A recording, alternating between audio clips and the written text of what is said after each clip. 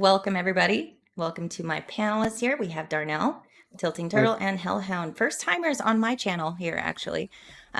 We've been adjacent in similar spheres for a while. And I recently put out a video on my experience with a daughter on the spectrum. And behind the scenes, we've all been kind of like either commenting or messaging each other about the topic. And so we've been talking, Professor Savage Dad and I had been talking about doing a stream like this at some point. Figured, hey, why not? Let's all get together and just have a chat about, because in my video, and I want to clarify for people that have seen it and maybe took some negative things away from it, I was not trying to like say what anyone else should do. It was just my experience. So talking on that, there's some other issues as far as like the current climate, as far as overly, some people say that the diagnosis for autism spectrum disorder is overly diagnosed. Others say it's indicative of early intervention, or it's more easily identifiable now. So I mean, there's a little bit of a controversy surrounding that, but that's everyone's personal takes. What else do we have? We had disability moms and parents that really push for it, and they really adopt their child's diagnosis as their whole in the identity, and they push it on their child. And it's kind of akin to a lot of the other social, typically more left-leaning politics, as far as like, you have a label, this is now your identity, and we're going to get decals and stickers, and it's just going to be our life now. And personally, that's not my take, but I thought we could have some good conversation about some of that. So welcome. And Tilting, you are muted. I don't know if that's on purpose, but yeah, it's on purpose. Oh, okay. My kid's yelling in the background. Just trying to reduce the noise. NVIDIA broadcast saved my life as far as the background goes, because I have 3 pugs snoring constantly. And I have a child yelling usually in the background as well. So, okay. There's new settings in StreamYard. If you go and click audio, there's now a reduced mic background noise. If you I have a blower constantly blowing. So this nice. it stops the sound. Nice. Okay, thanks for the tip. I'll look into it. Oh, we've got John H 2004 in the chat. Thank you, John. And Cellulite Podcast. I don't know if you guys know Will, but he's a character. he's the host of the Cellulite Podcast, and I see what he did there. Entertaining. Yeah. Pretty good. Let's see. And do you guys want to give like a little bit of intro? Like, where can we find you? Just kind of like preemptively, like, why are you here? How do we? Not you, Darnell. Tilting. How do we get here? What are you up to? What do you do? Okay. Well, on YouTube, you can find me at Tilting Turtle. My channel basically focuses maybe like 70% Magic the Gathering and 30% marital banter, as I often have my husband on with me, and we fight a lot as we play. So that's it. I'm also at Mr. Fish 7 on Twitter if you wanted to find me there. Okay. And Darnell, I've seen you on other people's streams, but you do have your own Twitch channel? Yeah, I do. I haven't used it in a while. It's something I hope to maybe start using again, if not for gaming, for stuff like this. I'm on X at Darnell Quiggley with no E at the end. I am working on an AI music project, and a former video series bringing back Ask Space Jesus, where I dress as like Jesus's hippie cousin, and just answer questions in a very dumb manner, no matter how serious the question. But yeah, I'm here. I have at least one child with high functioning autism, and probably a second. Haven't had him diagnosed. Having a little disagreement, not seeing eye to eye with his mother about his potential diagnosis. So it's kind of, and she has, I guess, control over that, legal control. So I can't really go ahead and do my own thing with that. So, well, that's another layer to the dynamic of the process in general is tedious, and it's emotional, and it's all the things, right? But especially if you have the other parent that's not necessarily on the same page as you, I imagine that could be super frustrating. Oh my God, it is. My wife, not my son's mother, my wife, current wife, it's so frustrating for her. She's like, man, it's just so, I'm trying to think of proper, of good ways to put it, not, how it's really put. just the frustration caused by the lack of agreeing with where we are. As in my career background, I've worked with a lot of kids of all aspects, and I could see a lot of signs. My wife is a critical care nurse with a critical care clinic. She sees only chronically ill children, and she's well versed in autism and the signs and stuff like that. And she's like, man, he fits it to a T. He is a poster child. And when I mentioned to my ex-wife, she like blew up. She's not a doctor. She doesn't make that decision. Like, she's just telling disease. Yeah. And I mean, and I mentioned it, and I showed it on one of the medical websites as far as like a lot of the boxes that you can take, and it doesn't apply to just autism. It doesn't apply to, I mean, typical kids can have a lot of the same indicators, but it doesn't mean they're on the spectrum. It's just when all these things combined, you're likely looking at something a little more involved and needing to be addressed differently. So it was a little frustrating for me when we were first going through the process, and I had a coworker. She was from Mexico City, so different culture, super intelligent woman. She was just like, oh no, don't worry about it. She'll grow out of it. It's fine. And she tried to, I mean, she almost made me feel bad. Like we were really, really close and everything. And this didn't like affect our relationship, but it was like, okay, I didn't realize that some people are super adamantly opposed without even like, well, maybe I'll just check. And she's like, no, you don't need to do that. It's like, well, why not? Like, I don't see the hurt in just looking and seeing, and then seeing what options are available. And if you don't like those options, you don't have to go through with them. You can say, I want to opt out of that therapy. I don't think that's appropriate for my kid. And I think where some people have had the worst experiences with the different types of therapies available specific to autism, because that's the only thing I really know or have had experience with, you can always say, hey, I don't want to do that. But if you just kind of let the medical staff and the system like say, you need this, you need that, and just, okay, whatever you tell me, you have to really advocate for your kid and be vocal about it and say no where you feel like you should say no. If you feel uncomfortable, speak up. And so I think not speaking up lends to more problems or discomfort later on. I think I've lost a lot of faith in the medical system since my son was diagnosed with autism.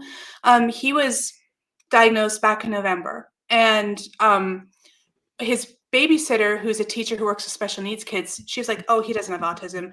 His pediatrician was like, I don't think he has autism, but let's test him, just to see. I was like, sure, what's the harm? It's just more information, right?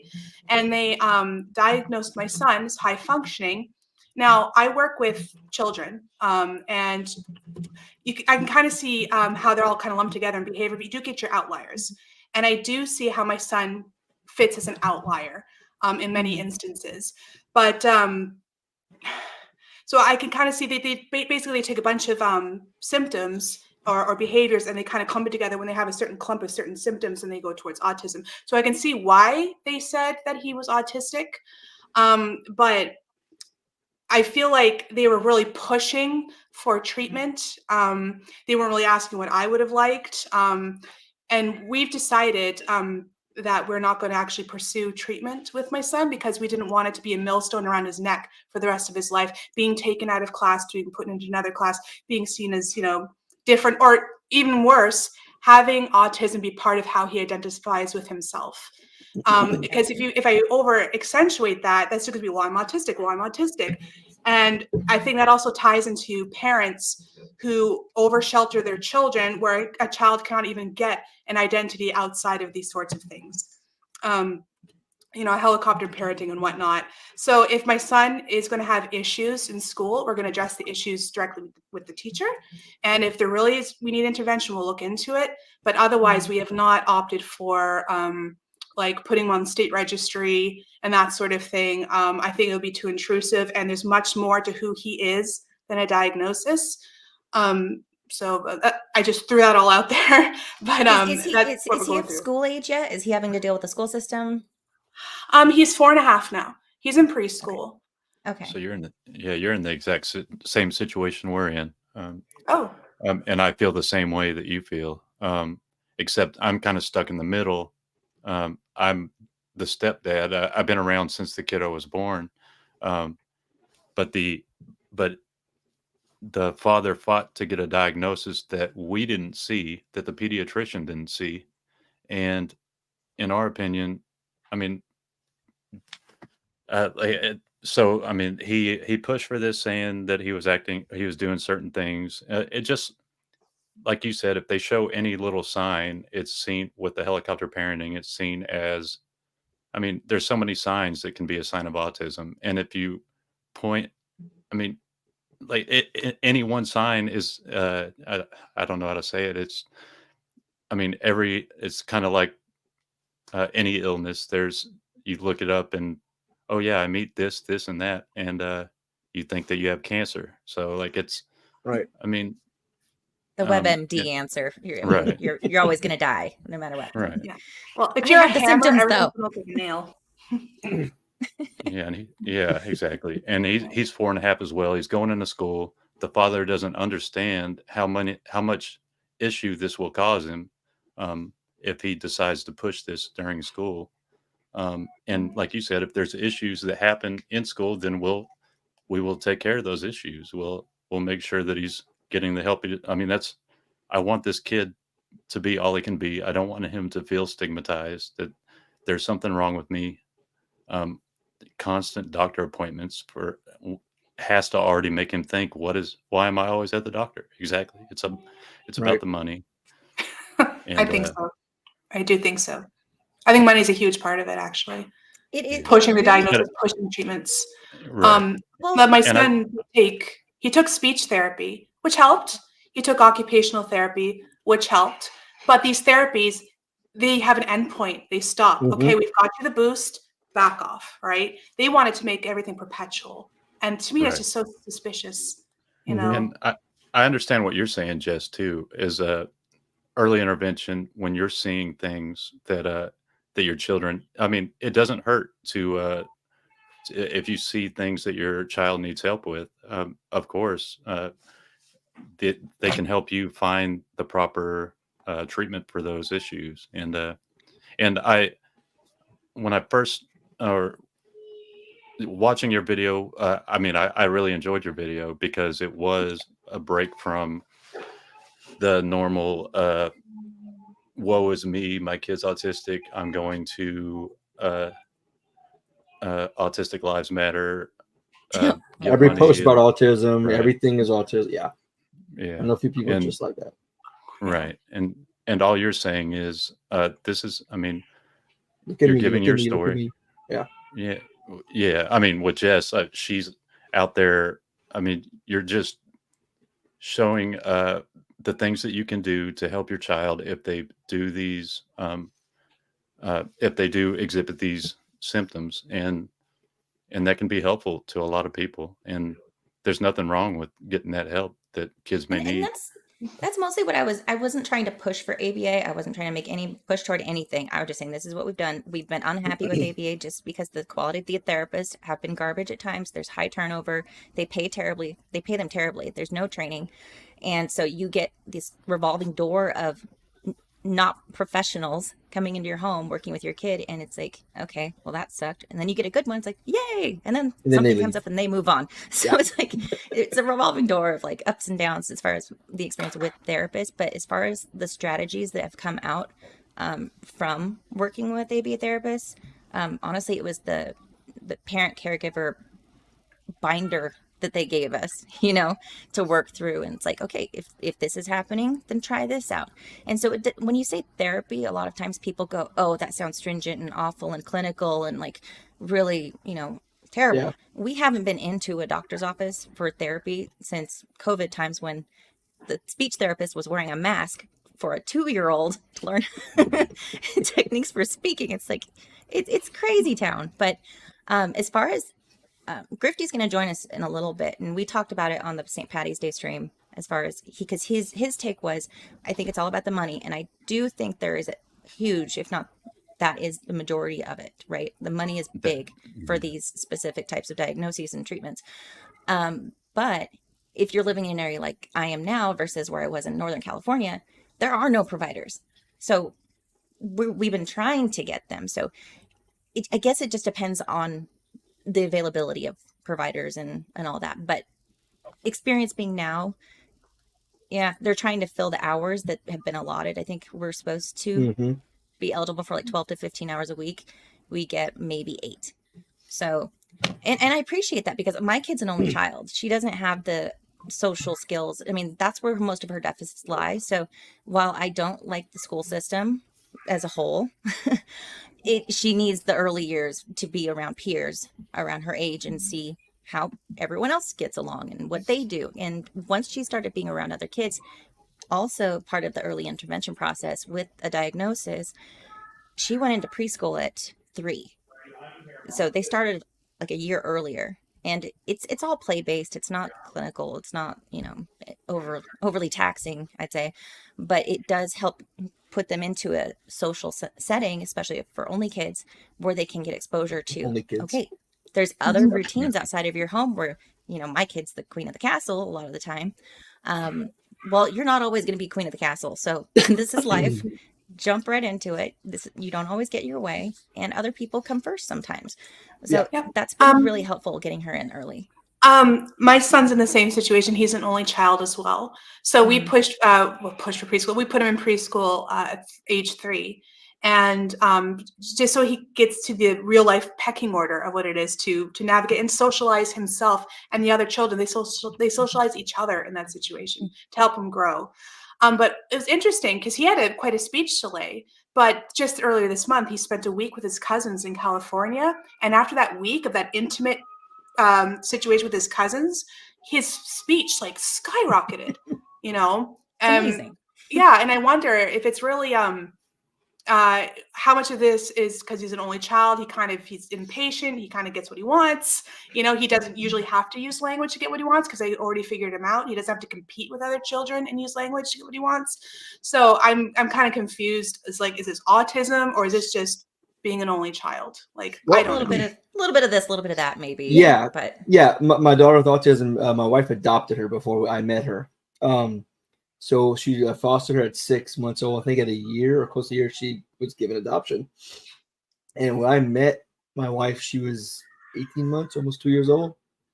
I already had 2 children. Well, I had a stepdaughter that I still took from my second wife. I had 3 kids. And before we met, she was quiet, the only child. My wife's mother's adopted, so she was queen of the castle, like you said. She had free run of everything. She got everything she wanted when she wanted it. Didn't have to talk. We just walk somewhere, point, and she got what she wanted. I come around, and the first time she got around my kids, I said the way home, she's yapping up a storm the whole way home, and was never not like that. And we've been together. It'll be 6 years in a couple of days, and she still goes through some of the why am I not getting everything? Why am I not at the top of the food chain? But for the most part, she understands now. I don't get my way, which part of it was being spoiled by the grandmother, but the other part is, like y'all mentioned, the autism, being, their brain thinks is, just that singular, line. And we'll have some days where, in fact, I filmed, I didn't do it for, to exploit it, but I filmed a tantrum at supper 2 nights ago. All because, the other kids had eaten, she hadn't finished eating yet. She's also oral aversion. She's through a tube. We're working for close to 9 years working on getting her to eat by mouth. But and it was all because she didn't want to say what she wanted. Eventually, at the end, she said what she wanted and started laughing. And then when she said it, everything was fine. We ran around like a kid. Interesting. It's crazy. All right. It's nuts. And that's go ahead. Oh, that's the thing too, is the line between acting as a toddler or having an issue, especially being an only child or the first child. You tend to think normal outbursts are maybe a problem, but I mean, as a guy, I guess I who grew up in not the most stable environment, I guess. So when a kid's, or I tend to think a kid is a kid, and a lot of the things that happen are just a kid being a kid, outburst, or so that's why I mean, I may even downplay some of the stuff that goes on, because to me they'll grow out of it. It's kind of like when you fall, or when a kid falls and hits his head. I'm like, he's a boy, Yeah, he'll you'll be be all fine. right. Yeah, I mean, Walk it off. yeah, Yeah, I mean, it's hard as a first time parent to know where to let go, when what's okay, what behavior's normal, what's not. I mean, it's tricky because it's like you could be around kids all, your nieces and nephews, fine, but in your home all day long from the time they're a little bean, it's like I don't know what I'm doing. So, yeah. I tried to source out information, and it led to ultimately the diagnosis. But as far as like now where she's at, it's like you're just being a brat. This isn't your autism. You're just Yeah. being a stinker. Yeah, exactly. Knock it off. Yeah. You're After learning the my, difference between manipulation and Yes. Oh, I actual. was about to say, Yeah. my Big daughter time. that's diagnosed, she for about a year, close to a year, Sophia, she go, well, I'm autistic. It's my autism. No, dude. gosh. No. Yeah. It was like 7 or 8. No, Yeah. dude, it's not. Don't let it define who she is as a person. That goes into my other issue, right? She got away. Yeah. She got over that quick. I'm curious. When did she become aware that she had a condition? Like, at what point did you share that with her? Or She was diagnosed, and we told her. We when told she her was right away. 3? No. I'm sorry. She was diagnosed at like 7. Oh, 7. Okay, I'm Yeah, sorry. she wasn't diagnosed with she is like so medically complex. Like I said, oral aversion, autism, G-tube. She has a Nissen where she can't burp, or it's just so many things she has. And we're just honest.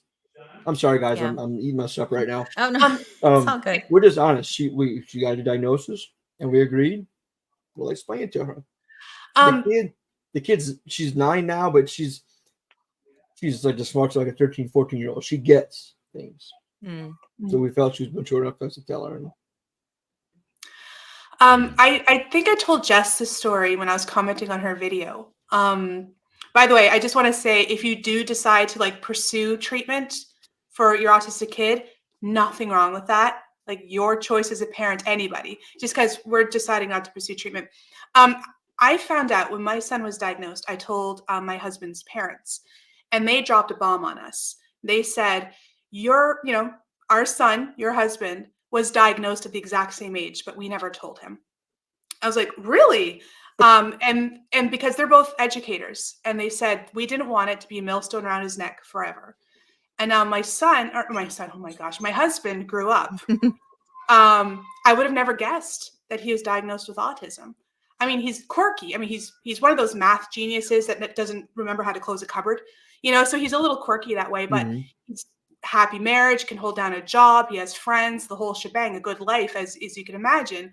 But they never told him that he was diagnosed with autism. So we're trying that with our son, because we're worried if we tell him, then it'll start to fester a little bit. Or maybe because, kids are very smart. They can be manipulative, or maybe they believe that they're not capable of what they really are capable of. So we're deciding not to tell him. Also, my son is exhibiting a lot of similar symptoms that my husband did when he was 4. So that was very interesting. Like, oh, I married an autist, okay, or something. So it's like, whatever, because there's so much to him. It's like a drop in the bucket of who he is as a person that it just doesn't matter to us. So that's another reason why we're not telling our son at this point. That makes sense. I mean, I'm sorry. Yeah. Oh no, I was thinking, because I haven't talked to my daughter since she's been diagnosed to now about, your diagnosis is that you're autistic, honey. You're an autistic person now. It's like, what? It hasn't come up. We just go about our day. Yeah. We have our friend Sarah come over and play with her for a couple hours, a couple times a week, and she goes away, and that's it. I'm not keeping it from her. It's a higher level of something that she doesn't even need to be concerned with. I mean, at this point, it's just play and getting her to interact with you, even if she doesn't want to. It's like, that right there is therapy. It looks like playing, so it's not like, honey, you're autistic. It's like, no. Yeah, I think my You're opinion, I think that's so awesome that you're, I know don't really know you that well, but my opinion of you is that your head's screwed on pretty tight. She's horrible. She's a horrible person. Yeah, Really? that's my opinion of you. So I think, you know, that's awesome that you're not. It doesn't sound like you're making a big to-do out of something that's really just a piece of information, you know. And you're, yeah. I appreciate that. I had a nephew. He passed away in a car crash in 2020. He was Sorry. 16 when he died. It's rough, but my sister really struggled with him from an early age. I think it was about 6 months old. He was doing belly time, and he'd lift his head, and his head would just drop weird, like frequently. They come to find out he was having mini seizures all the time. So after that, all the testing, all the things all the time, right? What they ended up diagnosing him with officially was autism, because he would get further help if he had the diagnosis, and they As needed opposed to to get him the the help. seizures. Yeah. Right. So, I mean, he was on steroids. He was getting injected multiple times a day to help the seizures stop. It was It ripped. It was poor honey. He was so chonky.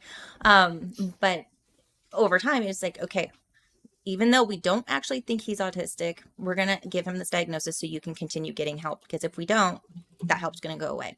But he had a lot of the indicators of autism. And she would still say, my son had autism. He ticked a lot of boxes, but initially that wasn't the process. So the reason that I had kind of an idea of it being on the radar was because of her experience and just kind of being adjacent to it. And she early on was like prepping me. She's like, okay, retarded is a medical term. Back when he was diagnosed in 2006, they were still using it medically. They have since stopped. She's like, okay, you might see some terms that sound offensive. Knock it off. Just don't let it get to you, because that's not the point. So if you see XYZ terms, it's only medically specific. It's not any sort of judgment or whatever. She's like, don't let it get in your head. Just push on, get her what she needs, if that's what she needs. I'm like, okay. So I went in with all these like ideas of, all right, I'm going to be offended. But by that time in 2020, I was in the Bay Area in California. They scrubbed a bunch of the language, so everything is very PC where we were. They weren't even using level 1, 2, 3 autism up there, and I still hear people use it in other areas, and I'm like, interesting. But maybe it's just because the area. But that's where I was coming from. I don't even know why I started with that, but anyway. Now that that's over. No, that's over. Grifty's here. What's up, bud? Grifty, can you hear us?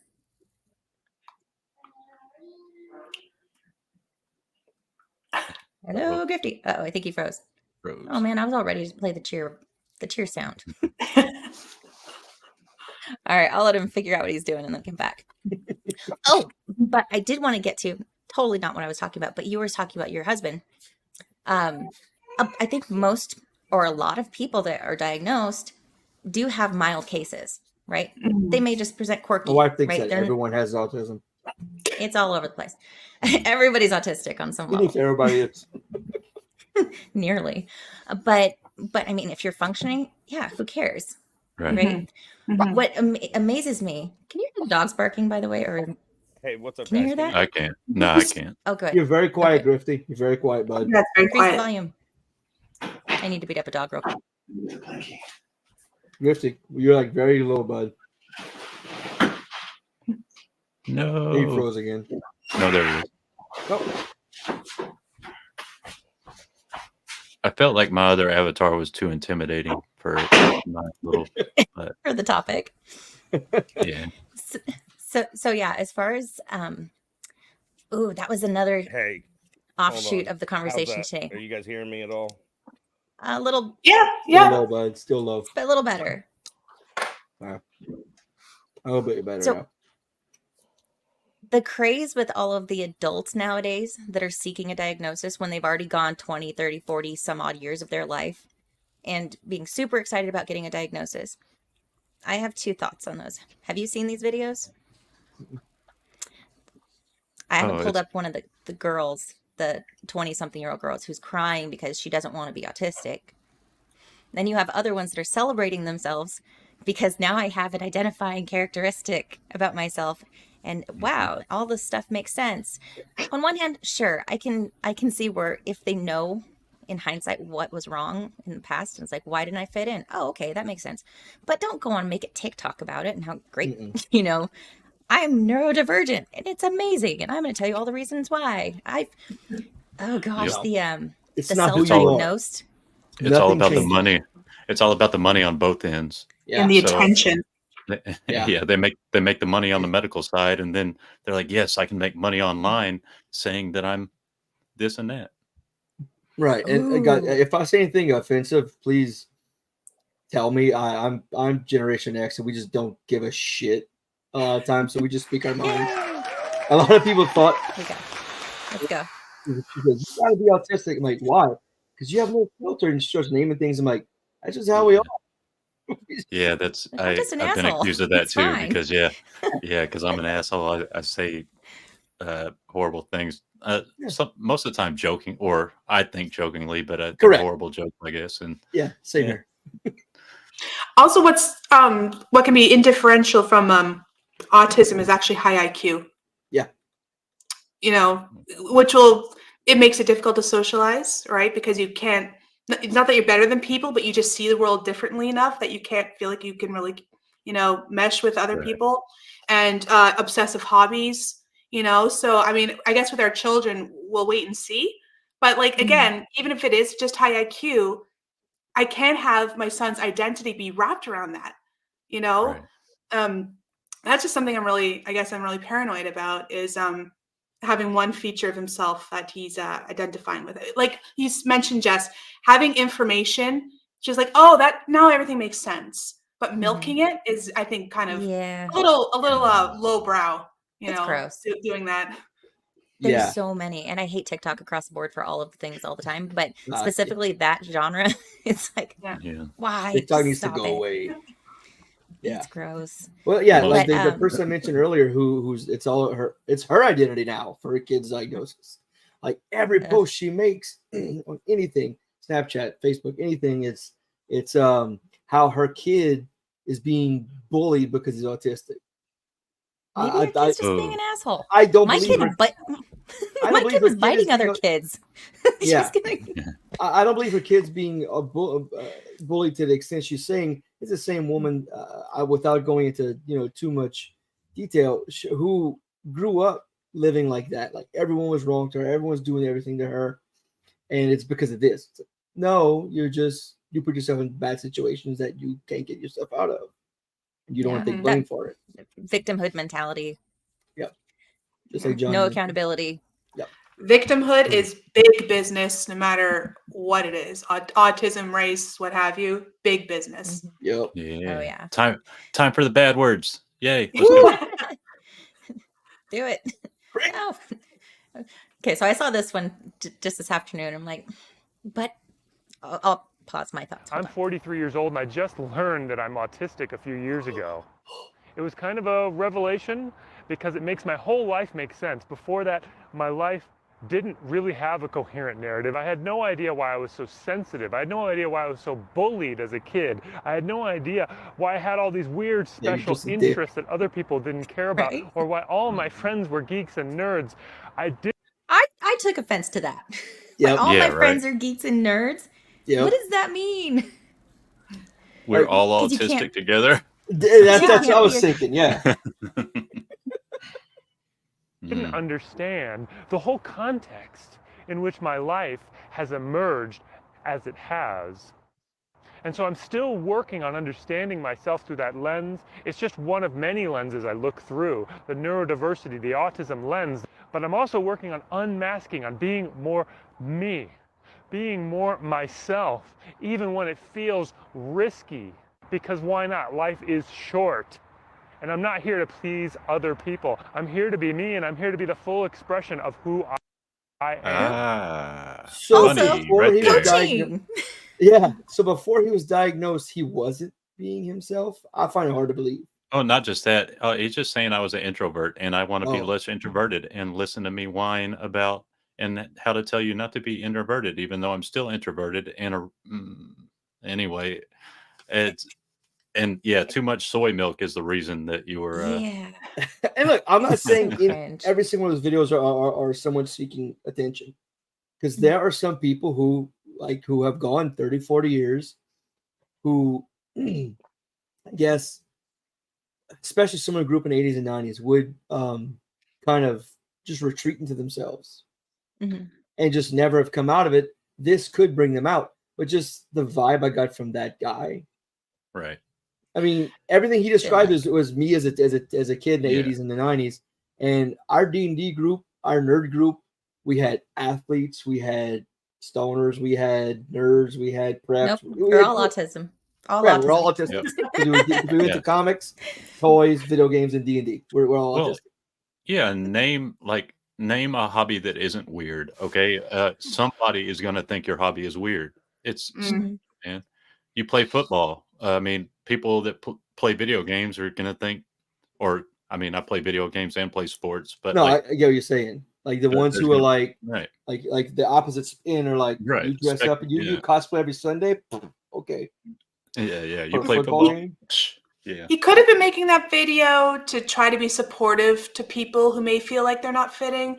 I mean, not that I try to assume motives of people, Mhm. but how he Right. was talking about it was a little too self-serving. Not like, Well- if if you are experiencing this and this, maybe you can get tested. Maybe there's an answer for it. It's like, I'm going to be bigger. I'm going to be better. Now I'm me.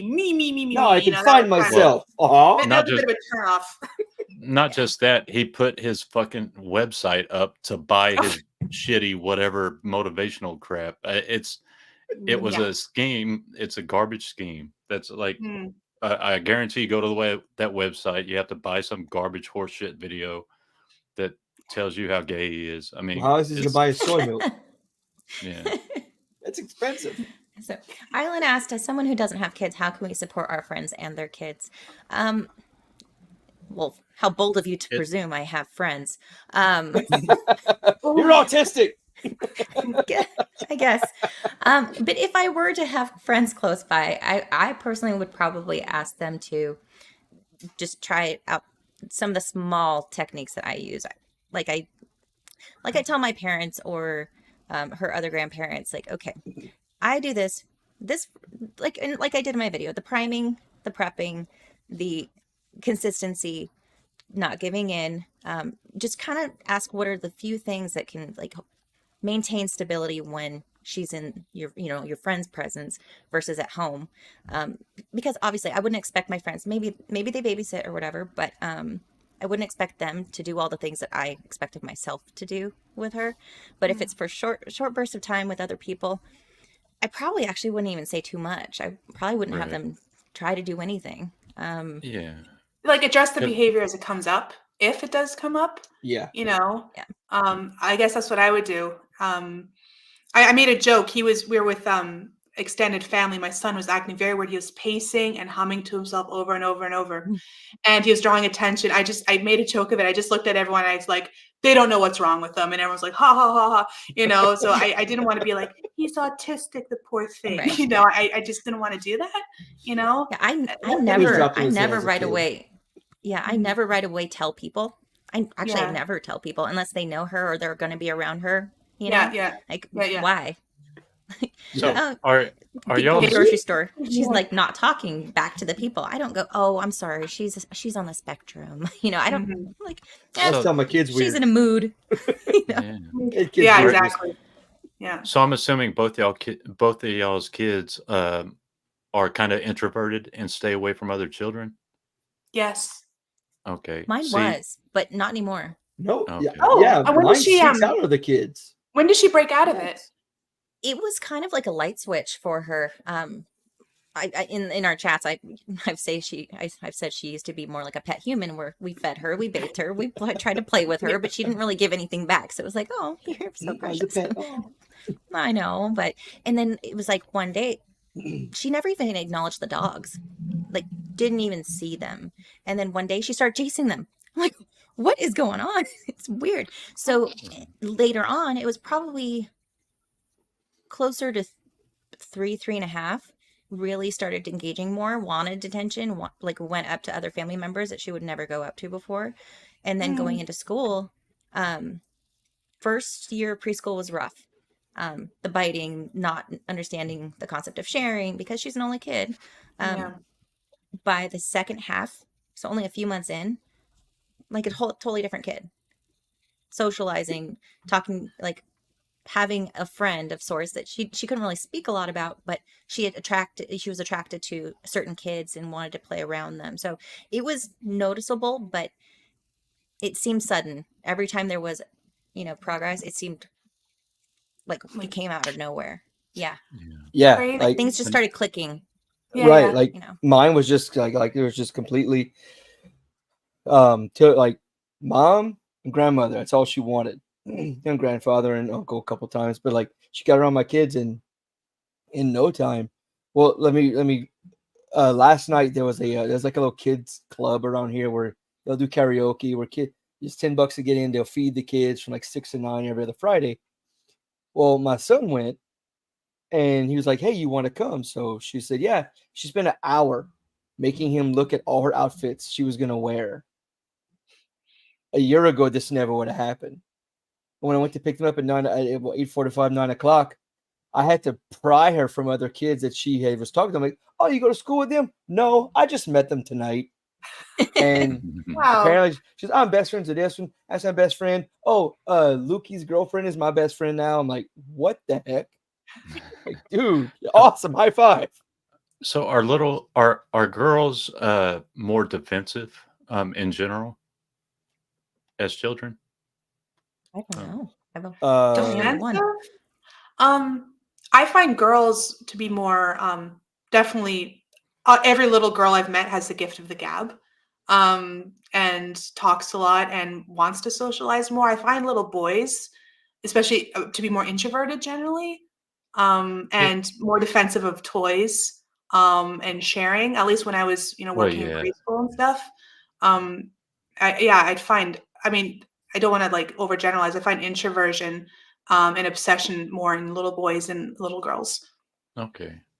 Yeah, that's what's funny about talking about grifting parents. I mean, like the kiddo, he's 4.5. He hits on every woman when we go to the Oh store my. or when That's we my go. son. my son Yeah, too. he's all out. Like He I has mean, women wrapped around his finger. It's yeah, amazing. yeah. Yeah, My. it's amazing. And to me, that's a sign of not autism. For one, he's Mm. not running away, or he's not hiding in a shell. Well, He doesn't. That's I why mean, Tyra manipulation. His I, kids are so smart. I, It's I used to think that too, that it was a sign of not a sign of autism. But then again, my wife has all this literature, and she is like so obsessed with like with kiddos and learning about illnesses and like and other diagnoses and stuff. And she like when she told me, she was look at these things. Luke, my son, kind of fits these things. Like, yeah, but this issue is like there's also genetics. Like I am and I have always been a very outspoken extrovert, not to the detriment of a situation, but like, hey, look at me, I'm making you laugh. I want to be the center yeah, of attention in a not aggressive control way, but in like a just like you're I like the talking to life of the people, party. right? Yeah. And both of my sons are like that. Both of them, like, but the one we're talking about, the one we think is autistic. There's the different like areas now. Then there's Asperger's, which I have a friend who's in his 30s with Asperger's. And when I met him I knew him for years, but when we started working together a couple years ago, dude was completely introvert. He just sent me a whole pack of I got a pack of stickers in the mail today of Hannibal Lecter and serial murderers with jokes out the butt, like text message. Hey, did you get it? Oh, did you do this? Did you do that? And he's like, he's an extrovert now. He's becoming an extrovert. He actually went and found a girlfriend, first one in his life. Wow. Nice. So I think a lot of it is like, do you do anything about it or not? How much is it impacting their ability to function in a normal setting, a normal society? Like I mentioned, stimming can be a problem for those that are severely impacted, right? Depending on the stim. My kid's stim is just this. Maybe if it's a problem that she may potentially get bullied for as a teenager or whatever, if you feel like you need to wiggle your fingers, put them under the table. Like, there are ways to adjust and not try to eliminate the behaviors, but control them to where it doesn't make it extra awkward for them when they're around other people that may not understand or want to make fun of them. You want to protect your kid, but you also want them to be themselves. So depending on how much these behaviors can cause problems, I mean, if it's not a problem, then don't address it. Like, no deal. Right. But to be So- looking for think Hellhound situation, you have a parent who's really trying to get it. It's like, but how even Why? if he is on the spectrum, Yeah. how is his life negatively impacted right. by it? So Yeah, Yeah. Jess, with the hand gestures, in your video, you had talked about that. Did you start? You mentioned that you did the hand gestures a little bit. Was that you learned that from her, or it's because because I'm interacting with her, so I'm like, yay, or I'm like talking about her doing it or whatever. You're kind of And adopting then yourself just in now. conversation, when I'm Gotcha. excited, I'm like, I've just adopted it just because I'm around it a lot. I thought you were doing so. sign to us. I'm like, wait a minute, what's that one? I'm trying to learn sign language. I'm like, oh, what's that? yeah, Just he happy did. fingers. Out of all of the complaints that his father had, that is the one thing that, I mean, I think a lot of kids, when he was younger and he was trying to think before he talked, he would move his hands a little bit, like he was thinking like, what am I gonna but that was the only, I mean, that's gone away. So he grew out of that. It might just be a phase. I mean, that to me is the only sign that had any worth to it of the crap that he says. So You don't need a diagnosis to deal with that. right. Either. Oh I yeah. mean, Oh to man. address We it. need to go to the doctor That's for these hand crazy. movements. Yeah. Well, yeah. Can you guys hear me now? Yeah. What's up, guys? Yeah. Sorry about that. You made it. I fired up my computer and it started downloading like 13 updates because it hadn't been Of on course. a while, and that's what was causing it to lag out. So my apologies. But I've been listening in as much as I could while I was dealing with that. And I think a big issue, and Jess kind of touched on this, like she was talking about how I think a lot of it's money and stuff like that. And that's from the institutional side.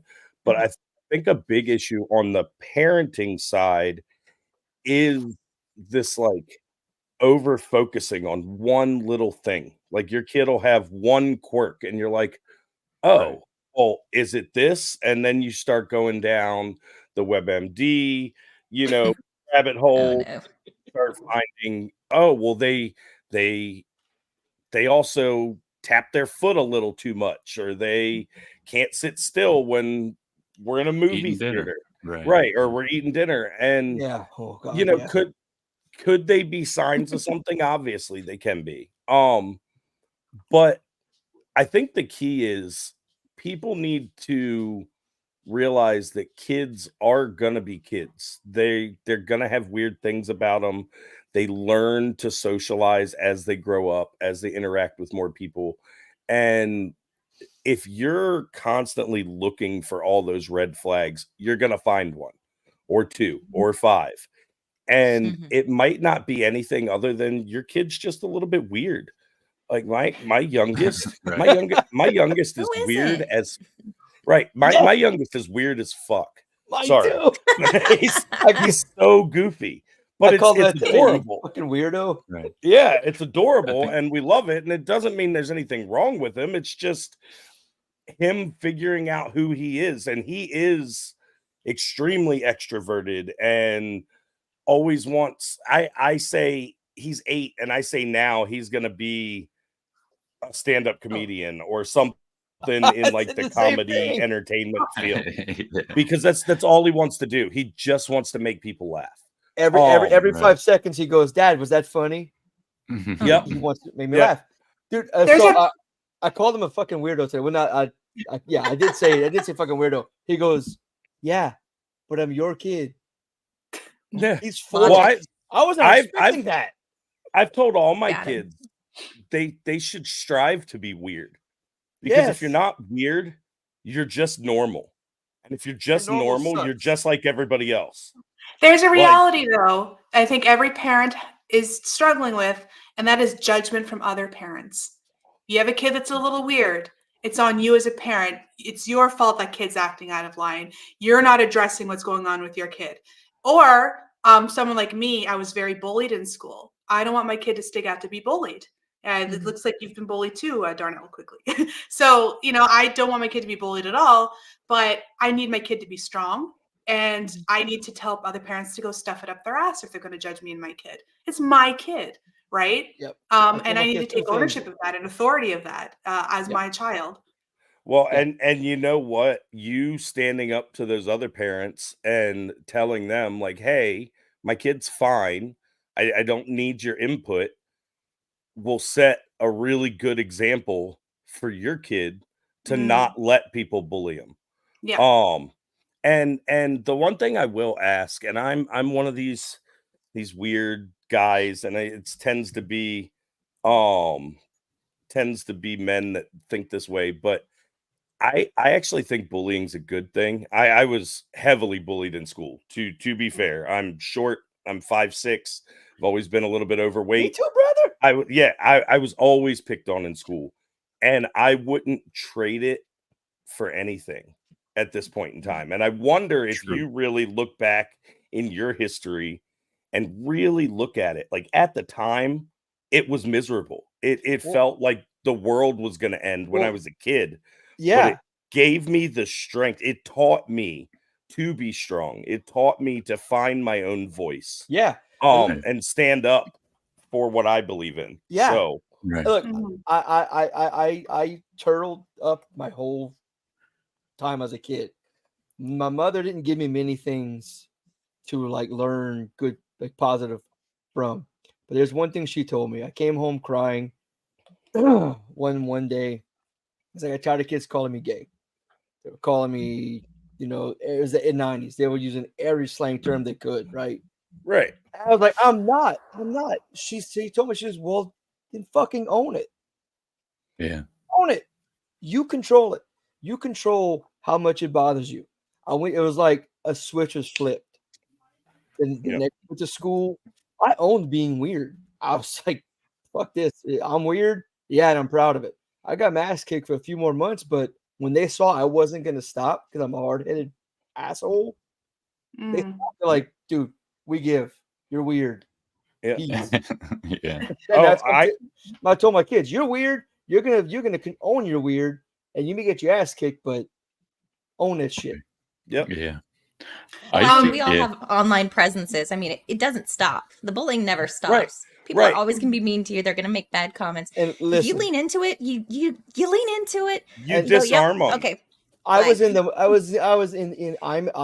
most hated profession on the face of the planet. You were a lawyer? I was a cop. Police officer? I was a cop. Yeah, I was a cop. And not one time did anyone ever tell me any slur or anything. Did I ever take the bait? I was like, yeah, probably so. Or your words mean shit to me. What helped me survive bullying was that I had hobbies that I could excel in. Yeah. I was a pianist. I majored in piano. And so I would excel in piano. And I was like, they could tease me as much as they want. They can't take this glory from me, and they don't have it themselves. Right. So I found that could, again, not sticking to one identity. I'm a weirdo. I'm always going to be a weirdo. Everyone's going to hate me. It's like, no, I can apply myself to this, excel in this, excel in this, excel in this. They're left behind in the dirt. I will perfect myself, and I'll actually have something to show for it. Yeah. And I took that energy towards excellence. I hope I reached excellence in some area or form or another, but that's how I got through it. And I'm actually trying to prepare myself. How am I going to tell my son to endure bullying? Because I really think he's going to get bullied. And my husband was bullied too. So I don't know what would you say to your kids even when they're young, 7, 8 years old? Fight back. When you don't have the insight. Fight back. Like if you think your child is going to be bullied, put them in jiu-jitsu now. My son's in jiu-jitsu already. Then he won't be bullied. No problem. Yeah. He won't be bullied. I promise you, if he's in any sort of jiu-jitsu school that's worth their salt, he won't be bullied, or he'll only be bullied once. Yep. Okay. Yep. Trust your kid. Like, that's the biggest thing. everybody, like, obviously as parents, we want to protect our children, but I think we're taking the protection too far. We need to Yeah. protect them from predators. We need to Yeah. protect them from running out in the street. We don't need to protect them from their peers. They Right. need to protect themselves from their peers. I agree. So, and that's the thing. If you already have him in martial arts, one, he's learning the skills to avoid a fight at all, at all costs, because that's the first thing. I took martial arts my whole life. I was a mixed martial arts fighter. So I think it's very important in young men particularly, but even young women, jiu-jitsu is great for them. And Yeah. if you have a daughter and you're worried about, oh, is some guy going to take advantage of her or this and that? Well, if your daughter knows how to wrap his leg into a pretzel, that's going to be a She'll be problem fine. for someone Yeah, trying to take advantage of him. When Of her. people know how to defend themselves, they actually carry themselves in a certain way where they know they can, they know they can handle whatever's thrown at them. And I think that really is visible towards others as Yeah, well. It very much is. It very much Yeah. is. On that, I just like to say, in case you're wondering why my face is rosy, I have a fever right now. Oh. So I've been on for an hour and I Thank really you. enjoyed this conversation. And Jess, God bless you for inviting me. I am going to Thank you for tap out coming. because I think I'm going to faint. Oh, no. Get better. So Feel Well, better. it's nice to meet you. thanks very much. It was nice meeting Yeah. all of you. I hope I get to talk to you again soon, but I'm going to go rest. So Okay, do have a that. good night, Feel better. everybody. Feel Nice better. meeting Have a you. good night. Good night. Thank Yeah. you. She was Yeah, great. building. She was yeah, awesome. she's great. Yeah, that But yeah, was building that confidence and also that extra energy, because a lot of kids on the spectrum have extra energy, and the joke about autism strength. I mean, in some cases, It's real. It's real. It's real. It exists. It's real. It is. Oh my so God, is that real. why I'm a strong, skinny person? Maybe. So, and kind of going back to that subject, I heard you guys talking at the beginning. I really wish I could have been in there for it too, because I am one of those parents that's like, hey, don't. I hesitate to. Obviously, everybody knows their kids. I hate that I have to put disclaimers on things, but like everybody knows their kids. They're your kid. Parent them however you see fit.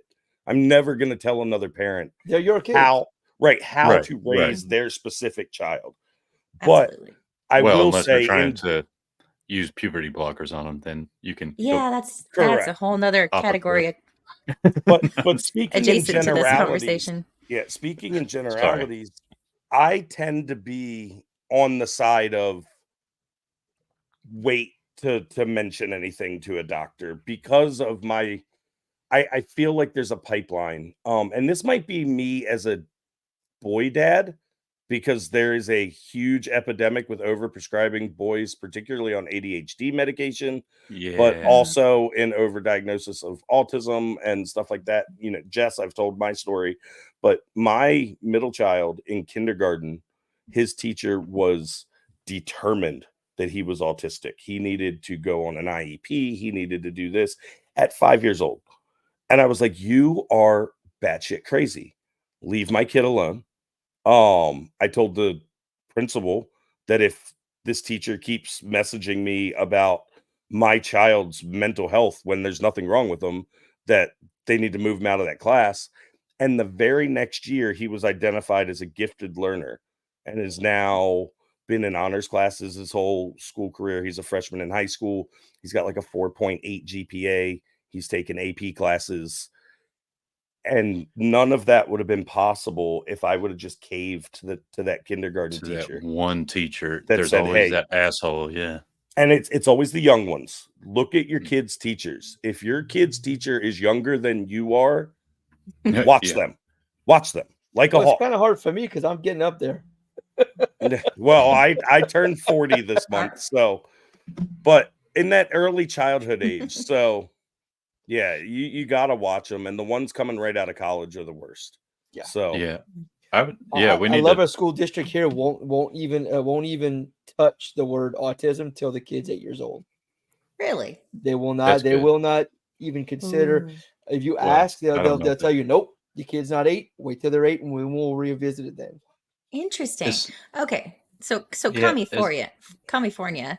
The early intervention program, get them in preschool at 3, special needs class, whether Holy. it's mid to mild to moderate or moderate to severe, not just specific to autism, but just special needs, extra care, behavioral issues, outbursts. They need more attention. They need more teachers' aides in the classroom, that kind of thing. My daughter was put on an IEP right out the gate at 3. And that was, to me, my experience with the IEP's process so far has only been, okay, these are goals. These are academic goals. Let's say we hope she meets them within 3 months, 5 months.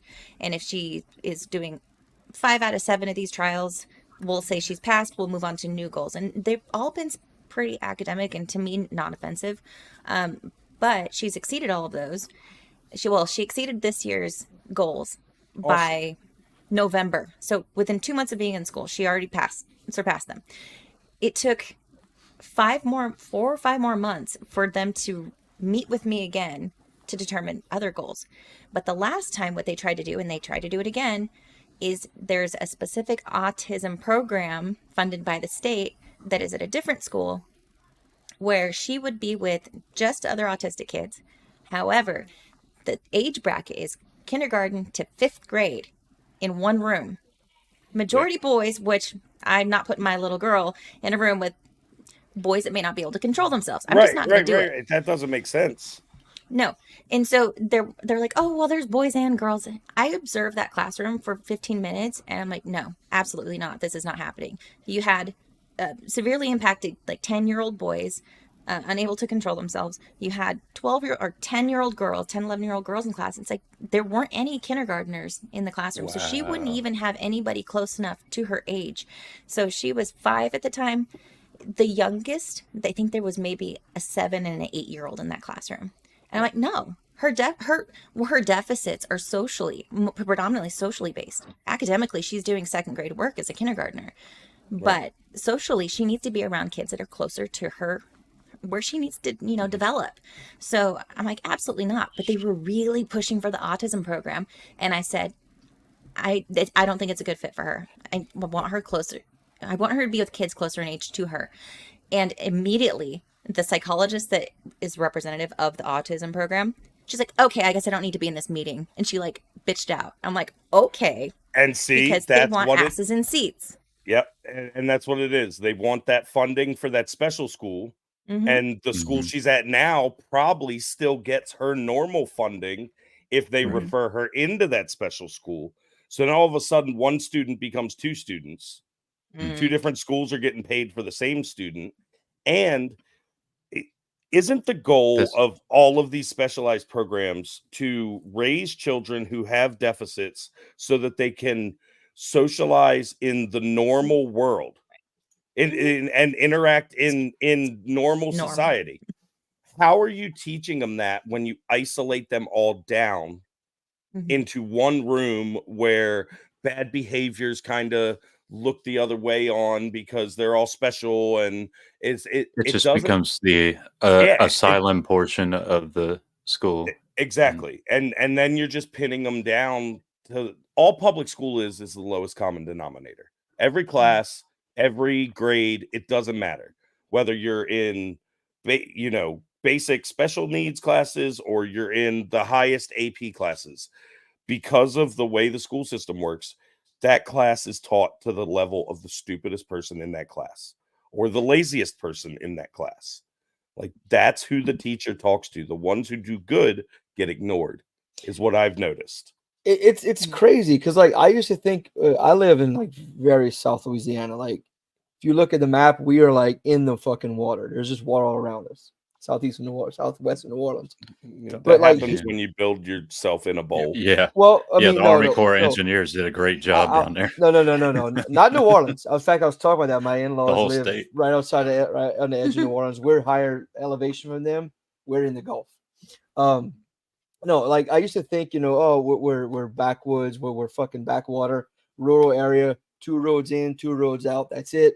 But hearing how public schools are with kids, we got it good here. Our system, my wife's from the city, so she's not oh, you're a country, so we're smarter. But she thought that the schools were not gonna, be good for, our kids with, their disabilities or diagnosis. But she's like, we got some of the best damn schools in the state. Yeah. And granted, it's Louisiana, we're 50th, but she's like, Well, that's "Hey," because no one wants to I teach thought in the city. Mississippi was 50. right. No, well, okay, we're 49th. Woo! But like the Yay. area I'm in is one of the best in the state for in terms of like bringing the kids with diagnosis up to the other kids and not ignoring the I'll be right normal back. I kids, gotta let my dog out. not like the normal kids, but like elevating them as well. Right. Kind of just bringing everyone up. And I worked in schools for 10 years as a resource officer, and I would occasionally go sit in the classroom when it was a bad kid. It was a problem kid who would disrupt, like to the point where kids got to get charges because he threw a desk at a teacher or whatever. And I'm sitting there and I'm like, man, it's a pretty damn good teacher. They're not slowing the class down for this one kid. They're bringing the kid with them with everybody else. And I mean, I hear stories about like public schools, like Grifty was saying, it's like, man, we really got it good here. Yeah. We got a good school Tennessee. system here. Yeah. Tennessee seems to be okay too.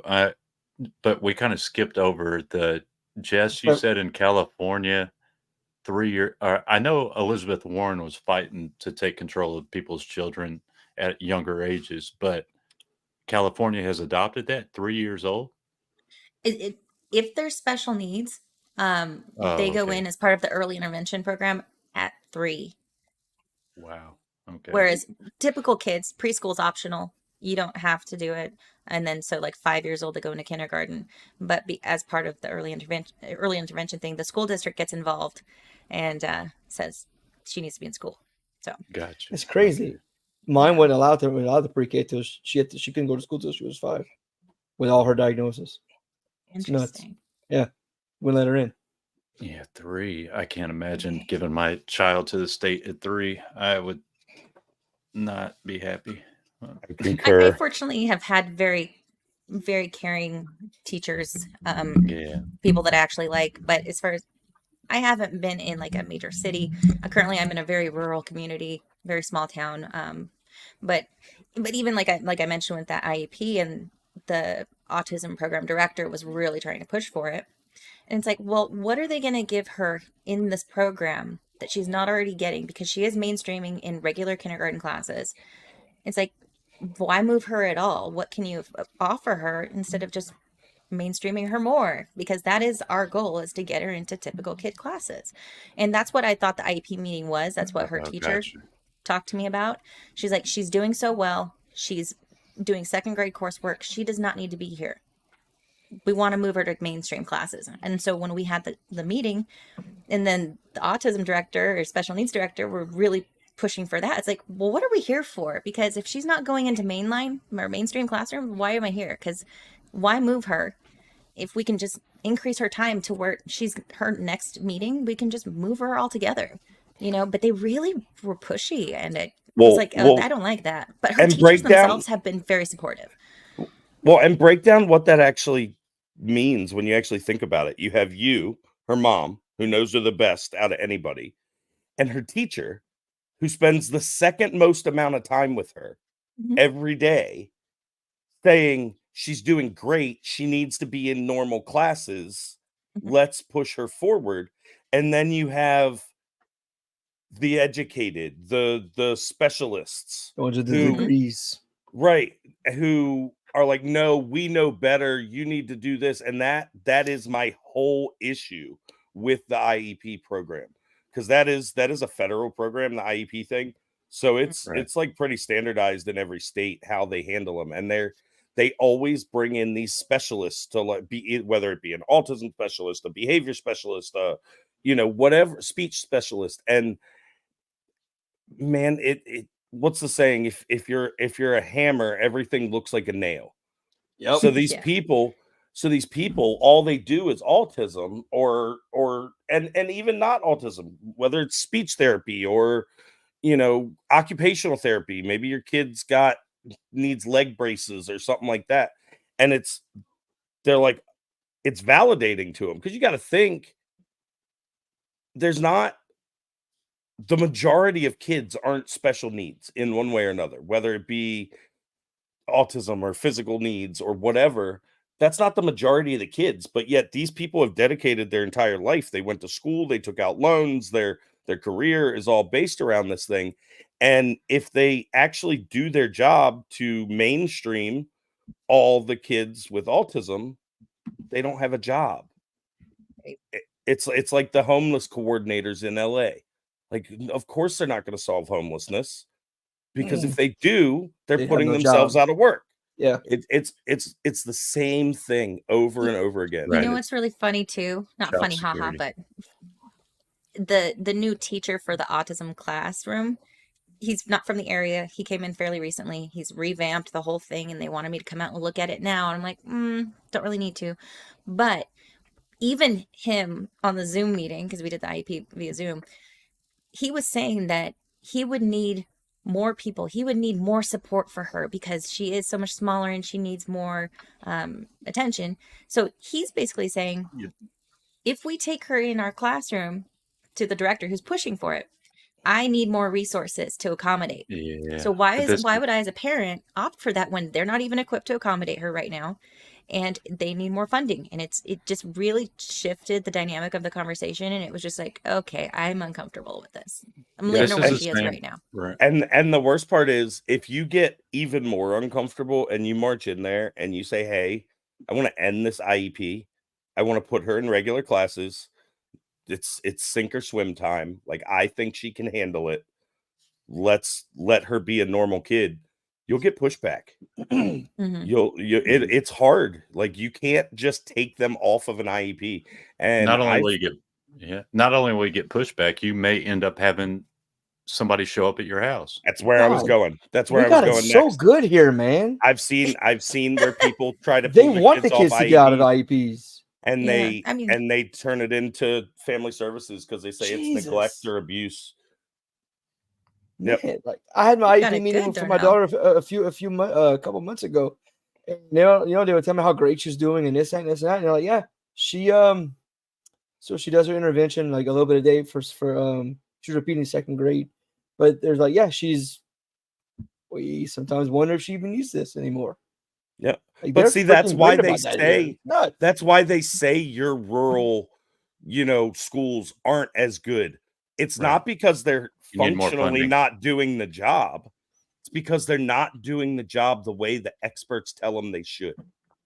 Right. Mm. And this is the problem at all this. What you were saying, Jess, is they need more funding. Okay. So this is how it works. I saw it in the military. Every year, when it comes to budget, you have to spend everything that you had so you can get an increased budget next year. So we would spend a whole day out at the range to shoot off all this extra ammo that we had because they need more money the next year. Yep. So they can expand, get more ammo. So you can spend more time out there the next year and just waste more lead. It's a ridiculous thought process. I mean, look at our budget that we passed this year, 1.2 trillion, more than they take in taxes. I mean, come on. It's all a shell game. Yep. Yeah, If that's how it every was budget really works. if it was really about the kids, then school choice would be on just an automatic yes. Because if you have a kid that needs special care or small class group sizes or something like that, then you as a parent can seek that out and take your kid's funding to pay for it. If your kid is really good at music, then you can take that funding and you can put them into a specialized musical academy where they're still going to do the basic stuff of like learning to read and write and stuff like that, but maybe they're not taking calculus, because who the hell needs calculus? Like, maybe they get 2 extra music classes. You're preaching to And the choir, brother. yeah, so that's how you can tell they don't want the kids to To get better. succeed. Look, No. there's not much I say the UK does better than us. Might be a little biased, but their post high school education is tremendous. You going to be a cop, your classes are cops. You're going to be a chef, your classes are chef based. You're going to be this. That's your classes are based. You're not taking trig, calculus, Right. 4 sciences. Like what's stopping me from finishing my associates is I've got to take 2 Englishes, which I tested. I think 1 point from perfect on the ACT, but for some reason started taking Englishes, and I've got to take 2 remedial maths, then 2 more maths. So that's another 2 years of school. So which I've already attended. I think was a semester and a year and a half. I got to go for 4 years for a 2-year degree. Yep. God damn. Why? That's Why? insane. It's dumb. That's insane. Yeah, no, the education system, the best we can do here if you're dealing with public education is to get out to the rural areas. I'm in rural Delaware. My high schoolers still have shop and home ec. So that's great. It's funny. I took them to the job site, and for the first time ever, like they knew what a tool was. They knew, That's oh, awesome. that's the miter saw. That's, you know, I was like, hey, go get me my router. And my son's like, oh, that's the thing that makes the corners round. And I was like, yeah, wow, you're actually learning something in school. So but I was impressed. I didn't know that they even offered those. They stopped Yeah. those when I was in school in Right. Baltimore. You didn't have shop, home ec, any of that. Oh, we still got After- all that here. Yeah. Yeah. We So- had home ec in the shop. 2002. Well, 2001. Yikes. Yeah, been that's a while. well, I had it in like middle school, but by the time I got to Yeah. high Oh, school, really? the I was taking classes home ec in middle weren't school. there anymore by the time I got to high school in Baltimore. So yeah, it's Hey. nuts. Shop would occasionally take the kids fishing by the bayou up front, There you Well, go. or take them in the back and go shoot some guns. I'm guessing you went to school on the harbor then, where no classes are happening. It's a little Right. dark out there. Grifty. Or Oh. South Baltimore. So no, I'm just I messing. wasn't downtown, but it wasn't good. Don't get me wrong. I used to drive over that Key Bridge every day to go to work. Damn. So Yeah. watching that thing fall was a little bit surreal. Yeah. Can imagine. Speaking of how much the school system sucks, did you see, especially when it comes to special needs classes, the abuse that goes on from the teachers' aides and that Oh little my boy God. on the bus? Yep. I Firsthand, seen it firsthand. I can't handle that stuff. I had to arrest a teacher on Good. campus for that, and Good. to this day, she still thinks she did nothing wrong. Mm. She Wait. herself is slow. She lived. Oh wow. Oh, okay, gotcha. Cameras, man. Cameras in school. That's Cameras everywhere. Yeah. Yeah. Weren't But they by the trying- way, you're wasn't like some oh, sorry. Go no, ahead. I just wanted to tell Darnell, he said he's the most hated profession. I said, yeah, but now he's the best type of cop, and that's a retired one. So Well, amen. for now, my kids are begging me to go do it again. I don't know. don't do it, man. Yeah. Doing It's your the- job and making sure you go home at night could take you away from those kids. It's not worth Hey. $30,000 a year. Become all an I'm thinking. advocate for private policing. Yeah. I could, yeah. I'm that trying one. to start a security company, so that's Dude, that? Detroit, I mean, man, I cannot I'd like to remember the live name and of the go private, home. you know, Yeah. the name of the private policing agency that fired up there a few years ago. I can't Yeah. remember the guy's name, but he I mean, he'd made a killing in his private policing. Pun intended. Funny. No. Okay, phrasing. Very good with phrasing. I haven't heard that in a while. But Yeah, how's school everybody? systems. Can Okay. yeah, can or I would, I mean, I'm not trying to step on toes, but can we talk about the over medicating of children? Oh yeah. Yeah. Let's go. I mean, to me, yeah, 80. We talk about autism being over diagnosed. ADHD was the originator of this, where ADHD was overdiagnosed way before this, and it's like the grip changed to ADHD to autism. Well, ADHD is still there in the background, but autism has taken over. I've seen the effects of children on Ritalin going on to Adderall and Vyvanse and the stronger medications. And it's really devastating to see these parents that don't want to parent zombifying their children. Ugh, And it's gross. and I mean, I don't, just to start the conversation. I mean, No, I think we didn't learn anything from the opioid epidemic. We right, with the had speed epidemic. We learned Yep, the wrong things from that well, epidemic. well, that's exactly what it is, you know, because Adderall is just amphetamine salt, so it's methamphetamine. And if you look, you know, in the 90s, you had all the overprescribing of Oxycontins and stuff like that, and now we have this whole fentanyl problem because you took the prescriptions away. The cartel stepped in with all the fake pills using fentanyl. Now everybody's hooked on that and dying.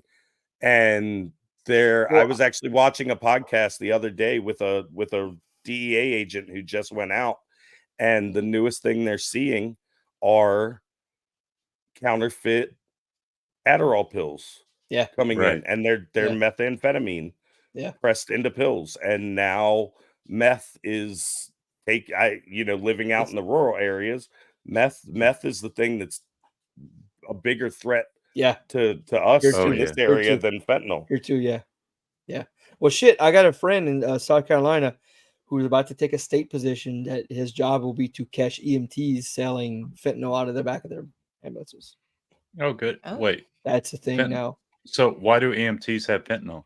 Um, Or is it like they're getting it illegally and selling it out there? I think they're getting it from like their hospital or whatever. They're finding ways to get it and selling out the back of their. Fentanyl's medically used every day. Yeah. Well, I'm so Eileen ignorant. there. Oh, Eileen. Adderall's an amphetamine, but isn't meth. It's an amphetamine No. salt. What? Yeah, What, so yeah. I was But what Grifty's saying is that they're selling meth, calling it Adderall. Yeah. What the cartels are doing. And I was addicted, or I guess I should say I am addicted to Adderall, and I haven't used it in years. It is. I never did meth, but Adderall. Once my buddy told me to try it when I was like 21, right before I joined the military. I haven't wanted to stop since then. I felt like I could get more stuff done, but you fiddle around with shit and you don't get anything actually done. It ruined a lot of stuff in my life, and just like meth would, it is meth. I don't know what to tell you. It's prescribed, but it's meth. It's a different chemical, but it's the same result. Yeah. Yeah. Yes. User, I see you. It is. Adderall is an amphetamine salt. Meth is methamphetamines. They are the same class of drug. And what I was saying is they're using and yes, MDMA is also a methamphetamine, hence the MA at the end of that. It's methyl deoxymethamphetamine. Like that's what it stands for. Methamphetamines is just a class. And then here's the little offshoots of everything. Correct. They're all under the same umbrella. They're different classes. It's like calling Percocet and Oxycontin opioids or opiates. And that, I mean, okay, so if Nick Ricada has narcolepsy, all right, so I'm narcoleptic, and so Nick has to take an upper to not be narcoleptic, and one of those uppers would be Adderall. Adderall, being a methamphetamine, will keep you awake. Meth keeps you awake. I mean, or not a methamphetamine, an amphetamine, but it treats your system the same way, man. I have so many stories that I'm not going to waste time here on, of me wasting fucking my life away on Adderall, thinking that I was doing shit and just destroying everything the same way a meth head would.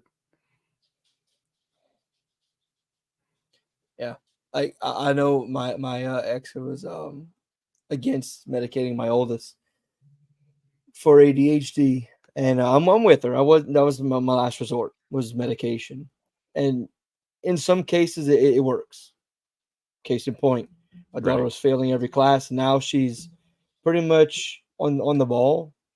She hates taking it, but she knows if I take it for school, she's focused. She gets her shit done. But she hates taking it, and she won't take it on days we're not in school, and I will not force her. Like baby girl, you know how it makes you feel. You know what you do on it. I've seen the results. You say you don't want it, I ain't taking it. Well, it needs to be used as a tool. So this Yeah. is coming from someone who was diagnosed with ADD at 12 before they put the H in there, and then it Yeah. became ADHD. I was on Ritalin and then Adderall and then Vyvanse, and I've been on them all. Yeah. The issue is they treat it like it's a cure. It's not a cure. It needs to be a tool. You use it as a tool to balance the chemicals in your brain, to slow everything down, to build good habits and develop strong patterns of behavior so that you can eventually back off of it and the habits are established after you pull the chemical out of the situation. That's Right. the proper way to use these things. They're not. And right. Yeah. And But how often is it properly used? Right. I I've mean, seen rarely. my best friend growing up, he was on Ritalin since he was 7 and then switched, they had him switch to Adderall. His manner never changed. It didn't help him whatsoever in controlling his attitude. And then eventually, he got in trouble throughout school, but then he started selling meth out of high school and then got killed in prison last year. These things are not, it's a bad road, man, if they're not used correctly. Well, and that's everything, user talking about like MDMA and stuff like that. That's everything. I'm not shy about my childhood. I did just about everything under the sun. And that's why when I'm talking about this stuff, like I do know what I'm talking about. But they can all be used rightly or wrongly. They're finding out now MDMA might be like a miracle cure. That and ketamine and psilocybin might be like miracle cures for vets with PTSD, Right. people with terminal illnesses, for post-life anxiety or end of life anxiety, stuff like that. New study just came out with psilocybin that one therapeutic dose of psilocybin, which is the active ingredient in magic mushrooms, can be effective against severe depression for up to a year. Yeah. You go into the therapist, you take one dose of mushrooms, you have a therapy session while you're on the mushrooms, and for up to a year after that, you can be completely symptom free on all from severe depression. Ketamine therapy, that's been legalized in Virginia. Is the closest state to me that does it. I have a buddy who's a Iraq war Operation Desert Storm vet. He hasn't been able to do anything his whole life because of his PTSD and his health issues. He's getting into that, and for the first time in 30 years, he doesn't want to start a Smith & Wesson. Like it's really it's really amazing the stuff they're doing, and but all it takes is one person to fuck it up, right? That's then what happens. Then you're eating Tide Pods. Yeah. Or snorting condoms. Oh no.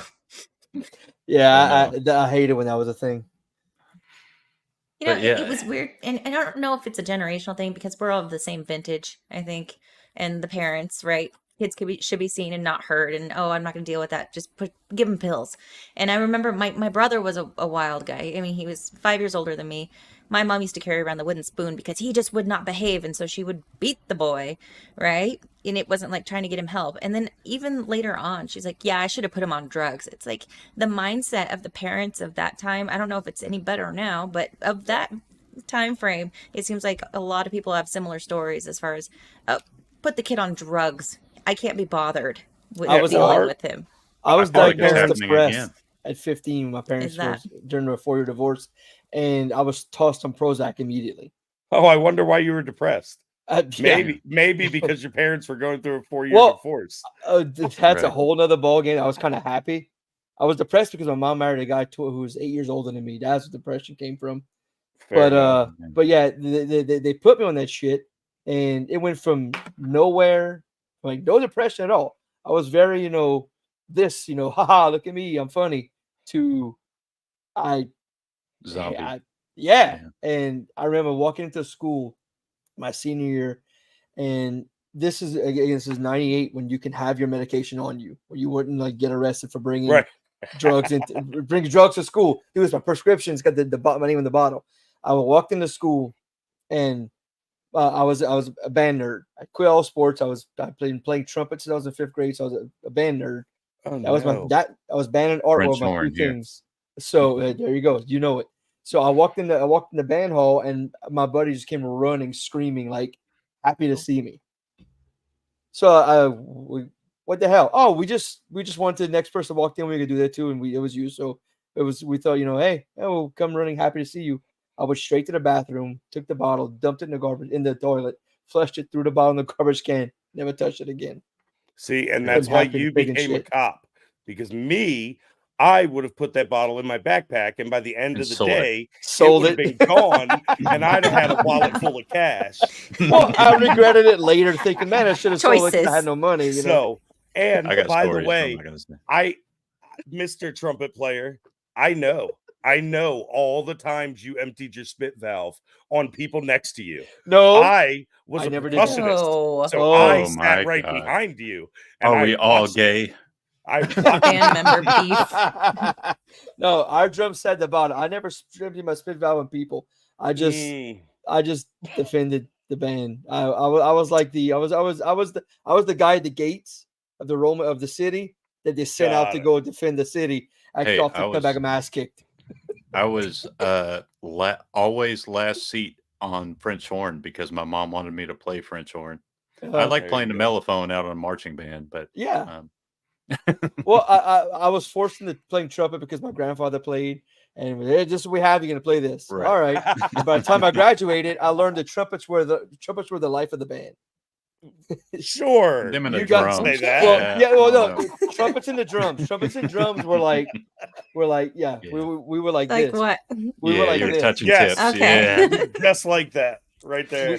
We were the life of the band. You didn't want your daughter dating a trumpet guy. You wanted him dating a drummer, but you What? didn't want him dating a drummer. Wait, what? That's because drummers Yeah, do you Sounds got that problematic. backwards, dude. The trumpets, we were public about how bad we were. The drummers kind of like kept it, under the table.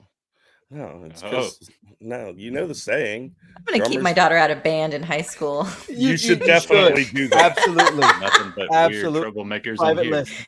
Absolutely, Private absolutely. lessons. The last time I got my ass kicked in high school was we had a marching festival, and I walked off the bus where the dance team the dance team was, and I was on the bus. The windows were covered. I got my ass kicked by so many football players. Oops. Yep, basically. Oops. Sorry. Oh man. No, that's too funny. Keep No, your but kids out of band. No, yeah, it really is getting back to kind of the overprescribing and stuff like that. It really is. And I guess, we were talking about it with the autism thing and stuff like that. My question is, when did teachers think they were parents? When did they start thinking? Because like my teachers, they were Miss so-and-so, Mr. so-and-so. I didn't know anything about them. I didn't know if they were married. I didn't know if they have kids. They didn't want to know what I did after school. It was show up, sit your ass in that chair, and let's learn, vowels today, or let's learn grammar today, or let's learn, about triangles. Gender And that was it. ideology. Yeah, no. No. Oh my God. We're, like you said, we're all the same age. Could you imagine what would have happened to one of those teachers if they would have just got Ooh. up in front of the class and been like, so there's no such thing as gender, and you can be whatever you identify as being. Like, that teacher would not have come back to school. They would have quit from the utter level of just embarrassment at how bad the kids laughed at them. Or they'd have gotten their ass kicked by the kids in school. Yeah, like, we just wouldn't have put up with that shit. Teachers used to get beat up at my high school. Well, my brother's era, just a few years ahead of me, all the time. Pushed in their closets. I mean, it was pretty bad. But that was just normal stuff. I mean, it wasn't even all the agenda stuff. I mean, it was just hassling the teacher because they believe in Smurfs, that kind of stuff. But I have stories anyway. But as far as like, how did they come into the realm as teachers and being accepted and praised and all that? I was thinking that it was when the older teachers died off, retired, and then you've got these young bucks coming in with their ideas, suppressing them to fit in until it was their time to shine, and then they were hiring other people and like that thought like them, and I don't know, had inclinations that are wood chipper worthy. I think there's a lot of that. But along this line is in regards to special needs kids that don't pick up on cues, are nonverbal, can't speak up about the lady beating them up on the bus. That is terrifying to me. I mean, it's bad enough to manipulate the minds of young children, innocent children, warping them, villainizing their parents. Yep. And we're your family. Or Jeffrey Marsh. You know what? No contact. I'm your family now. And the teachers are doing that. Like, to some degree of what I've seen, they brag about, right? It's not like, oh, covert ops, we caught this. No, they're bragging about it. This is open. They're doing this across the board. But when it comes to the special needs kids, that's where, well, close to home for me, a little sensitive to it, especially with girls on the spectrum, because you see a huge significant uptick in the amount of trans identifying female to male. And then you see the detransitioners. There are many loud ones on Twitter. And most of them are the young autistic girls. I found out I was autistic. And they've already done irreversible damage to themselves. And they're like, I was just autistic. I didn't know. And I wish somebody would have helped me figure that out. Or instead of automatically pushing the trans idea. And it's not just autism in that aspect. It's when you grow up in an unstable home environment, you want to please. So you want to please anyone who's around you. So yeah, I'm just, I mean, in the last few years, coming out of wanting to, feeling like I need to please everyone around me to, and coming into my own, but yeah, they want to please their, like any toddler would, that you see now. They want to please you. They want to make you do what makes you happy. And that's what happens to a lot of these children is, will this make my parents happy that are constantly on TikTok or whatever saying all this horse shit? Yeah. I mean, it's sick, man. Sick world. Yeah. Well, and like you were saying about the teacher's aide smacking the kid around, and unfortunately that happens way too much. But it goes back to what I was talking about like parents are so worried about protecting their kids that they forget what they're supposed to protect them from. Like, that's what you're supposed to protect your kid from is the fucking teacher's aide on the bus who's beating them. You're not supposed to protect them from the kid who calls them fat on the playground. Like, that's gonna happen. They that's can just protect kids. themselves. Kids are evil. Yeah. I mean, kids are evil. Worst thing that happened to me. Sociopaths. Somebody called me No Knees Jess when I was 11. I didn't wear shorts for about 12 years. I mean, it could be worse. But I wasn't being abused by my teachers. Jess. Well, true. Well, they call me No Knees. I get where you're going with that. I get where you're going with that. Oh, no, they actually, in the girls' locker room in high school, actually, they wrote some things. First of all, why would you write it in the girls' locker room? It's California. That's the norm there. Because there weren't all girls in the locker room because it's California. No, it was 2000. It was the year 2000 when we had Now, back better then, they were days. just all gay. Yeah. We had maybe So- 1 or 2 gay people at our high school. We were in a very red, well, Got it. Hispanic community. Yeah. Got it. So, And what you were talking about the autistic girls, like we've known for a long time that particularly teenage girls are extremely susceptible to social contagions. If you look at eating disorders, they Oh, yeah. they spiral around friends groups. If you look at overly promiscuous behavior, they spiral around friend groups. Like they will drag each other down. Like and it just is what it is. Like that's what girls do to each other. Like I don't get it. I don't understand it. girls are mean. Girls are Girls are so horrible. That's always been something about boys and girls. And in my upbringing, whatever, it was always talked about how boys can beat the shit out of each other, hate each other in the morning, and be best friends by the afternoon. And girls will patch things up over time, maybe, but there's still that underlying "I Yeah. hate your guts," the frenemies Women, thing, right? Women are Women- always going to backstab each other. Why are they Every day awful? That's what it is. If guys have a problem with each other, like real fucking men, not these Ethan new- Van Skyber. Yeah. Yeah. Wow. throwing salt. But no, like guys, if we have a problem with you, most likely we're just gonna tell you. And if it's a big enough problem, we're gonna fight. And so long as you fight well and you don't do dirty shit, and I fight well and I don't do dirty shit, we're gonna be okay, and we'll probably hang out afterwards. And like Jess said, we'll probably be friends. I had a Like- friend every day in 6th grade. We fought from walking from the school we went to he lived by the lower school, and my mom taught there. So I'd walk there, he'd walk to his house. Every day we fought in the woods. And then to this day, can't tell you why. We used to schedule fights. But yes, we'd fight, and then on the weekends we go and play at each other's house. We'd sleep at each other's house. Yeah. Would you fight when you're at each other's house? No, Yeah. no, we were best friends. But we Dude, go me to and my school to friends, school, we we used hated to each do other. we used to do the backyard wrestling thing with the, Oh, with the really? ladders and Oh, the tables boy. and light That's bulbs. how I got to and indie We wrestling. never got Oh, into all that. that no. stuff. Oh I yeah, Indian wrestled for 2 years, and that's how I got into it. nice. A dude saw us, and he brought us in. I would just Nice. get my ass beat for like shooting out streetlights with a BB gun or something. I Some mean, we did stupid too. shit like that. So, user saying some interesting things here. I used to go round and round with the schools because they have a zero with our school. There's one thing I gotta say that the school system sucks. What ours does, they have zero tolerance.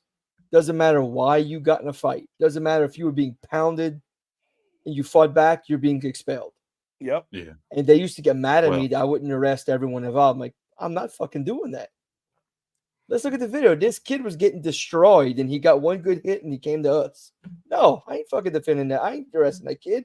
In fact, I'm gonna bring that kid get ice cream when school's over. Well, that's what I And they tell used to my hate me kids. for that. Schools hated me for that. That's what I tell my kids. I've told my kids, all 3 of them, since they started school.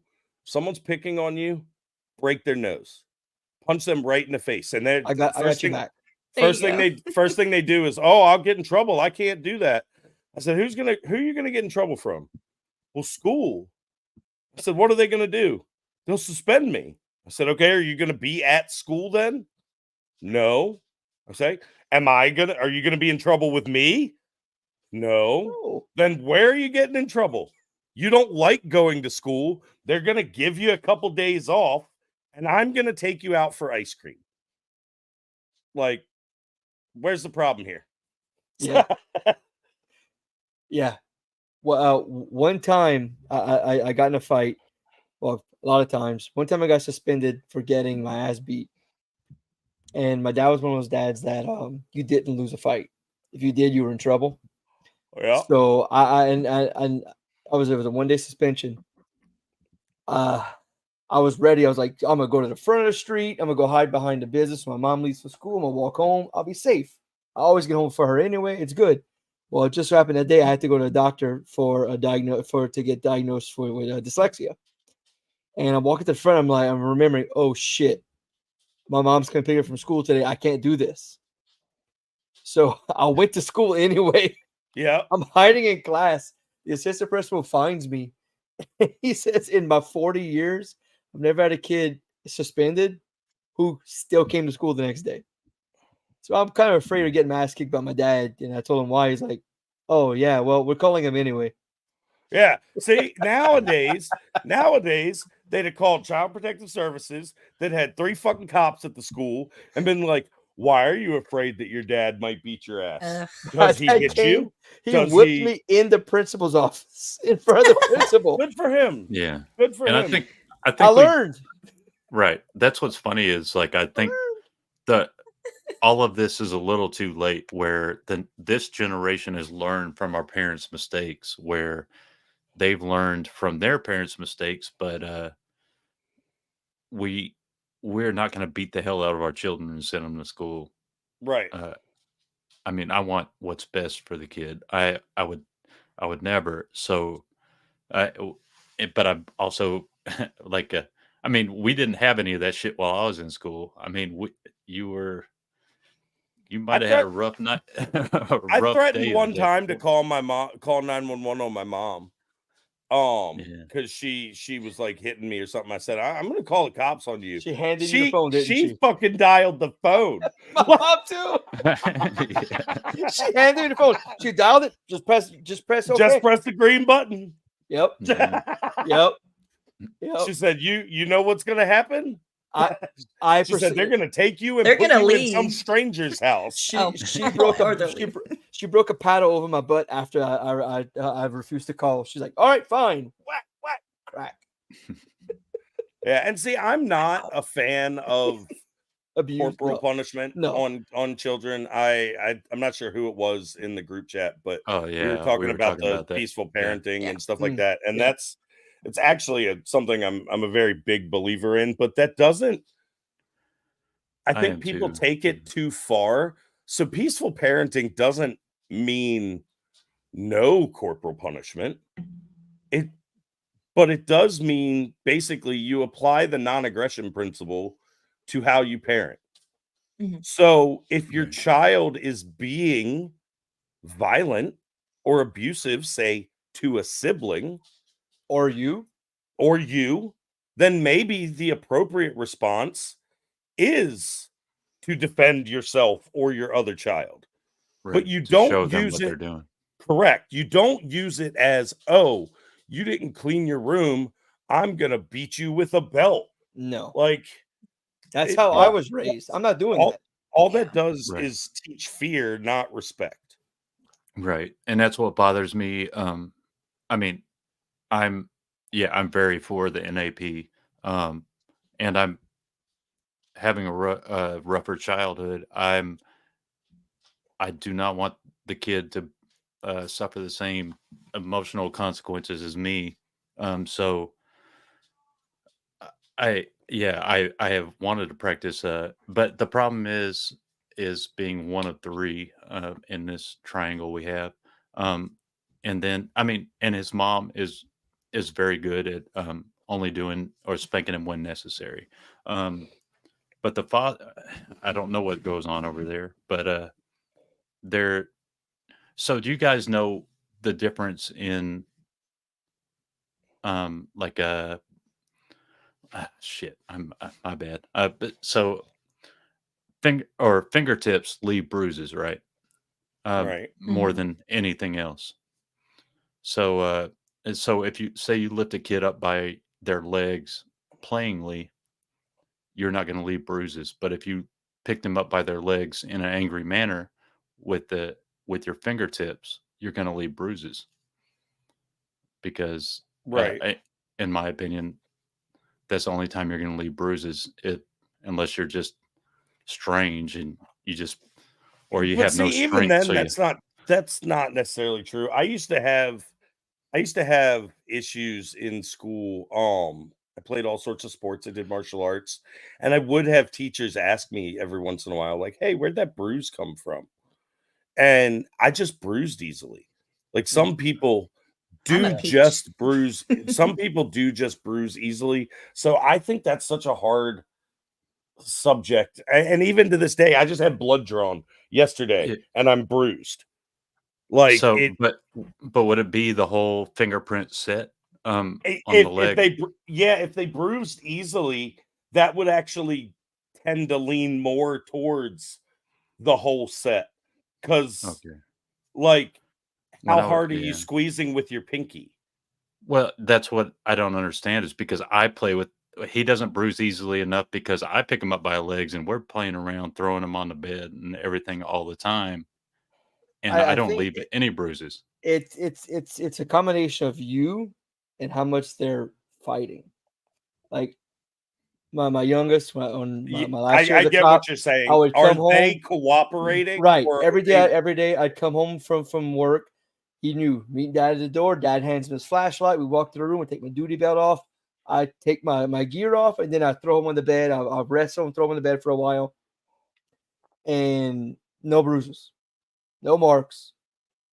I gotta pick him up because he's trying to kick his feet through a TV. So you gotta, and he's fighting. Next thing you know, I left marks on his leg. Yep. Well, Yep. yeah, Their I mean, cooperation. that would make sense, but he doesn't I mean, he's not doing that. He's not like, yeah, cooperation, yeah, but Well, maybe he he is. I'm guessing it's a stepdad that's in the picture. well, that's Well, me. I'm the he's a stepdad. Oh, okay. Okay. Well, So, all right. So that throws my logic off a little bit. but I've been missed I've that been part. around since he was born.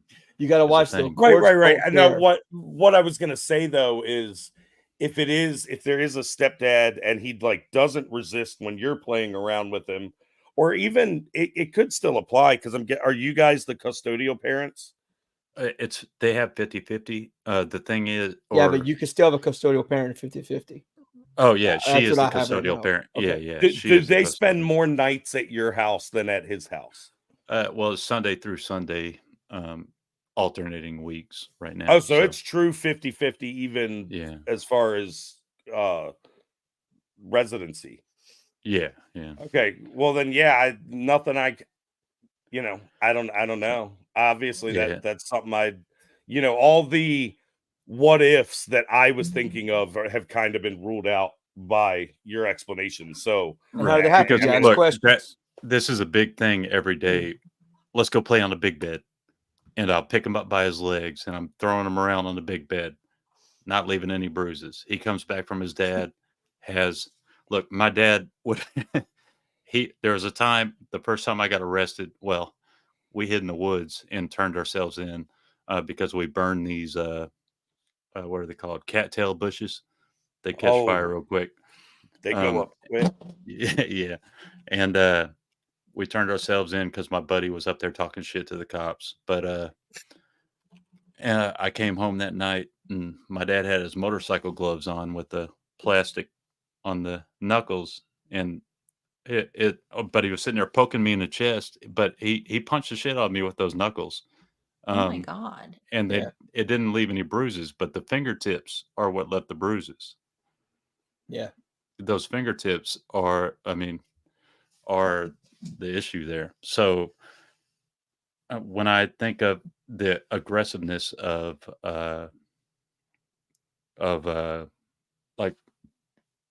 playing, there's a difference in playing, like, because I don't know, maybe he's weak and has to use all his strength. If the dad's playing the same way you are, either one, A, he's using all of his strength, or B, it's not as playful on son's side. Well, and see, kids lie. I understand that's why. Yeah. Especially at his age, because I had asked him about the bruises on his leg. And look, it's so hard to try and get a kid to tell the truth and it not turn back onto you. Right. And I'd be like, hey, does your daddy pick you up by the legs? And he's like, yeah, and what was it that he said just the other day? Yeah, I got in trouble and he picks me up by the legs and spanks me. But I can't do anything with that. I mean, it's because kids will lie. So, well, I don't no, know. well, I'm gonna say you can. I know it depends on the state, but you can. But it also could easily turn a spotlight back onto you, and the way y'all are playing could be seen as too rough and abusive Yeah. as well. So it's Right. kind of like a fine line you gotta walk with that. It freaking sucks, man. It sucks. It's a horrible. Yeah. It's almost like a no win.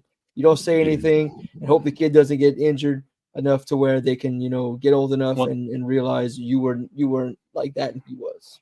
If something was Yeah. going on there. Not just injured. I like this smile. This is the happiest kid that I've ever known. And I want to keep that innocent smile on this kid's face as Yeah. long as I fucking can. Right. Yeah. Until he's a preteen hating me for all the wrong reasons, Like my oldest does. Right. Yeah. I mean, She hates my guts. and It's a I just want to keep phase. that innocence. Yeah. Yeah. For sure. So, if y'all don't mind, user said something a little while ago. I'd like to focus on. Has any of us been to school with a cutter and wondering how the schools handle that now? I've went to school with cutters, and I can actually answer his question how it's They were handled fun. in how's that? I said they were fun. Oh, Yeah. no.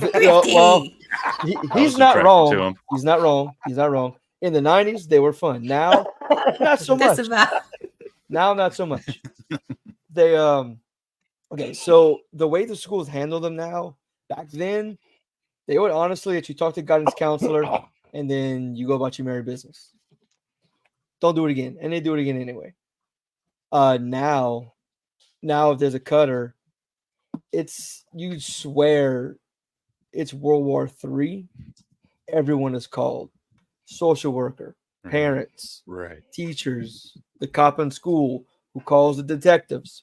And next thing you know, you've got 30, 40 people, maybe not at one time, but at the school. And and it could be for attention. It could be the kid did it, realized they didn't like it, whatever. What I'm saying is it could be innocent. It could be a serious problem. They're going to treat it all as it's the worst thing on the face of the planet. As this kid just said, they're going to off themselves in the school. And I don't care what people say. It's not HIPAA, but the school policies of we don't talk about what's going on is bullshit. Before that kid leaves the office, every kid in school knows what's going on. Yep. Some school official, whether it's a secretary who is hearing the things in the office being said, or who is nosy enough to ask questions and the principal just told them what's going on, someone's going to talk. Well, there's always kids in the office. True. They have assistants in there that have a whole period where they're in there putting forms in teachers' mailboxes and stuff like that. Well, I'm gonna use the school I worked at specifically, the one I worked at for 10 years. The assistant principal's office was by itself, and so we dealt with everything because no one was near the office.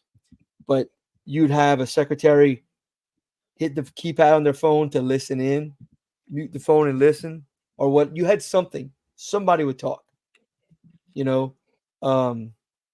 but now they treat it as in like all hands on deck, call everybody, stop the world. We gotta, this kid is in so much danger. We got to stop him now. And the kid cannot be in any kind of danger, but they'll escalate it to that point. Well, and what's worse is by doing that with just statistically speaking, like most kids aren't suicidal. Like, sure, is there an increase in mental health issues in children? Yes, like we all know this, but most children aren't. So that even goes down, that those statistics transfer even to the ones that are doing things like self-harm and stuff like that. Like most of them aren't suicidal. Most of it is attention seeking. And you're just fueling it at that point. Well, on the note of just attention seeking, because I have had experience with certain eating disorders at some point in my life, and it seems like it's more common with children, especially those that are going through it. Maybe their parents are divorcing, or they've had other outside things going on that they don't have control over. Those behaviors, the eating disorders, the cutting, tend to go along with that person feeling like they have something that they can control over their life. and it's not necessarily just attention seeking, but it totally can be. No, But no, it could well, be one of those no, things no, that no. they've heard of and they're So, trying so out. I particularly with eating disorders, I agree. Like any child with an eating disorder probably really does need some help. That is an internalized self-harm. Like that, it takes months or years before anyone even notices there's something wrong if they do it well. You know, it's very easily hidden that you're not eating that much, I or think one of the that very you're few you're purging or something like that. Yeah. But the cutting is very external. And Well, how they approach it, determines on whether it's attention seeking or actually and like look, a cry for help. it's easier to hide now because all these kids wear hoodies when it's 200 degrees outside. I know, right? And it's so easy to hide now. Like back in the day, we wore dress however you wanted, and you have a girl wearing a thin, a thin whatever black shirt or whatever to hide it, or say girl because it's mostly girls, but it happens to boys too. But now everyone's wearing hoodies in the dead of summer. Yeah, But I agree. Hoodies and these little shorts. It's really weird. Yeah. What Grifty is what I'm saying is like piggyback on what he's saying. I think is that they treat every case as it's the end of the world, and that just makes it worse. Yeah. For in some cases, if they you miss the ones you overload the system. And you miss the ones that really need help. So when I was going to school, there were two types of cutters. There was the one who like had little scratches on their arms and wore short sleeve shirts so that everybody saw it. Because look at me. Oh my God, don't look at my arm. And those are the ones when I say it's attention seeking, those are the ones I'm talking about. Okay. It is 100% attention seeking. Then there were the ones, there were the ones that would cut on their trunk or on inside their thighs, right? Those or up here on the bicep, on the foot. Where they could wear normal clothes and still hide it. Those are the ones that you really need to look at their stepdads, to look at and talk to and figure out what's going on. And it would go even, user said it right there, and deep. That's the key. It left a scar, not a scratch. A real cutter has scars, huge scars. And I am speaking. I'm going to talk real quiet because I don't want my children to hear this. Can you guys still hear me? Yeah, bud. Yep. Okay. I am speaking from experience. My ex-wife was one of those people, and she had a scar on her upper arm that was separates the veins. It was as big as my finger and twice as wide. Yeah. Because she went too deep one day. Yeah. And that's the key. So the attention seeking ones, it's scratches. We used to joke that they'd literally get their cat to scratch them on their arms because it's just superficial scratches that look red. It's not. You know what they do? They use erasers.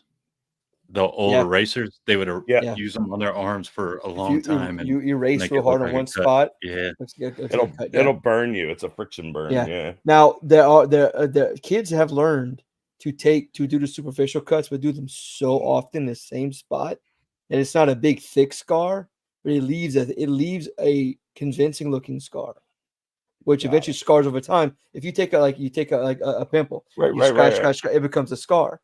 Same thing, they'll like slash the same spot over and over again superficially, but they do it so often that the skin's scarred up now.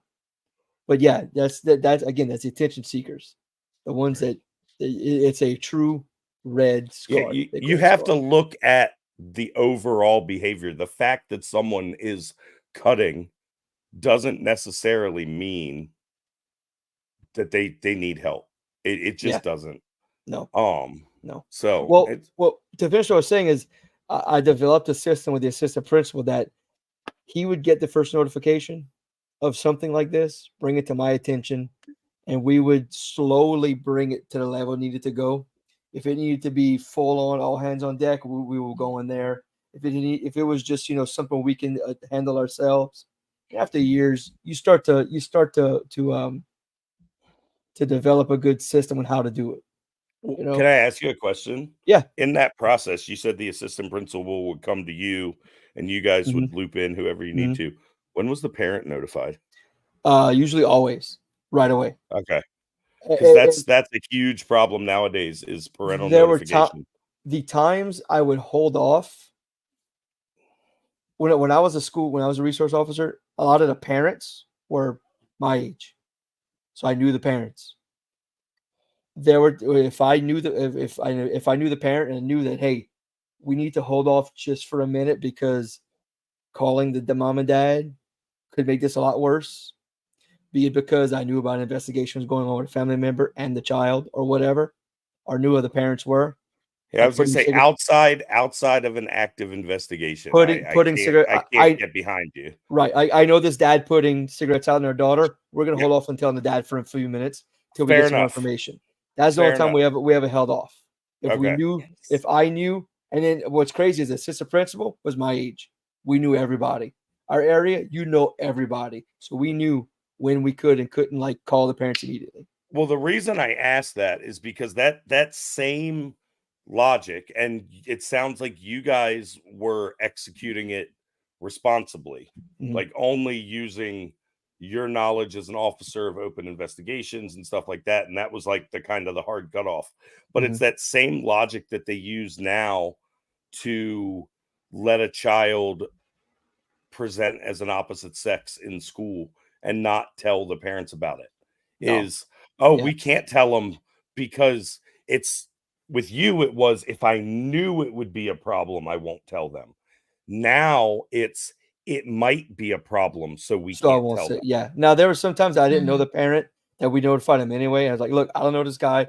You know the guy. We have to notify him. Right. And we learned, hey, this guy walked in here, whipped his belt out to whip his kid's ass. But you know what? Because it caused a problem. Then you know who to look out for. Yep. Now you have more information. And that's how we did what we did. That was the most important thing, was to protect the kids. So, yeah. Oh, back before SROs and all this. But so my mom was a bad alcoholic. And I've got a baby brother we got an 18-year difference between us, a half brother. That's 16-year difference from my sister. How was that? Right. Okay, I'm going to come back to this because I have questions for you on a personal level.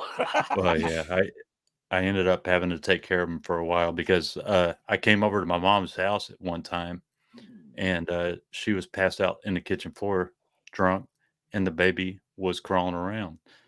I called my grandma wanted me to get police records of everything that was going on. So I called the local cops and they show up, didn't do a report because they just said, I didn't know your family had problems like this. And she was awake by the time they got around to it. So they said they couldn't do anything. And they're like, I played baseball with this guy's son. So he's like, oh, I didn't know you guys or your family had issues like this, and just fucking left. Didn't do any kind of report whatsoever. So that was great. I need to be fired. He's be fired. The best cops are the retired cops.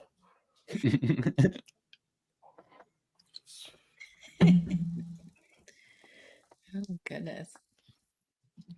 So let me ask you guys, because it's kind of a little relevant. How was it growing up with that big of an age gap with you and your siblings? Oh, you go ahead, Darnell. I was going to say, you said it. I was 16 when my sister was born. I had a 12-year-old brother, 13-year-old brother, and I took care of both of them.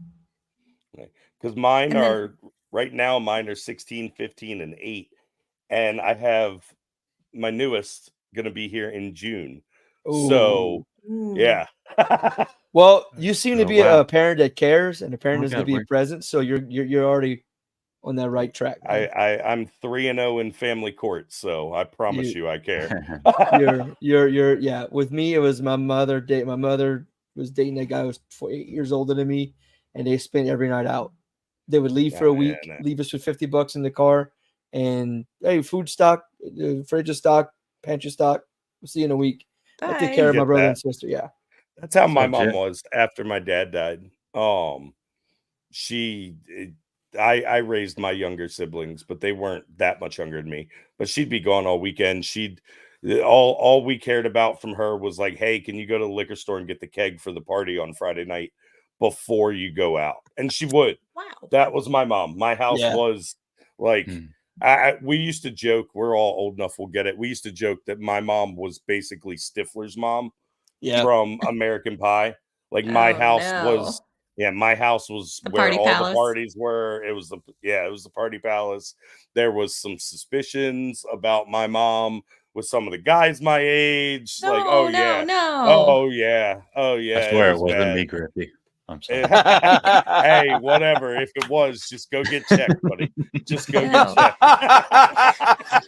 Oh no. From what I No, heard, Hey, she gives forever gifts. Oh. but I It's love all right. those. Can you tell me and my mom don't get along too well at this No, point? not at all.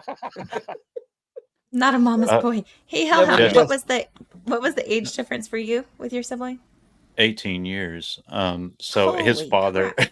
his father was a helicopter pilot during Vietnam. A really good guy, but so he had his own family at the time, and I had a big problem with getting him to accept him, because he had cheated on his wife, with my mom, and so I was working 2 jobs already. I'd been kicked out in high school, and I was working 2 jobs and trying to take care of this baby, and or when I could, and it was really hard. I didn't go. It's funny is I guess I was anti-state even back then. Um, I didn't want to go through the state for any of this. So Smart kid. I before I joined the military, I was anti-state, but then joined the military. But to get out of this Happens. crappy town that I was in. But so finally, when my brother turned in to be 4, I had finally convinced his dad to take care of him, and his wife accepted him, and he's grown up pretty well. But I feel bad myself for kind of abandoning him because well, for one, I haven't kept track since I joined the military, fucked off for 6 years, and then now I'm halfway across the state, and now he's grown. He's almost 18 years old now, and I feel bad about that. But yeah, I don't know what the point was in this. Sorry. I was just asking what the difference was, and Oh yeah, my bad. no. No, I appreciate you sharing, of course, because it's like I feel bad that you feel bad, but I understand why you feel bad. I mean, you shouldn't, but I understand why you do, because you were put in that was not a position you should have been forced to been put into in the first place. That's where the adults in your life failed you. And because you feel bad, it's an indicator that you are a good person. But Borderline okay, in this sociopath. instance, in this regard, Well. whatever, you can suck in everything else, but whatever. But yeah, I mean, I don't know many, I mean, aside from what's on the internet and about how much parents suck now, but the way that our generation of parents with their failings, as I know them, it wasn't like, oh, my mom's going to go out to the club. My mom's going to go do whatever. She just couldn't be bothered. So my sister's 12 years older than me. My mother's very damaged from childhood trauma and abuse and whatever. Different story. But she couldn't be bothered. And it seemed like that was a common thing for the 80s moms and dads. You have the oldest child, and then that child takes care of everyone else. So my sister, being 12 years older than me, she would have me on her hip as a baby, and people thought she was my mom, like a little teenage mom. Yeah. And my mom, when she was like, I can't deal with this, me being this, handed me to the 12, 13-year-old child, locked herself in her room. And it's like, I don't understand these parents. And it's like, it's easy to identify what I do see on social media and these women Well, that want to go live their best life and do whatever, but that's different than the neglect that was happening back in the 80s, 90s. Right. It's a different dynamic, but still neglect and still can't be at least bothered. they weren't chopping their kids' I dicks think off. it's Oh, there's that. yeah. I think My- the neglect nowadays is even worse Yeah, because they're sure. neglecting us to go out to the fucking club or to man, culture has devolved. I mean, back then, like the special needs stuff was ignored a lot, and now, like, you still have these moms. I'm bagging on the moms because I see a lot more of that in my feed. Oh, my kid's special needs. I don't want to be bothered with it.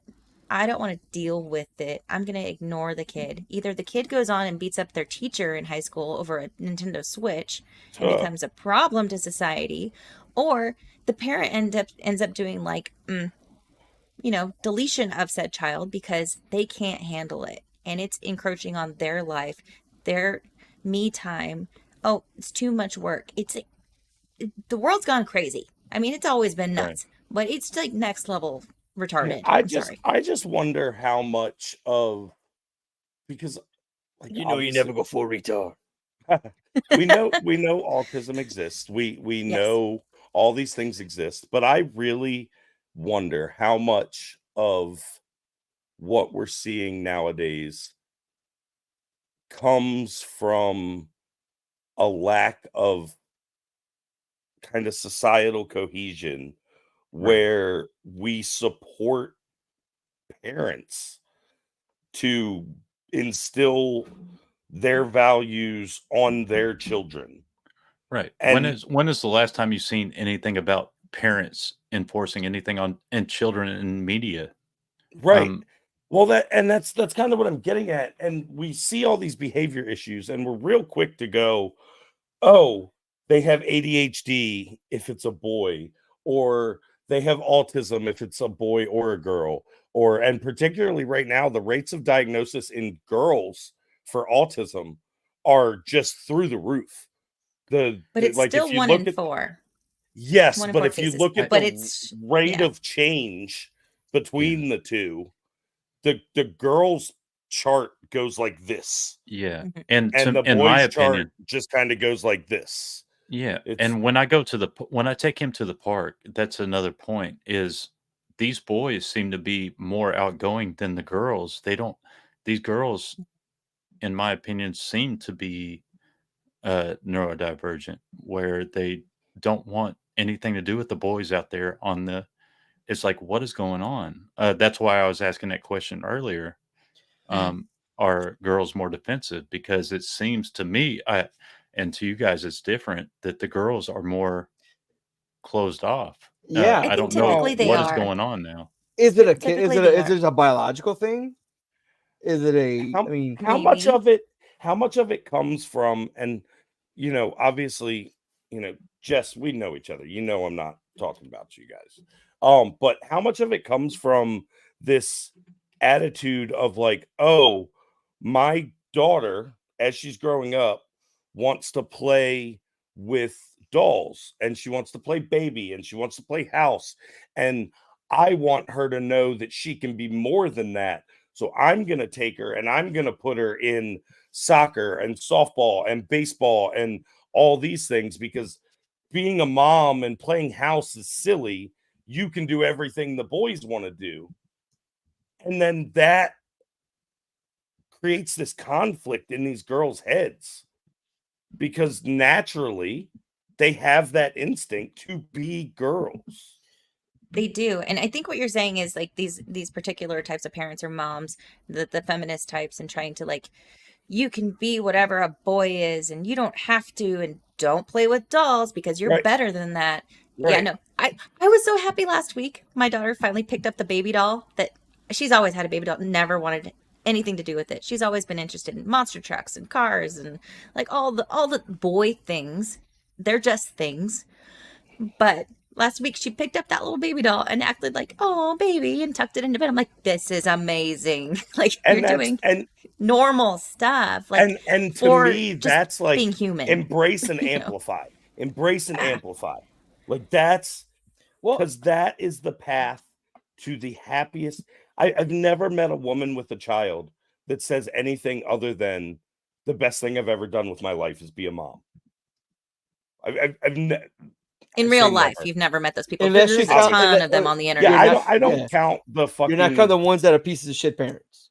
Right. Well, The ones that, yeah, right. we get Anyone what you're who's saying, actually a parent and not just a deadbeat. yeah. Like that's always, and even with guys, like I tell people all the time, the only thing I've ever done right in my life, the only thing I've ever been good at, like really fucking good at, is being a husband and a father. In the most sexist, traditionalist definitions of the word, I will go out and I will bust my ass and break my back till I can't fucking walk anymore. I can if it barely walk right means- now. If it means my family is gonna have one extra treat, like just one. One extra treat, one extra smile. Right, Yeah, exactly. yeah. It doesn't matter. And with my wife, like particularly right now, she's pregnant. Like she Mine too. She says all the time, she's like, "Oh, I'm sorry, I'm being tough and this and that." And I tell her, I'm like, "Babe, you're pregnant. Like it's That's tough as okay. shit. It's expected. Like you are literally performing magic right now. Growing, Like you You're are growing a whole ass human right now. Yeah, like you are Yeah, you give them cooking too a much credit. person. Eh. And like she feels guilty about it. And sometimes I worry that when I go, "Oh, it's okay, you're pregnant," so many women nowadays would take that as an insult. Thankfully, my wife isn't one of those women, and she understands, like, okay, it's cool. Like, it is what it is. So I don't know. I think, but let me ask you guys this, because we're all the same age. In your individual social groups around you, the people you know in your life, do you meet a lot of parents your age that are making the mistakes that our parents made? In real I life, don't. No, I don't. Wait, Yeah, wait. that's my big thing. Is we my all want close to improve. circle Yeah, or my age group. Just people you know in like your age group. Obviously, you have to know them to some extent to know if they're a good person. yeah, Okay. people that actually know, no, they're not doing the same as our parents were. I don't see it. I'm gonna say some, and it goes back to either a drug abuse or alcohol abuse. Yeah. Which in turn brings about the same things that was done to them, but not to the point that I would be concerned. If that makes sense. So I mean, I'm of course I am not the end all be all on. I'm going to use this word. I don't mean I judge people, but I'm not the end all be all on judging a person as I learn them. But I'm pretty damn good judge of character with the shit I've done, shit I've been through, and the training I've gone through. Yeah. No one close to me, I would think, are committing like major mistakes our parents did. But they're more open about it too. I'll say from what I've noticed, my peer group that I'm around in my regular life, and this includes going to like the ballpark for the youngest little league games and the people there, I'd say over 90% of them are really fucking awesome parents. Yeah. Like I think I'm really good at this thing, and I look at some of them and I'm like, damn, like how are they doing this? Right. Like, you know, it inspires me. But I see Gamer Girl and Jess talking about the hormones. I want to speak. I want to apologize to every woman out there for doubting the influence on hormones on your behavior. I recently started TRT, and my brother's doing it.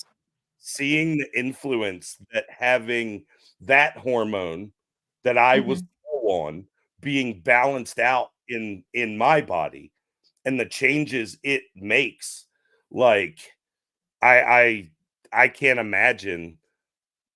Like, one, you guys just go through it every month. Like, let alone when you're pregnant. Pregnancy It's is not fun.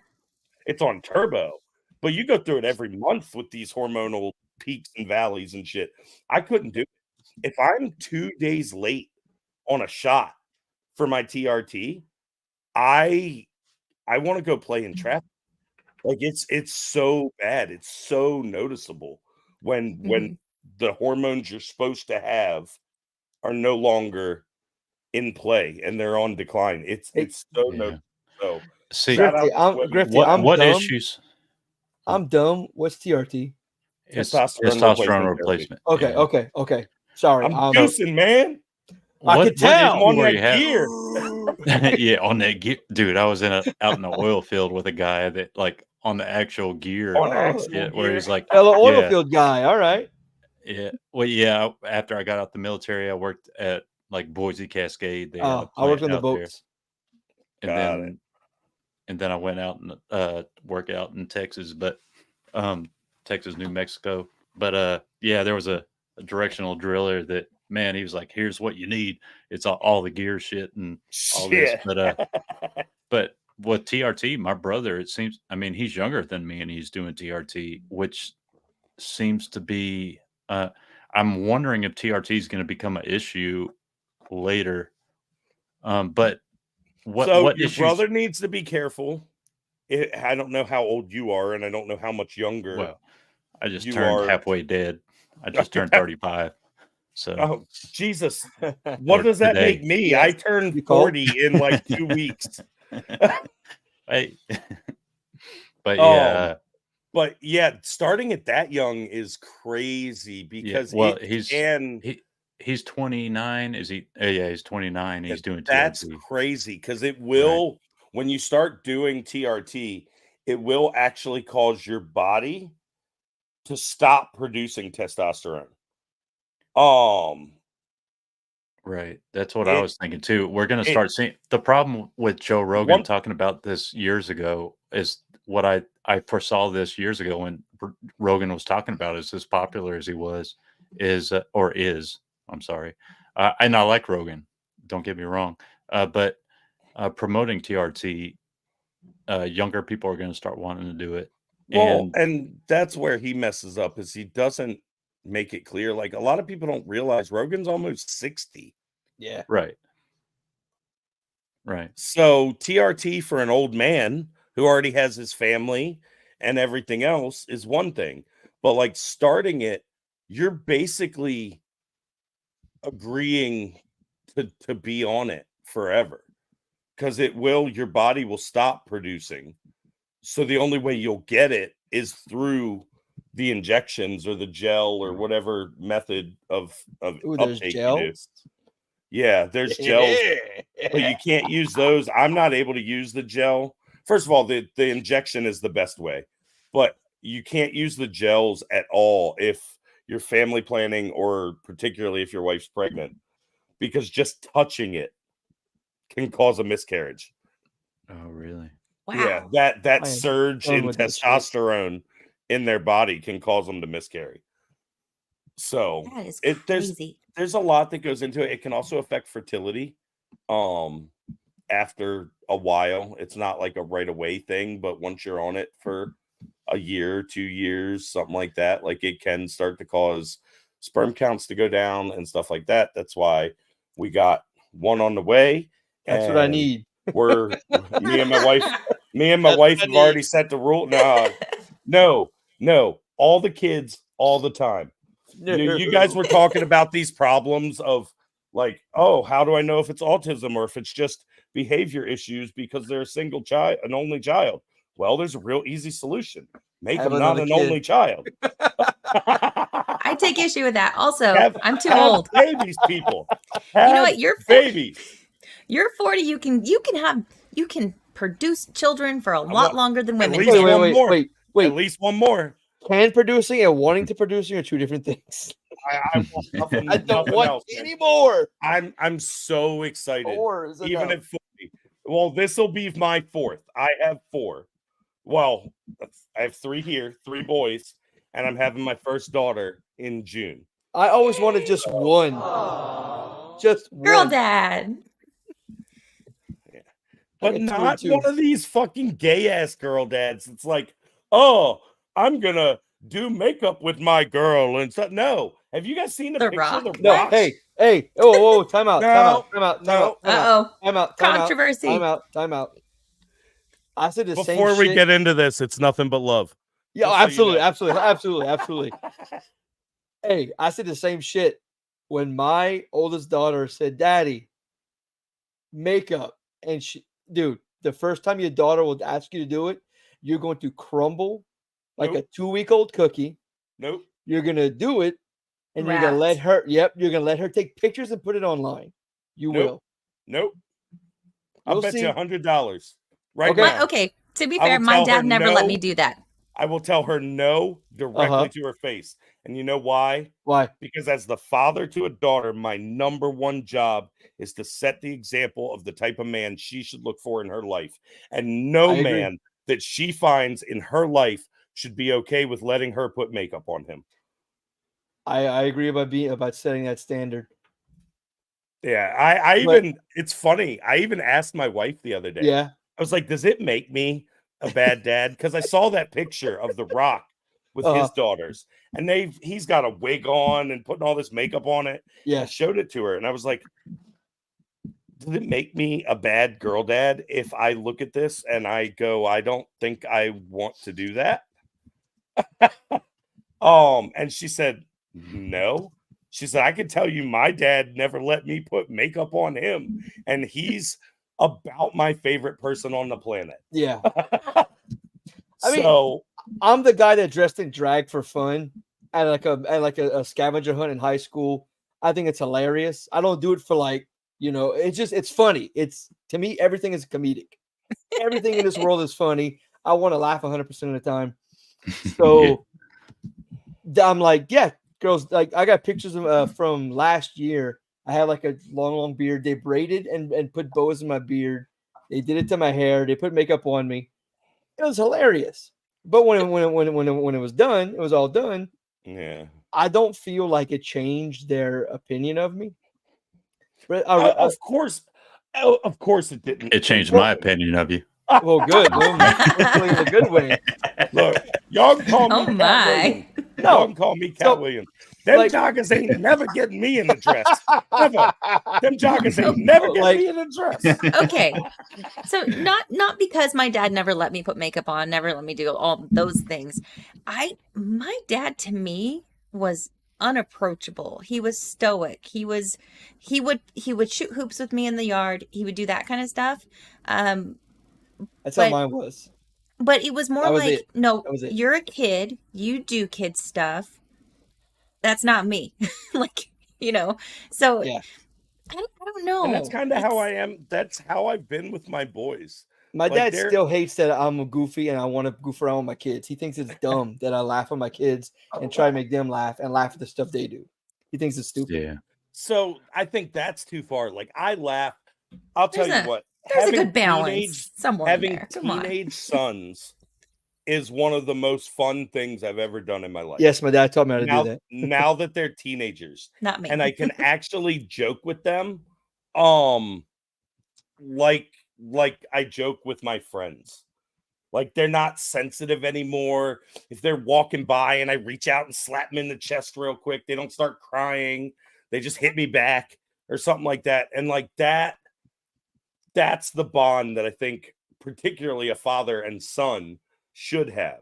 I think when they're young, you should be that stoic,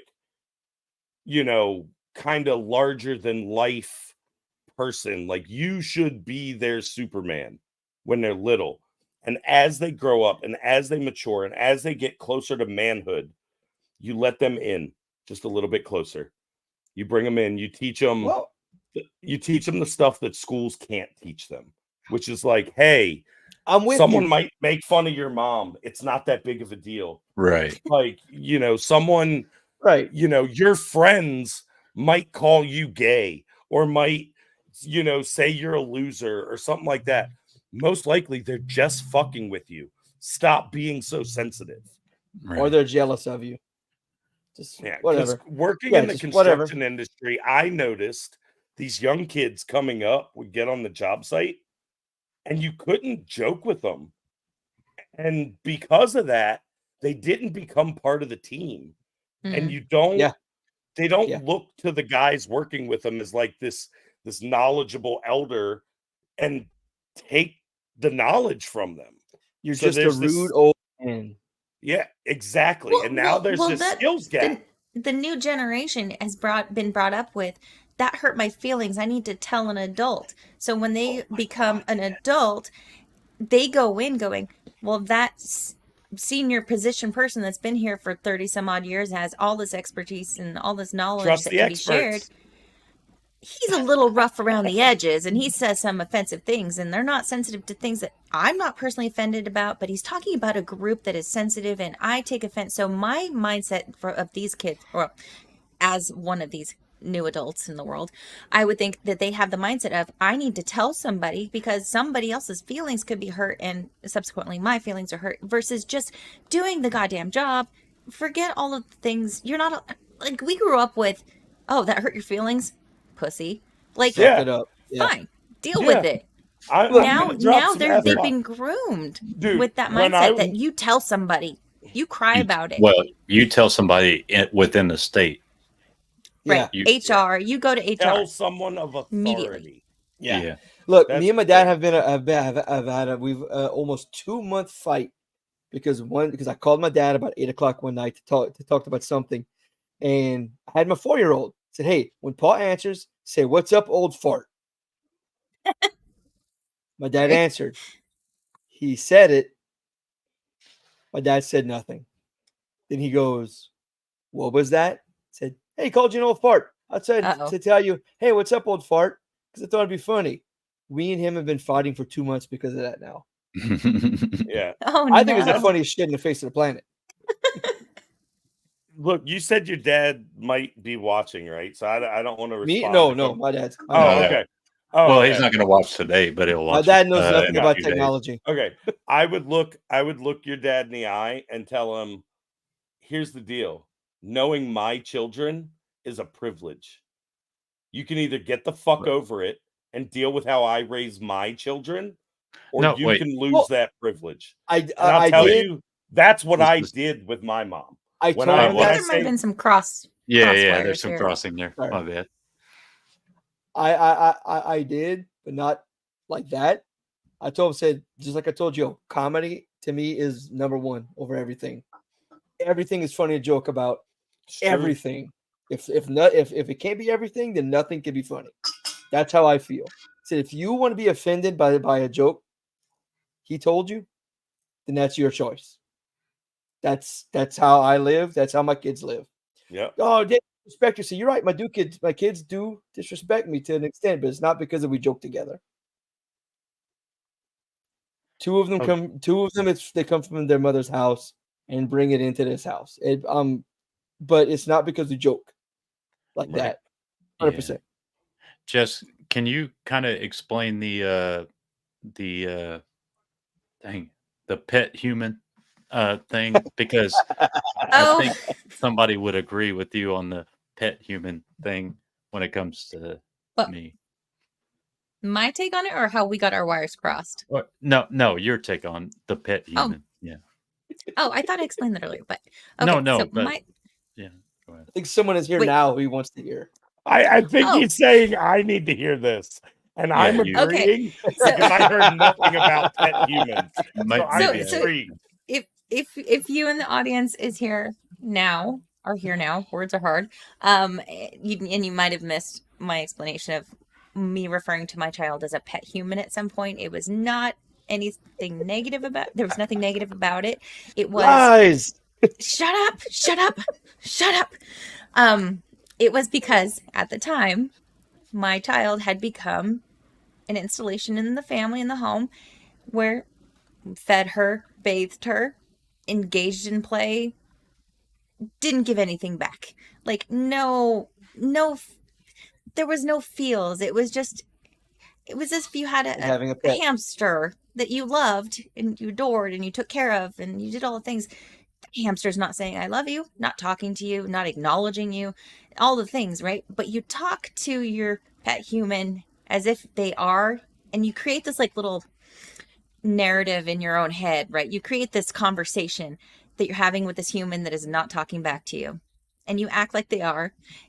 That's a whole nother thing that I do with people.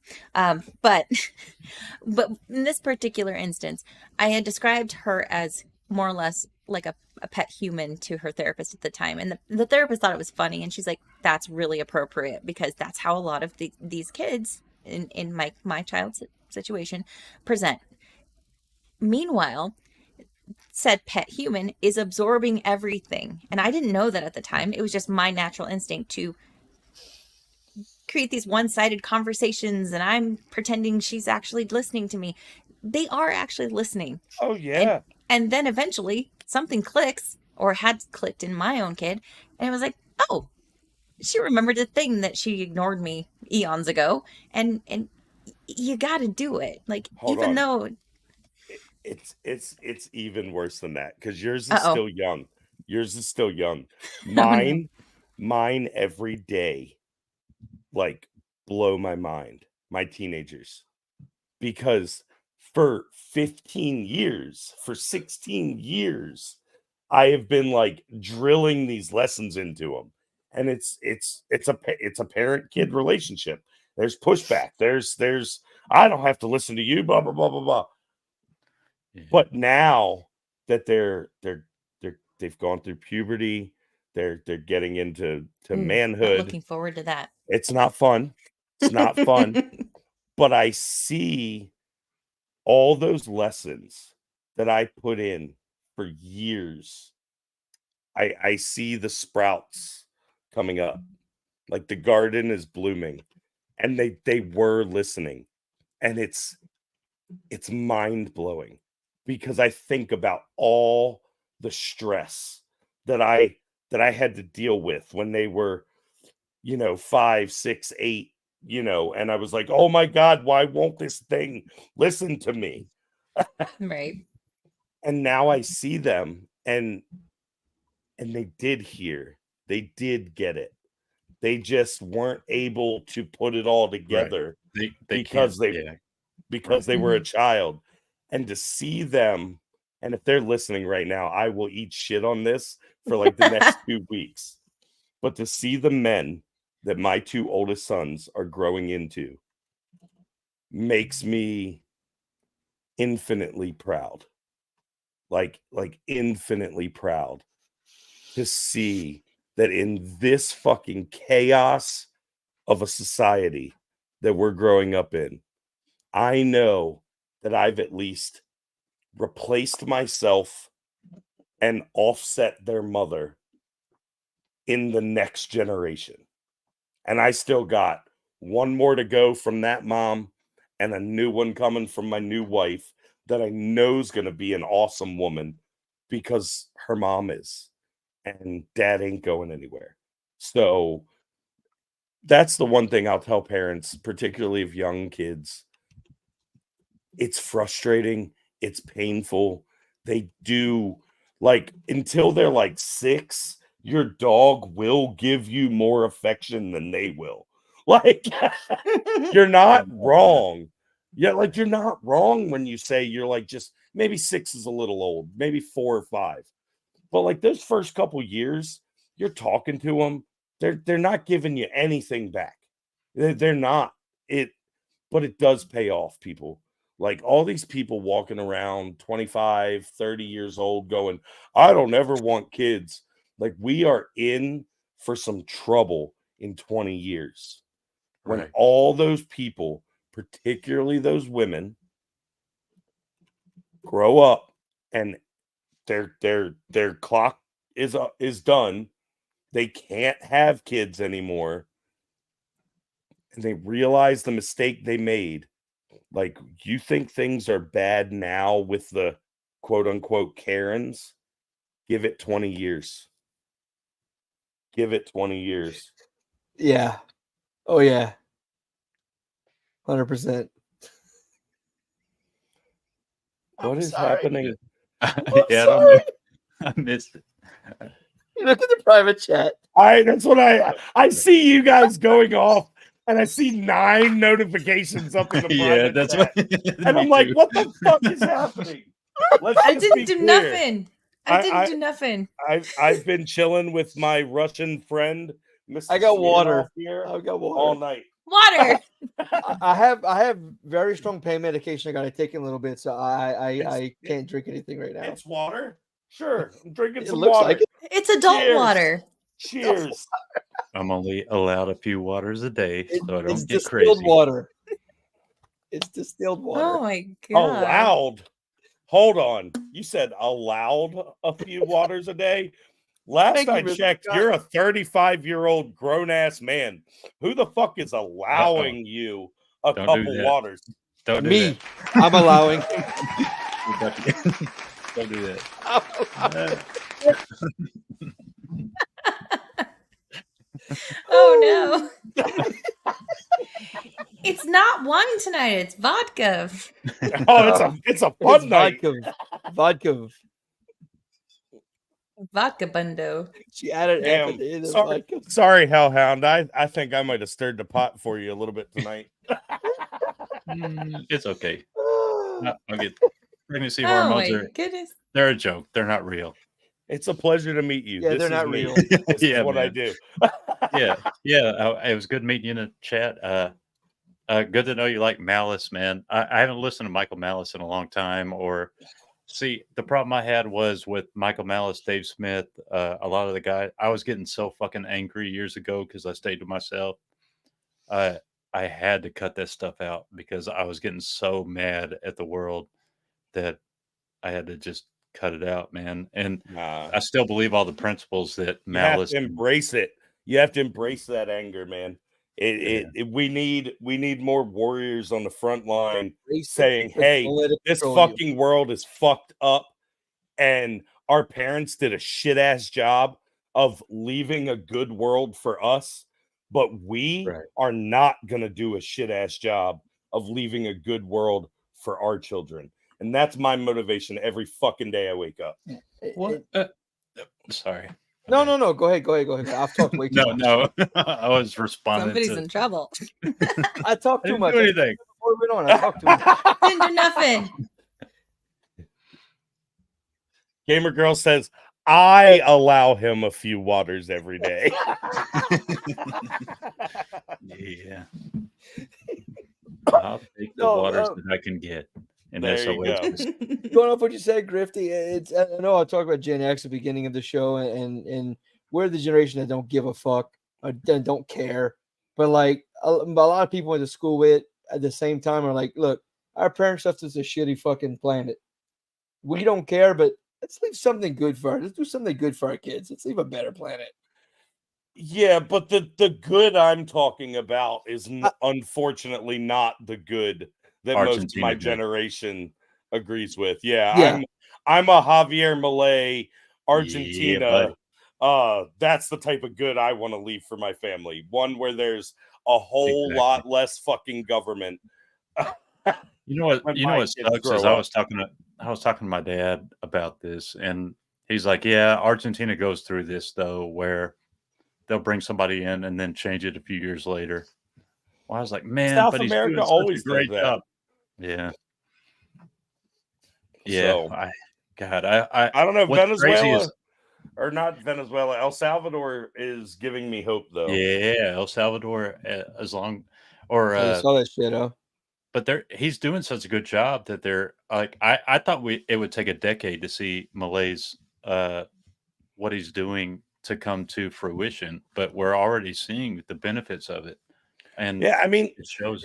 Look at what happened in 3 years of Donald Trump. And Trump is by no means perfect, like at all. He's not some libertarian. Yeah, he's not some libertarian anarchist savior. Like he fucking licks all the boots. But even just introducing the few free market principles he did into our society, look where we were in 3 fucking years. They literally had to throw some man-made fucking virus at him to slow him down. Right. Yeah. You know, but it man, goes quick. Like yeah, it is a house of cards that these people have built our society out of. And all it takes is a couple fucking people with some balls, be it men, women, doesn't fucking matter. But all it takes is a couple fucking people with balls to step up and say, hey, we're not doing this anymore. right. And what happens? Like, I expected a Malay to be killed a long time ago, but somehow he's still there. So look, I mean, He supports Israel. It's okay. oh, I haven't even paid attention to that. It was a joke. I don't really care either way what happens in the sandbox, but it was a funny fucking joke. Oh, did you see the breaking news earlier? My Yeah. bad. This is not a fucking news show. Sorry. This is the rando report. We report on whatever randomly, no This schedule. is 3 vodkas in report. You can say whatever the hell you want. Jess knows she's not gonna bring me on, and I'm not gonna talk politics. Well, I just saw, like, when I was logging onto the laptop, it was like breaking news: Iran sent drones towards Israel. Yeah. And they might Okay. take 2 hours to get there. What a surprise attack, people. Right. And didn't they broadcast like showcasing their weaponry that they're going to be sending? Like I saw that clip too. It's such a fucking Come joke. on. It's such a fucking joke. It's Yeah, it's all to stir shit up to try and figure out some fucking We way need more money in for Israel. Biden to win. No, Yes. it's The budget's not high enough. Their only hope is a wartime president election. That's the only hope they get, because America does not elect new presidents in wartime. It's just not what we do. So, well, that's the mentality they want to instill, right? Is, oh, we it's a wartime. Well, we can't elect a new president because we don't do that kind of thing. We need this bumbling, stumbling fool because it's wartime, right? Everybody, lick an ice cream cone. Okay. I'm sorry, but yeah. Anyway, the kids. That's what really matter. Hopefully, we can live to to make it where these kids can actually take over and realize the things we think about. And that's what I was getting at. Leave the world a better place in that. Like, leave them a better, and it kind of connects with what you said, Grifty. Less government, maybe. Just a better place where they're not like us, you know. Jess just read my message. I was waiting for a reaction.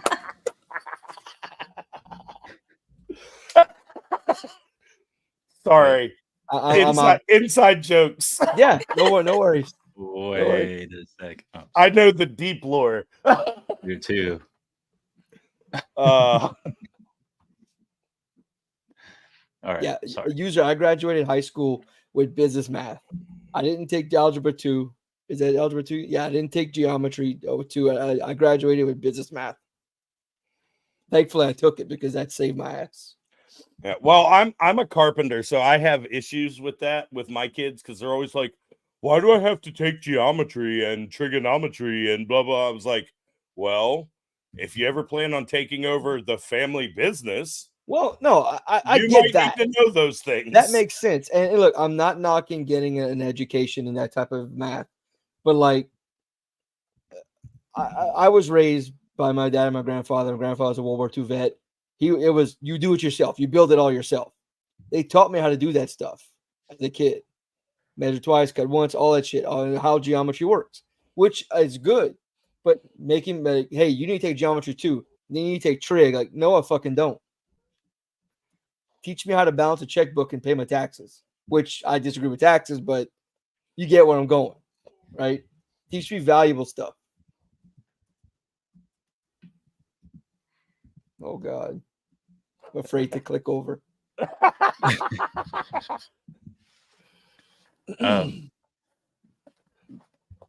So, Darnell, tell me, how dangerous is an acorn? Dude, I don't know what. Oh my god. That was that made me glad I was no longer doing that job anymore. At the same time, I'm like, man, if had I not left, I might Should stop. you not taser an acorn? Come on. Taser.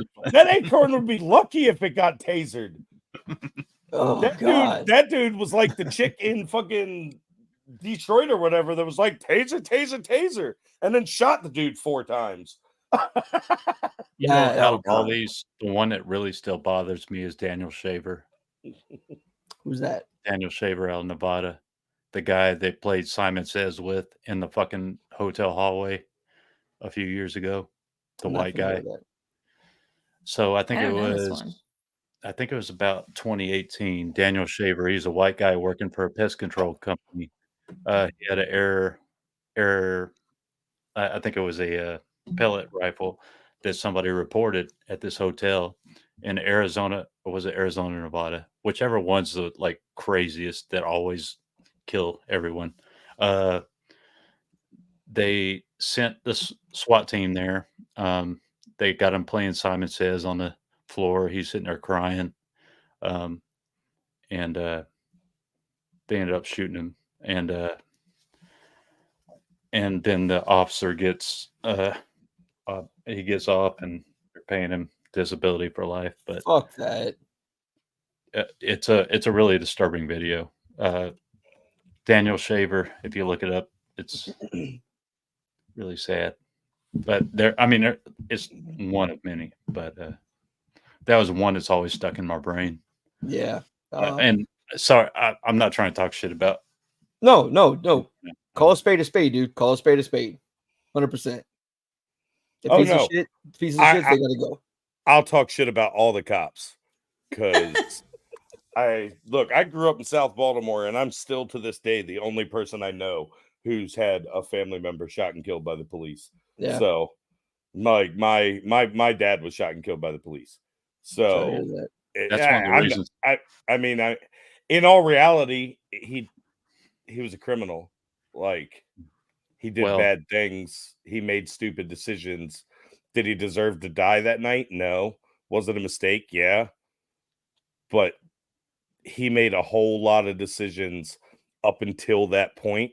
That put him on that highway, running from the police, getting crashed up against the barrier, had them on edge. So what happened was he got in a high-speed chase. They crashed him into the barrier. It was raining. Cop approached the door to extract him. When he stepped up on the running boards of the big, old, cool 90s conversion van, he slipped because it was wet. And when he slipped, all the other officers thought my dad, it was like right at the same time my dad put the car in park. Okay. So like to go to park in an automatic transmission, you go through reverse. So your reverse lights come on. They had the vehicle surrounded, reverse lights came on. They thought he was running again. They unloaded. Is what it is. Like I said, he made a bunch of bad decisions that put him in that situation. So, my hate for the police comes much more from my interactions with them as a teenager than it does from what they did to my dad. Yeah, one of my best friends who was Iraq, he's a Iraq post 2011 vet. He was like, "Look, I love you to death, but I hate your profession." And we have civilized conversations about it. And his all stem from his actions, his interactions. Yeah, I get it. I'm not trying to tell him he's wrong. It is what it is, man. Still love him to death. Look, you think black people get profiled? Look, I'm gonna say, Jess. Yeah. I'm gonna cause controversy on your stream. My bad. Let's go. Too late. Let's go. You think 3 hours in? Let's go. You think black people get profiled by the police? Try being a white person growing up in a black neighborhood. You want to talk about being profiled by the fucking police? I can see that, yeah. That is when you get profiled. And that's the same thing that happens to black people that they get mad about. When you don't fit into your surroundings. You don't belong here. What are you doing here? Exactly. Like, that is exactly what it was. It's like, hey, what are you doing, white boy? So I can grasp this concept because I was a dispatcher for a community, gated community, predominantly white. I would get calls from the residents, and they go, "There's a Mexican man parked down the street. He obviously isn't a resident."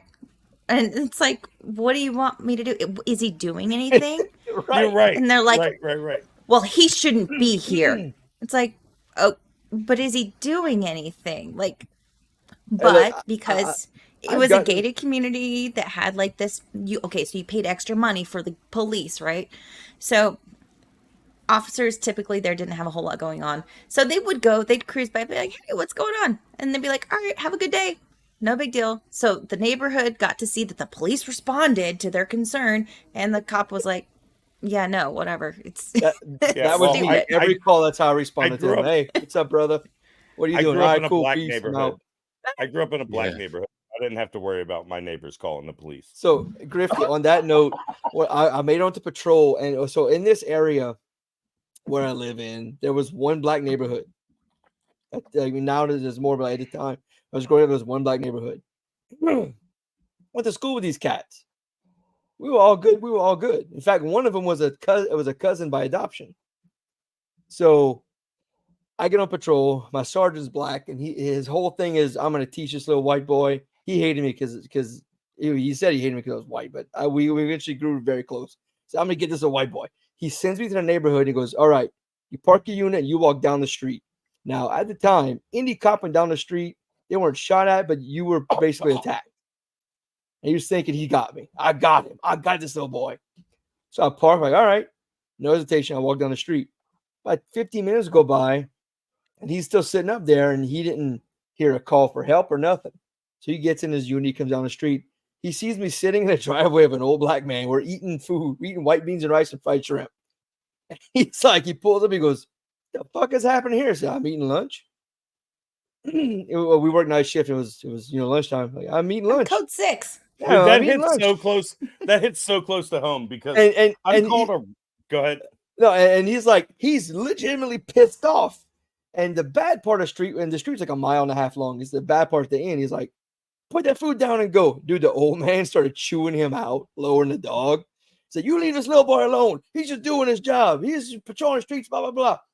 So, like, the old man goes in his house, comes back out, and you see a big gang of black kids coming up the street. Black dudes coming up the street. And I can see the sergeant smile. He's all like, "Yeah, it's going down now." They walk into the driveway. They all start high-fiving me and hugging me, and we start talking. He's like, "What universe am I in?" I said, "Brother, I grew up with these guys. We're all close. I don't hate them. They don't hate me. I know what you're trying to do." That's so funny because I get called a racist and a Nazi and everything else every day of my life on the internet. Like every day. And I promise I can walk into the deepest hood, the biggest southern fish fry, whatever, and I will hang out all fucking day. All fucking day. Those are my people. That's where I grew up. But the people, look, white people, I'm gonna give you some advice. If you're worried about offending black people, they won't like you. They won't like you at all. Have you ever seen a black comedian? They're like the most offensive people out there. Dave Chappelle, baby. Yeah, they love that shit. Right. Like they really do. Like, and they hate that fucking trans shit. Yeah. Exactly. You want to let people know that you view them as equals. Pick on them. Make fun of them. On them. Joke with them. Don't fucking put kid gloves on. Well, that's okay. Joke with them, kid with them, talk shit. That's what men do. That's what boys do. I was going to say, particularly I'm sorry, men. I cut you off. Particularly men. Particularly men. Okay, so as a tomboy growing up, boys will pick on you, and it's not because they want to date you. They just pick on you to see if you're cool. Like, it's just it's a type of initiation, or it's a way of letting you know that they like you as a person to hang out with. You're cool. So yeah, I kind of get it on that level. I haven't lived in certain areas that have a black population, but the premise is there. And I was trying to pick up what you were putting down, and I cut you off. I'm so sorry. Dealing with German shepherds is a whole different ballgame. Oh, I don't know anything Oh, about that. okay. Okay, Drex. What happened to Drex, by the way? Are we not going to talk about that? I don't know who that is. Not here. Not here. Will can also talk about German Shepherds. He was here in the chat earlier, but Cellulite podcast. No, man. Look, the adopted black dude I was telling you about earlier. We were somewhere. I think it might have been in school, in high school, and I was talking, and I don't use it often, but like I use the N word with the soft R, and people around lost it, and my cousin was there, and he was like, man, y'all, he like went off on him. He's like, this kid, I give him permission. He's got an in card. And I mean, again, I only talk that way because me and him talk that way. Yeah. And that's how he was. He was like, look, if you're afraid of offending me, I don't like you. Have fun. Make a joke. Life's about joking. That's where I got that mentality from him. Man, if you let it offend you, you're gonna be miserable. Yeah. Right. No, it's true. It really is. Like, and we all grew up in the 90s. Like, when we say we didn't see race, like they tell us now that being colorblind is Racist. Is racist. Yeah. And it's like, no, we literally just didn't give a shit. How do we spend our Friday nights as kids? TGIF, hanging with Mr. Cooper, Fresh Prince of Bel-Air. Like, come on. Like, we didn't. It was everybody that's was the problem. Peace, love, we and were unity. stealing black culture, Jess. I never had That cornrows. wasn't for us. Oh, it was also whitewashed, right? So there's that. But Martin, like everything was integrated. There was no differentiation in living color. Come on. Oh my God. Yeah. All the things. I pissed off a guy I worked with on a boat because he said I was appropriating race, and I didn't appreciate that his culture was stolen from him when he was taken from Africa. I was like, brother, first thing, that was your ancestors 200 years ago. Second thing, my ancestors got kicked out of France because they were hated. Went to Canada, got kicked out of Canada because they were hated. Forced to come down to New Orleans where we were eaten by alligators every day, and we just happened to make it. Sorry, did it's you not say funny. You were on It's a boat It is funny. It's hilarious. Okay, it's funny. I laughed. Did you say you were on a boat when this happened? I was looking at, yes, I did. I would have looked him dead in the eye and been like, "We can take you back." I didn't think about that. I was 18. Dead nuts in the eye, and been like, "We can go." Like, you want to I was ride? 18. I didn't think about it. Missed opportunities. All right, see, you got to be quick. Yeah, I'm quick now, but back then I wasn't. Maybe not 3 drink quick, but 4. Yeah, I mean, 4. I'm sorry. I apologize. Only 4. I cashed Thank myself in your honor. Hold on. You're new around here. You're new around these parts. This is how deep I am. I'm gonna do this for all the Ricada haters. Oh no! Oh no! Fuck you! Did you see recently where it looked like he snorted the bottle and he was licking it, but it looked like he fucking snorted it? I was like, what the hell is wrong with Other you, than man? the last 2 weeks, I'm in every stream. I've seen all of them. Like, it is what it is. I love Nick still. He's looking rough every now and then, and I hope the best for him and his family. He needs to redo his schedule so he can spend more time with his family. It's obviously hurting his family, and how he thought this would be a short-term game. We're not going to do this on Jesse's channel. No, I'm sorry. Look, this is a totally different stream. We can hop on my channel anytime, and I am not afraid of the drama. I will fucking dive in that shit. Like, I'm not even like avoiding it. There was a time I was avoiding it, and now I'm just so out of the loop because I haven't been watching the streams. I haven't been keeping up with it because as soon as I hear about it, I'm just like, nah. Yeah, it's just a gaunt skeleton. Don't worry about it. he's Nick's always been nice to me. I No, I love I Nick. don't Yeah. have the context or whatever anything's Here- going on, so here's I my don't think it's thing. appropriate for this stream. Yeah, no. The only thing I I'll love say Nick. is- I'm not. Yeah. Everybody gives Nick a bunch of shit, and he said very clearly that he's had some shit going on in his family. Anyone He said very clearly that exact sentence. That's as far as he goes. Like that's all he doesn't owe anybody no, else. no, you're anything else. right. But he said that for months, the same thing, and then he keeps. Has anyone gone through Sometimes- shit in your family? some- It doesn't No. normally resolve itself in a week. Yeah, Yeah, family and relationship drama tends to go on. Yeah. So No, I wouldn't really and hold that I against really him. hope he resolves those things, but he just needs to take the time to resolve those things. And Yeah, but you don't know what they are. It literally, like, everybody's got all these fucking ideas. Sorry, Jess. I got it. I'm sorry. I'll stop. I No. gotta get this out. I'm sorry. Everybody's got all these ideas. Look what in you their head. did, Hellhound. No, I'm full sorry. disclosure. I do mod for Ricada Law. I do. So I am biased, but everybody has all these ideas like, oh, it's the worst thing and this and that. You know what I think of? Yeah. I think his oldest son maybe got into a car accident or got a Right. That's what ticket. I'm really worried about. No, not just And- that. That's what I think about too. Is like, is somebody going through like? Does somebody have an Well, illness? that's not that they- necessarily going like- through anything. That's a teenage kid getting a yeah, ticket. or, like It just yeah, but messes up the logistics of not having. I mean, and another he's got so many driver in the kids. house. Right. Yeah. No. I mean, and there's so many things. It's just. I see her. What is she doing back there? She's hanging off the futon, eating pretzel She's living chips. her best life. She's living her best No. life every day. I'll be happy to Indeed. talk about this to you on something else, man. Yeah, I'm sorry. I didn't mean to derail.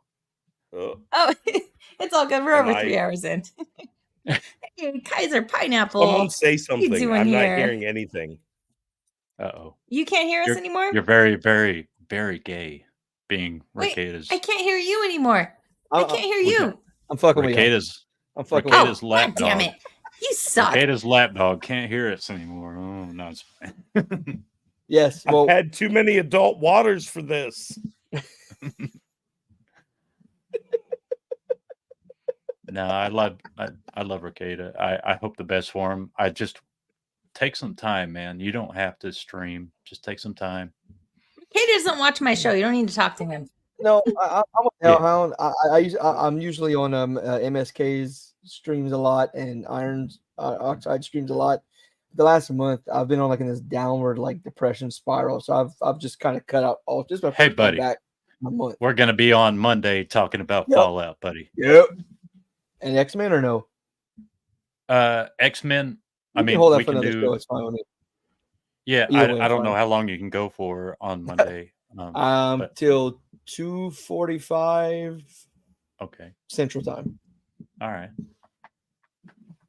Yeah, but me and Darnell, we were going to talk about because I've been wanting to talk about some shows. So Fallout, I was expecting to hate it, and it's not. I mean, so far, it doesn't seem to be as bad as I thought it would be. All y'all and your liquor. Oh yeah. Oh boy. No man, Hey, it what's up, was Kaiser? It's just water. It's just adult water. Hey, you want to hear something funny, Adult guys? it's X-Men. sweet tea. Oh, hey, we can hear you. Yay. You know how I was freaking out? I Yeah. had literally just turned the volume down Oh, on no. my headphones. That's why I couldn't We- hear you guys. We call that a rackets moment. It's okay. Hey, That's what adult waters get you. that's right.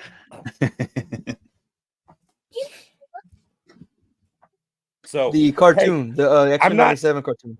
oh, hold on one second. I'm not trying to rush out of here, but are we going for a little bit longer? Are we getting?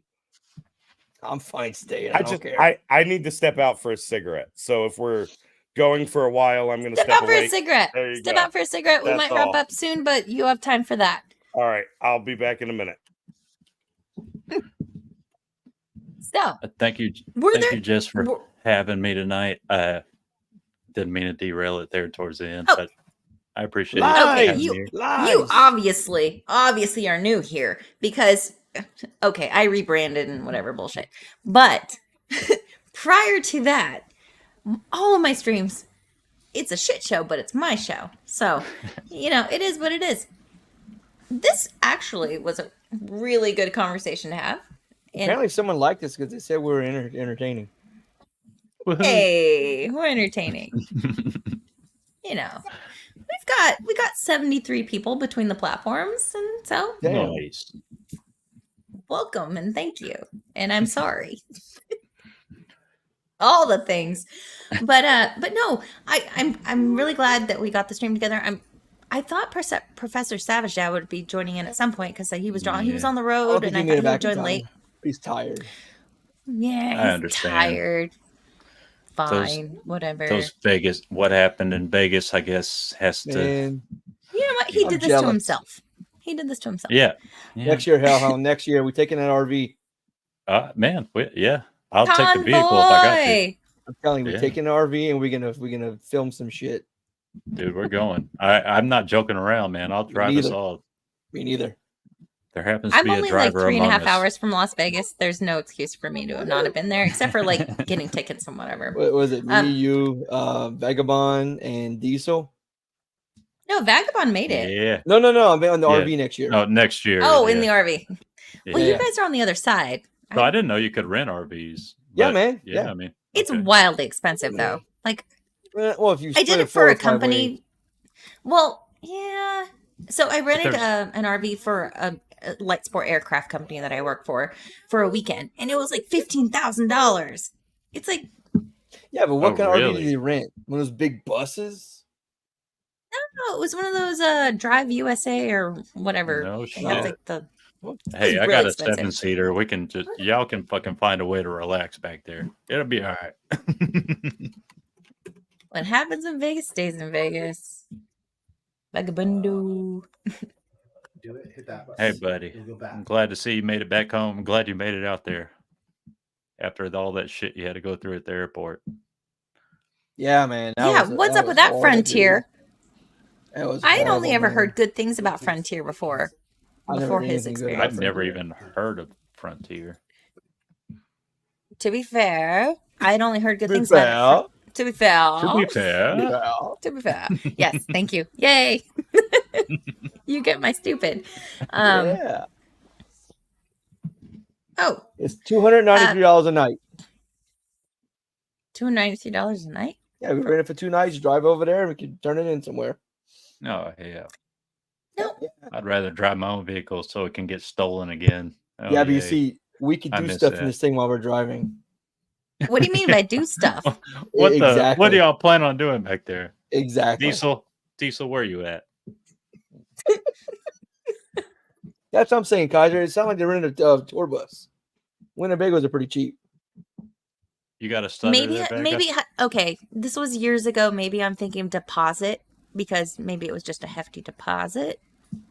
Well, But either it's way, it's damn. Hellhound is Maybe. $150 a person if we do that for 2 nights. Okay, that's It's not cheaper than bad. a flight. We do that and fly back home. Okay.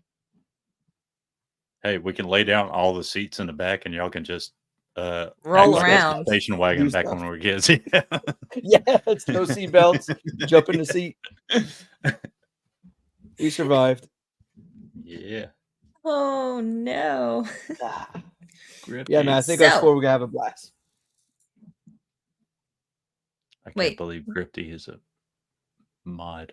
Me, Hellhound, Vagabond, and Diesel. and You maybe can't believe Grifty's yes, a mod? Why he's a- not? maybe At- Nate. Maybe all Nate. the Grifty's a way- mod. all the way out of the closet. Grifty's good people. Grifty's I'm been He's cool, man. I He's like been- it. he's Cool been dude. a I'm homie. fucking with you. since the beginning of my YouTube experience. Oh, Hey, and another anybody one, who's y'all, a Malice fan, it's and another one that is a friend of mine, but you're not a fan of theirs. B.A. Turner. B.A.'s been. I interviewed B.A. like what 7-8 months ago, before all the bullshit, and it was fine. But B.A. is an Ayn Rand fan and friend of mine. So I like to keep out of the internet drama. I just like people. So Oh, hey, look, there's the drones. They're attacking now. No, They're actually hitting. are you actually looking at a screen or are you just like oh, look at you. I thought you were doing like a look over there. No, I got a streaming setup, but I don't stream. I don't have a capture card. Well, Get on look it, at that. doggone it. I don't have a streaming setup, and I do stream. Well, sometimes. whoopity doo. So, Oh no, we have more people since it's devolved to a total shit stream. Hello, everybody. hey, drama brings the eyeballs. The messages went out across the waves. They're like, oh, they're talking about drama. That's how the eyeballs it brings. But I don't even know about the drama, so you'll have to carry. I only know about the old lore, the beginnings of the drama. I don't know any of the latest. There's so much drama. It's so ridiculous. It almost seems, I don't know. It almost seems coordinated. The amount of drama that's going on in the non-woke internet, whether it be the Candace and Ben shit or the Steven Crowder and Not Gay Jared shit or the Nick Rekieta shit.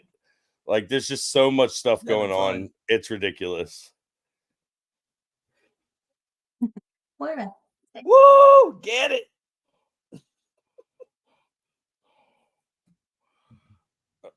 All right, sorry. Captain Sabaho gone? BA Captain turn? Sabaho. Who's Sorry. Oh my god. Oh, sorry. many of the Yeah, he loves non-woke are you. actually quite woke. If you're a woman, he loves you. Sorry.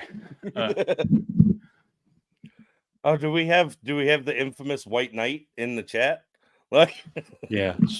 Talk about I don't know anything I don't know about. who's who. Like, Yeah, I the don't know references. anything about BA. Turner. BA's good to me. I'm good to BA. I don't want to get involved in all that stuff. Yeah, I don't know about all that. So it is what it is. Yeah. I mean, But- some men are born to be Sabahos. Oh It's my fine. god. Oh, no. Who's the hoe in this instance? Excuse me. Anybody that's a woman, he will defend. It's fine. Who needs defending? No, nobody needs defending, but he feels like he needs to defend any woman. That's it. But that would imply that there's a just- reason to defend. That's how he tries Or- to show his worth to be a valid To be an sexual partner. artist. Oh, yeah, that. Oh yeah. Yeah. He's an artist. You're not saying this apparently. about me though, right? Because I think I that's don't know No. who really he's talking No. about. okay. No, he just feels like he needs to defend every woman. Just putting two Like, cents. you know, out of Captain no Ho, ideas. Captain Sabaho syndrome. Oh yeah. I don't know the context. Well, that's silly because I've met very few women in today's society that are worth saving. So I'm worth saving. Fuck that. You should cunt, see my man. shirt God. bikini, man. It looks awesome. Your shirt bikini? I turn my t-shirt and a bikini top. Nice. I got man tits. Oh, vagabundo. So I just activated memberships recently. Not that I have a whole lot to offer except for the past shit streams. Grifty knows the shit streams. He knows the lore of my channel, the history. I've cleaned it up a little bit and I did the finger thing. I've cleaned it up a little bit. Phrasing. So I think that's just a woman thing. Like my wife, The finger thing. It's- Yeah, it is a woman hold thing. on. It's the cutest thing ever when she does it. When I do it, I'm gonna look like a retard. But when she gets happy, she does like this thing where she's like, yeah, see? No. Only- I don't do that. But I had a best friend in 3rd grade who would do this. for no reason. Okay. She would do that, and I thought it was the weirdest thing. But I never would have thought she had anything It's going from on. It's a villain. It's- It's a villain thing. Yeah, no, it's not down here though. My wife does it like up here. Like Oh. it's like ooh. And it's the most adorable thing she ever does. And it's funny because she's watching right now. Oh. Oh no! She's commented in chat. I will not say who, but Don't dox. No Nope, doxing. but it's funny. But That makes it's it better the that we most don't adorable know. thing. That's how I know. Like I really like if I cook something for dinner or something like that, and she eats it, and she's like, "Ooh, this is so good." It's like, "Oh, I did good." That's her tail. Yeah, that's her tell. That's her little happy thing. And Don't share too much. I'll be on the phone with her, and she'll like tell me about something like that made her happy, and I'll be like, You can hear it happening. I was like, you're doing the finger thing right now, aren't you? She'll be like, yeah. Freezing. Yes, Mr. Scott. The majority of my live streams have gone members only. Just because of the rebrand and all the things. But, you know, if you want to pay $4 for it, fine. But John H. 2004 gifted 5 memberships recently. Hell And yeah. I'm like, Oh, shit. Awesome. I have members now. That's weird. Thank There you. you go. So do we. Sorry, I'm autistic. I spurred out. It happens. Yeah, you're the only one that gets excited about having a member. We've all had it since birth. Yeah, pretty much. Well, you know what? Member envy, whatever. If my child wasn't right here, I would say the GFY phrase, but you know. We get it. We get it. Oh, The shit. sentiment. Wait. I'm sorry. I didn't. Oh, What? me? No, I'm telling him what it means. No, everybody. Oh, The go so fuck fuck yourself. Yeah. Yeah. Wait, can she I hear have me? headphones. No. I have No. headphones. Okay. Okay. Well, we all know women have penis envy, so of course that would be your response. Some women have larger bits than others, though. Some women What have was finger that envy. Yeah, business? get Did some you of that. see that? Some women have What? finger Women stuff on that envy. TRT. Their finger things. It was a little dingly. The woman that shares. Okay, so she wears these like sheer. He doesn't know. He doesn't know me, Grifty. He doesn't know. So this woman wears these like sheer dress overlay things, and she does like a little wiggle dance and shows how long her labia. Yeah, is. I blocked that shit from my timeline because I don't need Satan in my eyeballs. Interesting. Not today, Satan. Not So- today, Satan. So I had retweeted or commented on or whatever, and it was the ring ding dong, the Dr. Dre. Oh, Oh, yeah. I'm like God. immediately stuck in my head. Ding, ding, ding, What's I got a going on ring. there? No. I don't. Not today, Satan. Not Ring today. ding ding ding dong. Wait. Is it oh, not Nick Swartz. It's fuck, can't remember the comedian. He's telling a joke about how he's like this comes off, fellas.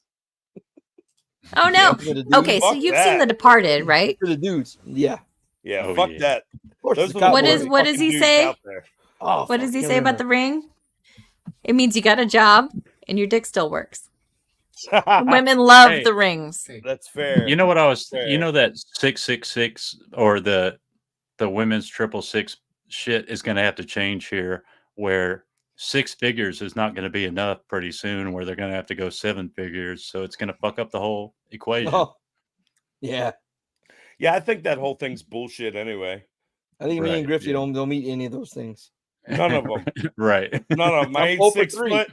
I ain't 6 foot. I don't make 6 figures, and definitely ain't got 6 inches. 0 for 3, baby. I feel you, brother. Right. Better. Woo! Where's the divided by 2 on that? Yeah, and Divided by and 2. statistically, I've been married twice. Hey, So, wait.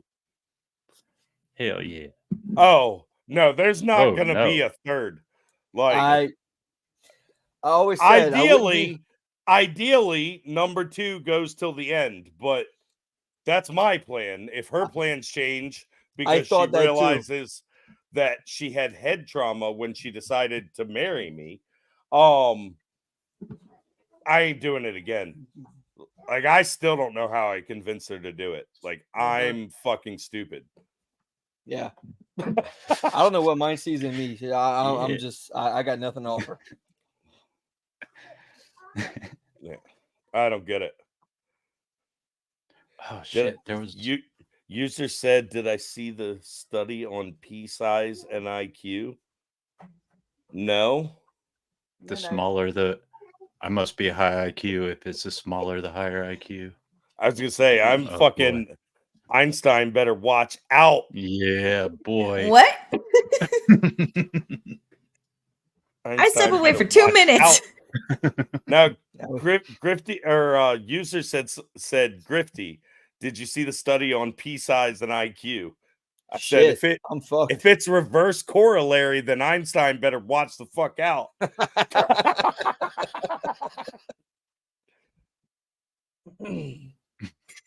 John H., when I was deployed, women loved the ring because after deployment, she didn't have to worry about getting bothered after. I'll say this: when I stopped wearing this at work, I got left alone. Hey. It doesn't deter women. No, well, as Typically. No, a it- cop in a I mean, ring you're is saying it like, does, is but like typically- catnip. No, Copper it has ring the is catnip. reverse effect. It has the reverse effect. It's a challenge for women. I took it off. I got left alone. It's ridiculous. Yep. Fix your gender, Jess. You guys are a bunch of Jezebels. Hey, come on. It's not my problem. Get They're a this bunch shit of fixed. Bene Jesuits, is what they are. Jehovah's Witness. Oh no. Bene I don't know what I'm Jesuits speaking into our heads. Are you Which head? sniffing? Are you sniffing your Did you guys whiskey? like Dune 2? I didn't watch I it. haven't seen it yet. I can't make it through Dune 1. I fall asleep. Really? Yeah, that shit's gay. Like- Darnell, did you Yeah. just sniff your whiskey? No. I took a sip. It looked like you went. No. Sip No. to snifter. I took a sip and cleaned my mustache. I got whiskey in the mustache. Sinful Caesar sipped his snifter, seized his knees, and sneezed. Where's that from? I don't know, Dr. Seuss. Miss. Hold on. I'm just gonna guess based on you being a Xennial woman. That's No, from. I'm not a the prin- Xennial. You are. I'm 40 this August. Yeah, no, Shut we up. are definitely Xennials. That's from Gen the X. Princess Diaries. Oh, No. yeah. Oh, pretty close though, right? Yeah, user. I just it's nothing against the movie. I just can't stay up. I can't watch What? it. I fall asleep. Wait, was it? Grifty. What was it you said? What? It's from Singing in the Rain with Gene Kelly. Oh, I didn't watch that gay. Had ass you shit. said that before I got halfway through this, I would have remembered that. I would have never. Who the fuck watched dictation that coach. gay movie? Don't it you was dare. mandatory and banned to watch that shit. Don't you dare. Don't talk shit about my dead man. Who here likes musicals? Yeah. I used to. Fucking- Of course, just does. God used to. damn it, we're on YouTube. I'd have dropped so many F slurs if we went on fucking YouTube. Right. What do you think about Joker 2 coming out? Fuck that movie. It looks retarded. I don't know. It's got a chance. I don't like musicals at all, but I hated it the depends first on Joker, how musical and it is. I'm gonna hate this one too. Yeah, Mr. Scott, Xennials are Obi-Wan Kenobi. We are the only hope. Wait. Are you Kenobi Y'all are from fucked. Kenobi or from the sequel from the original trilogy? Original trilogy. Okay, if you're from the Fuck from you the, and from the show, McGregor. oh, that show was horrible. Oh, I've been we're dropping F-bombs left and right now. It's 3 hours, 32 minutes in. Let's go. Look, I'm out of the red. I'm into the white. That's when shit gets. Hey. That's when shit Oh, gets no. hype. Hey, why has it That's got to when be it white? gets hype. Why has it got to be white? White is right. Oh no. Oh no! Oh Jess! Oh no. That shit. Grifty's opinions are not necessarily the view of the rest of the panel. Except for Jess. That's what she's known for. Clip that shit. Yes, I'm a bigot, racist, transphobe. If you didn't know. I can tell. I'm joking. Obviously, Some that people was a on the joke, internet think people. I am. I got a musician totally canceled for him having me You on his did. show. So Really? You that's did. horrible, Yeah. man. That was That funny. Wait. sucks. That poor Yeah. guy, man. I was listening to that show of his Yay. comeback. Yeah, and I need Like- to go since he's up in Knoxville. I need to go see. I don't even know the scene, but He seems like like a to pretty go. cool dude, but aren't they like an emo band? Who no, are we not talking emo. about? It's industrial. like that. Industrial is angry, Like and Nine it's Inch like Nails? really punchy, like heavy beats. like old Like Tool. okay, so I don't Goth and understand how industrial. we're the same age, and I don't understand your lingo. I'm so lost. Yeah, Okay, Darnell. Short history. Okay, so So I That was have short. yes. So I have in my background some goth industrial stompy patent leather big boots kind of like Okay. life before. Musically, I'm stuck in 2012. But one of those bands, electronic bands, has been the Gothsicles, who does a lot of nerd shit and incorporating a bunch of like I've heard of it, NES, yeah, Atari yeah. stuff into the industrial stuff. I reached out to him for an interview and he's like, yeah, sure, whatever. He was on my show. Cool. We had a great time. He's like, come on my show. No problem. His entire fan base went nuts because they're a bunch of blue-haired retards. Because Jess hangs out with people like me. Because bloods and crips don't get along. Blues and reds. A couple of them searched through my Twitter feed for keywords and found months old posts that I had liked or commented on, and they proceeded to do this open letter to him about how horrible I am, that he needed to disavow me and all this whatever, don't have me on his show. He still had me on his show because disavow. So he still had me on his show because he's like, don't compel my speech, free speech platform. He lost several international concert gigs because of me. Because he what the fuck am I doing on platformed. You're welcome. Welcome. Cancel. I mean, I was a nobody before, so. So he lost this whole tour in Europe, and his friends and everybody, just his living situation. He ultimately ended up moving to Knoxville, where he didn't know anybody, and he was looking for a more free speech type of environment. Mm-hmm. And yeah, and then he came back on my show a few weeks back because he released a new album that was all about like leftism. Well, one of the main anthem tracks is "Leftism is Bad" and "Fuck You." Oh my gosh, it's so good. But he's going through. Okay, so he went through the whole. Okay, my predominant, my main fan base are these blue-haired weirdos, right? I'm like, power through, man. Power through. The people that will like you. Just right. Disregard. He tried to apologize, which was a problem. He learned that lesson because it wasn't enough. It will never be enough when you apologize to the mob. Nope. They want more. If you apologize, So- you're fucked. You're fucked. So he got past that. He's still trucking on, and he's coming out the other side, and more fans are coming to him. And he's like, he messaged me a few days ago. He's like, on today's episode of Jess Was Right all along. So he's feeling it. It's good. His album premiered at number 5 on the Deutsch German alternative charts. It's like, yes, lean into it. Just don't apologize. That's where it's at. And I actually caught your second. Obviously, I try to tune in anytime you're streaming, but I caught your most recent stream with him, and it was great to see in real time someone learn that lesson, because he has, and he's like, I don't want to be quiet about what I believe in, and I also don't care what my fans believe in. Like, if they like my music, it's about the music. What it started with was, as far as what he's told me, was don't chop up kids. Leave the kids alone. And that caused problems with his personal relationship with his wife and his immediate friend circle. And then it just spread further. Oh, wow. So then add me to the mix. Somebody searching through my background to vet his guest for him and go, don't do it. And all of his buddies going, don't do it. Don't have her on. She's this far right transphobe commentator. I'm a nobody, dude. Like, but he was like, no, I feel like from the essence of our generation of fuck you, I won't do what you tell me, before Rage Against the Machine went full retard. Yeah, I was going to say. Rage for the Machine. Yes. Exactly. But Green Day. we grew up. Yes. But we grew up with you're telling me to not do that? Oh, I absolutely have to do that now because deuces.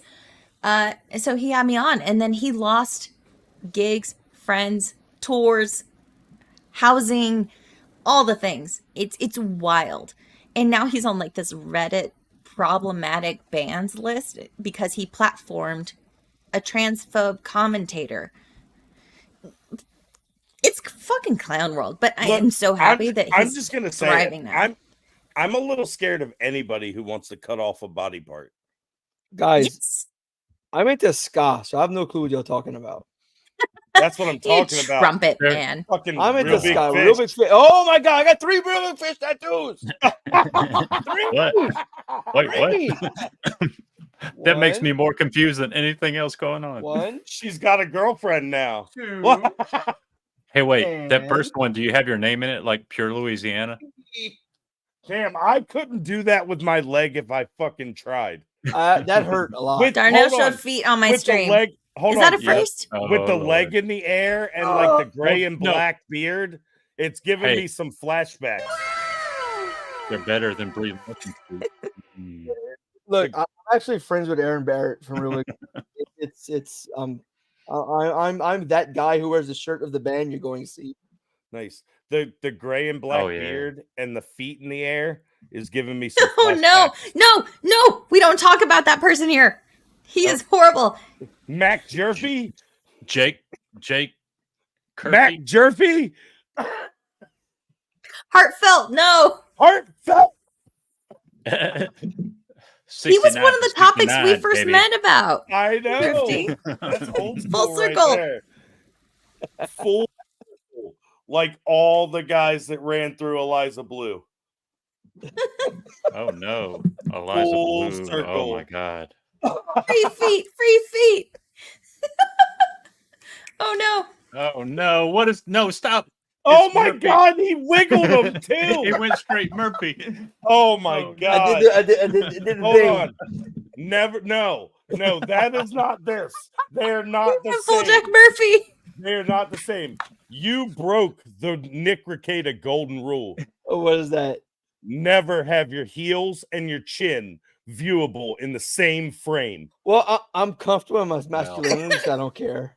Nick I is don't broken give a fuck. his own rules. No, Never give a fuck. should your heels The rule and your breaker. chin I be don't care. viewable in the same frame. You tell me not to do it, I'm gonna do it. It's our generation. It's what we do. There you go. Rebels. Not fast enough. Okay, no, Mr. Scott, who are those people? I don't even know who those people are anymore, Mr. Scott. They disappeared. It's what it is. You're just left with Jess and Grifty. What the fuck did you get into? Ricky, where is steel toe? Where's the steel Oh toe? no. The devolution here. And now we have more The people devil? watching than we had earlier. God damn it. Yes. I will drag all these shows on forever. That's what I did to fucking Oh Rogues no. Gallery. Grifty, this This is is how to be reminiscent on- of on times Monday, gone I'm by. happy. I know, right?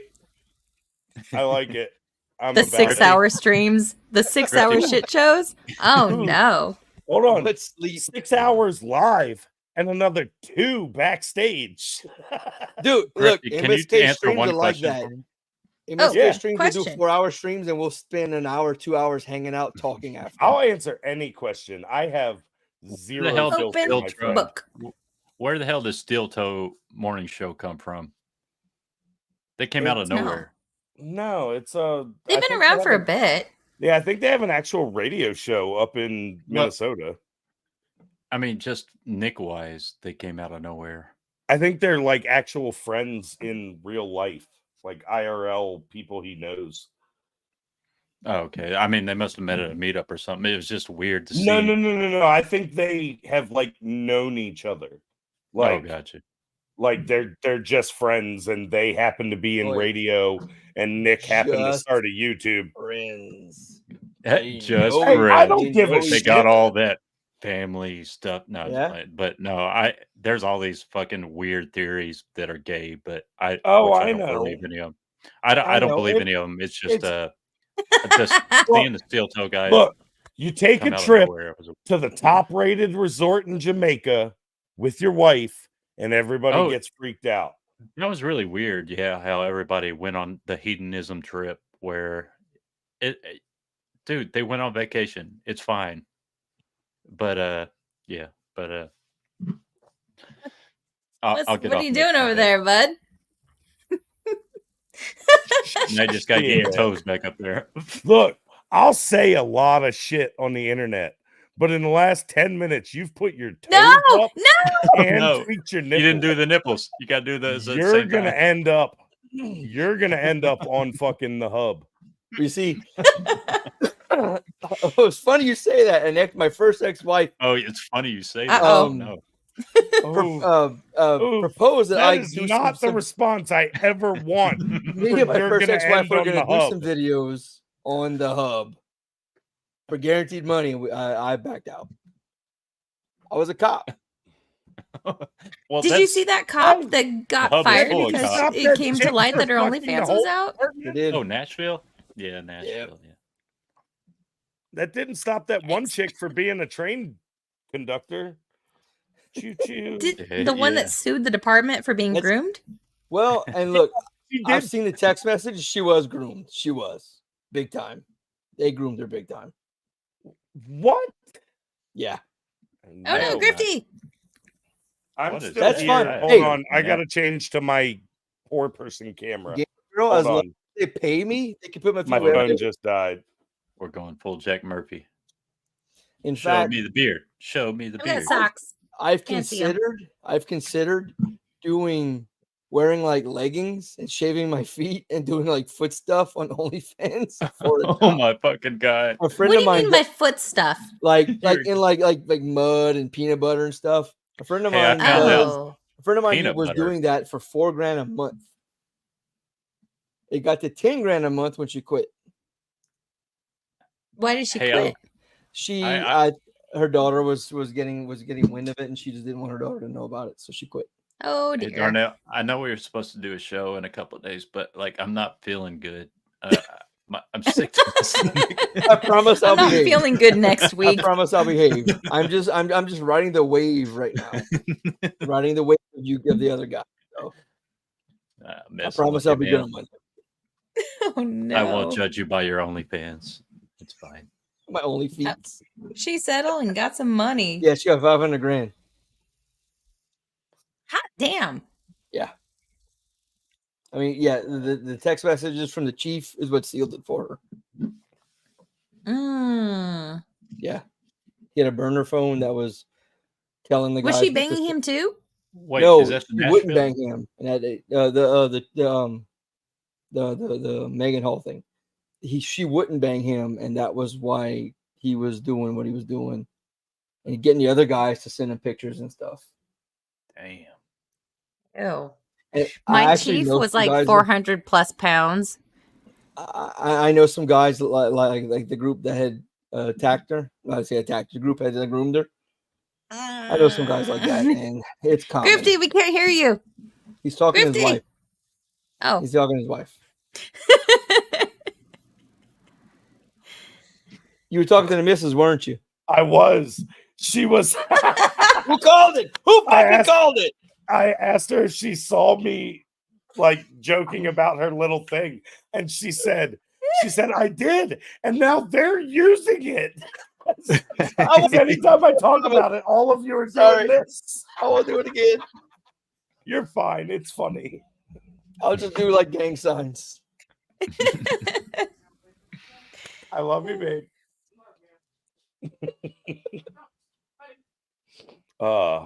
So that's funny. That's funny. I forgot my camera was on. I was muted, so you couldn't hear me talking, but I was just like, saw it all. Yeah, Jess goes, we can't hear you. And he's talking to his wife. Called it. That's funny. I know my Yeah. shit. Yeah, my phone died, so now you get the poor people camera. Oh shit. This is what you get at 4 hours. You know what? Thank you. Uh, Oh man. This has been This a roller coaster of this a was a fun stream. stream. I've had fun. like I'm a we can fun talk guy. about serious shit. We can talk about serious parent shit and still be retarded. Like, and to be fair, To be To be fair. thank you. Thank you. You don't call the special needs person retarded. You never do. You call your friends retarded when they're being gay. And you don't call a homosexual person gay as a slur. It's only when they're being retarded. There is logic to this. This is 80s baby logic. That math's Thank you. out. That math's You know out. what? Flux will back me up on this. I asked her on Twitter. She said, yes, it checks out. Where is Flux? You know, even 4 hours Sleeping. in, She I goes to think bed at like YouTube- 9. Boo. I was gonna ask where the F slur fits into that, because as a child of the 90s, I really miss calling people that. Dude, The I used to Melanie get Mac so- word? Yeah, me Yes. and my brother used to get in so much trouble by my dad. But He's like, YouTube- I served YouTube in the military. You doesn't know what What I find do you hilarious? no different than us. I find hilarious. Green Day has American Idiot, and they redid it the other day to say MAGA idiot instead of redneck. But they said the F word right before it, and it wasn't edited, and they weren't trashed for it, but they were lauded for changing redneck to MAGA. Yeah, because Like they said the F word right before it. Ew. Exactly. So Yeah. speaking of the R word, Look, have y'all seen Retarded Policeman? No. I see one in Oh the my top left God, corner. really? Ah! It's a guy and his Down syndrome brother. Who the Down syndrome brother is this is all his idea. The Down I syndrome think I've seen brother this. plays a cop, and he pulls over his Nice. parents and chicks and whatever. But like the whole idea, the whole channel is the Down syndrome brother's idea. I bet you he's more logical than most of your average cops on the street. And probably. And look, the brother, like the non-Down syndrome brother, was dragged through the mud about it. Like dragged through the mud. He's like, Like God, he's exploiting his brother and all this, that, He's whatever. like, it's not Where's me. this This is idea? his channel. Well, he finally did a video, and the brother's like, "This is all me." And like, yeah, I make my brother do this, and he's like, "Yeah, I don't want to do this, but I'm not gonna tell him no." Damn, that was a pretty good Corky impression. Yeah, I was actually called Corky once. Oh no. I can see the resemblance. Dude, we were talking about getting bullied in school. I had a mouthful of metal. I had braces, and I had this shit that pulled your jaw back, right? I didn't have that part. Aw. Dude. And so I had these wires that like stuck Yeah. way out, and it would poke into my cheeks. And in the back. Yeah. So these Yes. guys would go up and slap me in the cheeks, and it would cause me to bleed all over the place. That's And awful. No, yeah. Grifty. I Oh, was a little it's called jerk. earning your I was a little- medal. yeah, Grifty. You mentioned draining my spit valve onto the drummers in front of me. In ninth grade, I had braces. I played trumpet. I didn't use the wax. When I would drain my spit valve, it was It was all blood. All blood. Nice. All blood. All blood. Nice. It was great. I Nice. loved it. It was like, I'm metal. Yeah, oh, That is God. pretty metal. When It's you go like, to empty your spit drip valve down. and it's just fucking blood.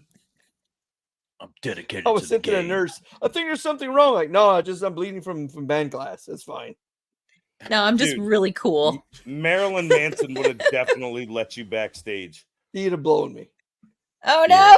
no. Just call yourself Evan Rachel. Well, that's because why would he let you blow him when he could blow himself?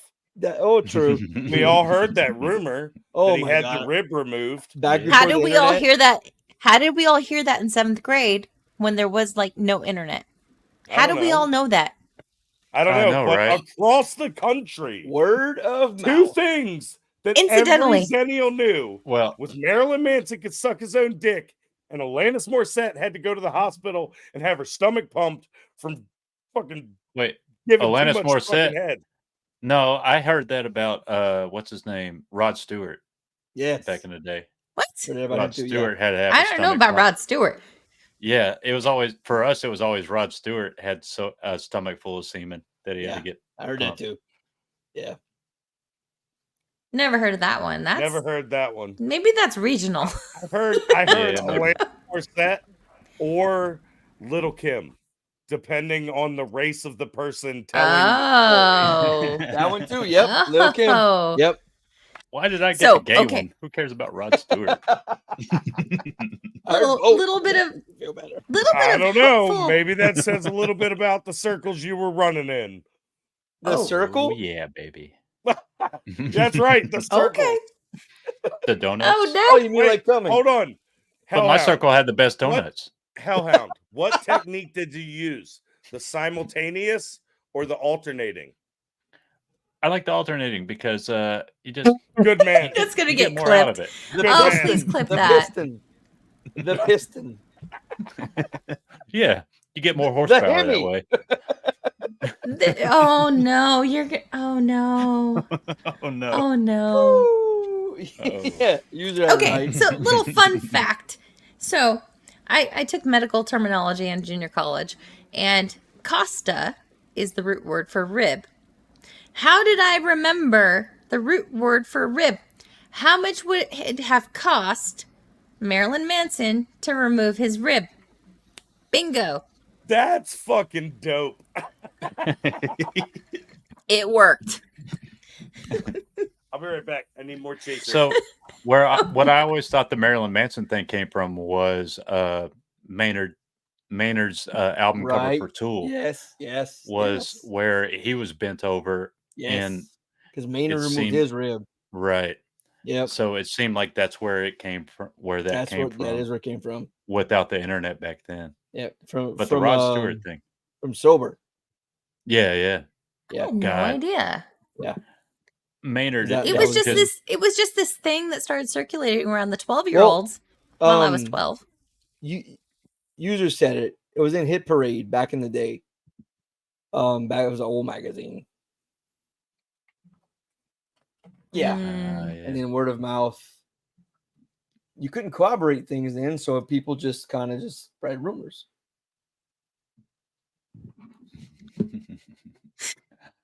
Isn't it crazy that it's like South Park came out when we were 12? I was 17. You were not. How old are you now? I'm 44. He came out in 97, right? Damn, I'm a youngin' in this. You're okay. So I'll be 45 in fine. December. When we were 12, anyway. Any of y'all listen to Chevelle? Not lately. Chevelle? Yeah. Yeah. Back. Hold, Back please. in the day, yeah. Uh-oh. See it Jess. red again. Dude, yeah. Chevelle used to be one of my favorite bands after like Tool. Because Yeah. and they always stuck true to themselves. And They did. but like I've got like pre-order shirts from them with my name on it and a That's cool. bunch of other shit. Damn it. I thought I had my massive CD case, my leather CD case up there, and it's not there. But Chevelle is in it. Thank you. Oh man. Yeah, I used to love them so like because they always stayed true to themselves. They didn't Mhm. become poppy like fucking Shinedown or somebody like that. And I grew up, dude. Shinedown is from right down the road from where Oh, I'm shit. from. So I watched them when they first, like, before their first album came out. Them and Hailstorm. Yeah. Yeah, I would go see them when they were openers. Damn. But and then Shinedown became a bunch of gays, and yeah, so. Okay. And I worked with Brent Smith, the lead singer of Shinedown's cousin. Said that he was he treated the rest of the family like garbage at like a funeral, and I don't know. Anyway, That's generally what happens when someone makes it. They are assholes. yeah. And then somehow Jelly Roll gets famous all of a sudden. I hate Jelly Roll. So I don't listen to current music, so I don't know who yeah. it is. I listen to. He's a fat white rapper that all of a sudden did some country song that everybody loves, and now Like all of a sudden Beyonce? everybody loves. I have no idea. I don't listen to shit either, but all of a sudden everybody loves Jelly Roll. I was like, wait, Yeah. 20 years ago he was like a garbage white rapper, and now everybody loves him. Jelly Roll? I thought. Oh, I thought you were talking about that. I thought you were talking about Crunchyroll, the anime. Well, oh no. Well, Crunchyroll's garbage, but yeah. Well, yeah, it's They garbage. just shut But down. Jelly? That's a thing? Jelly Roll. He's yeah, a rapper. Jelly Roll. No. He's really a rapper. popular right now. Face tattoos. Like Yeah. Post Malone. Okay, to say he's a rapper with face tattoos does not do this man justice. He's a white rapper with face tattoos. Yeah. He's a piece Who of did a shit. country but song. yeah. All of a sudden, he's famous because he sucked the right dicks, apparently, because in the last 20 years, he was just a garbage white rapper. And all of a sudden, he's become like a fucking everybody loves him. It's so weird. When I grew up Really? on I mean, seeing this I don't. guy, I'm like, stuck like 15 years ago. I don't know what's dude, popular. I don't he's care. he's doing this. We have this thing called Rock the South here. He's doing it with what's his name that did the Richmond, north of Richmond. Fucking gay ass Oliver Anthony. Oliver. He's Oliver doing him. Anthony? Yeah, him, Oliver Anthony, and a couple other guys are doing Rock the South, and I was like, "Fuck Jelly Roll, I can't stand." Like, Oh, I thought I liked you. You He's like not Jelly talking Roll? Like positive Jelly Roll, about the guy. Grifty? Yes, Jelly I've Roll. never heard of this motherfucker before. No, Like, Jelly who the Roll fuck is this is shit? Jelly Roll is one of the realest motherfuckers out there. I'm gonna. My have to music mute interest again. stopped about. I'm I'm about to have to confused. BA Turner myself. I Yeah, am fuck. confused. No. If Why it's do you not think he's Scott, real? I don't care now. Why do I think he's real? Because he doesn't hide from his flaws. He gets out And? there. He admits Is the he shit good? he's done. Yeah, I don't hide from my I flaws don't, either. I'm I still don't a care about retard. like Rap who he after claims like to be or whatever. 2000 Is he was good? shit, so. I mean, yeah, he's good. He's won like 5 CMT awards in the last 2 that years. what does that mean? Which Winning is really award means strange. what?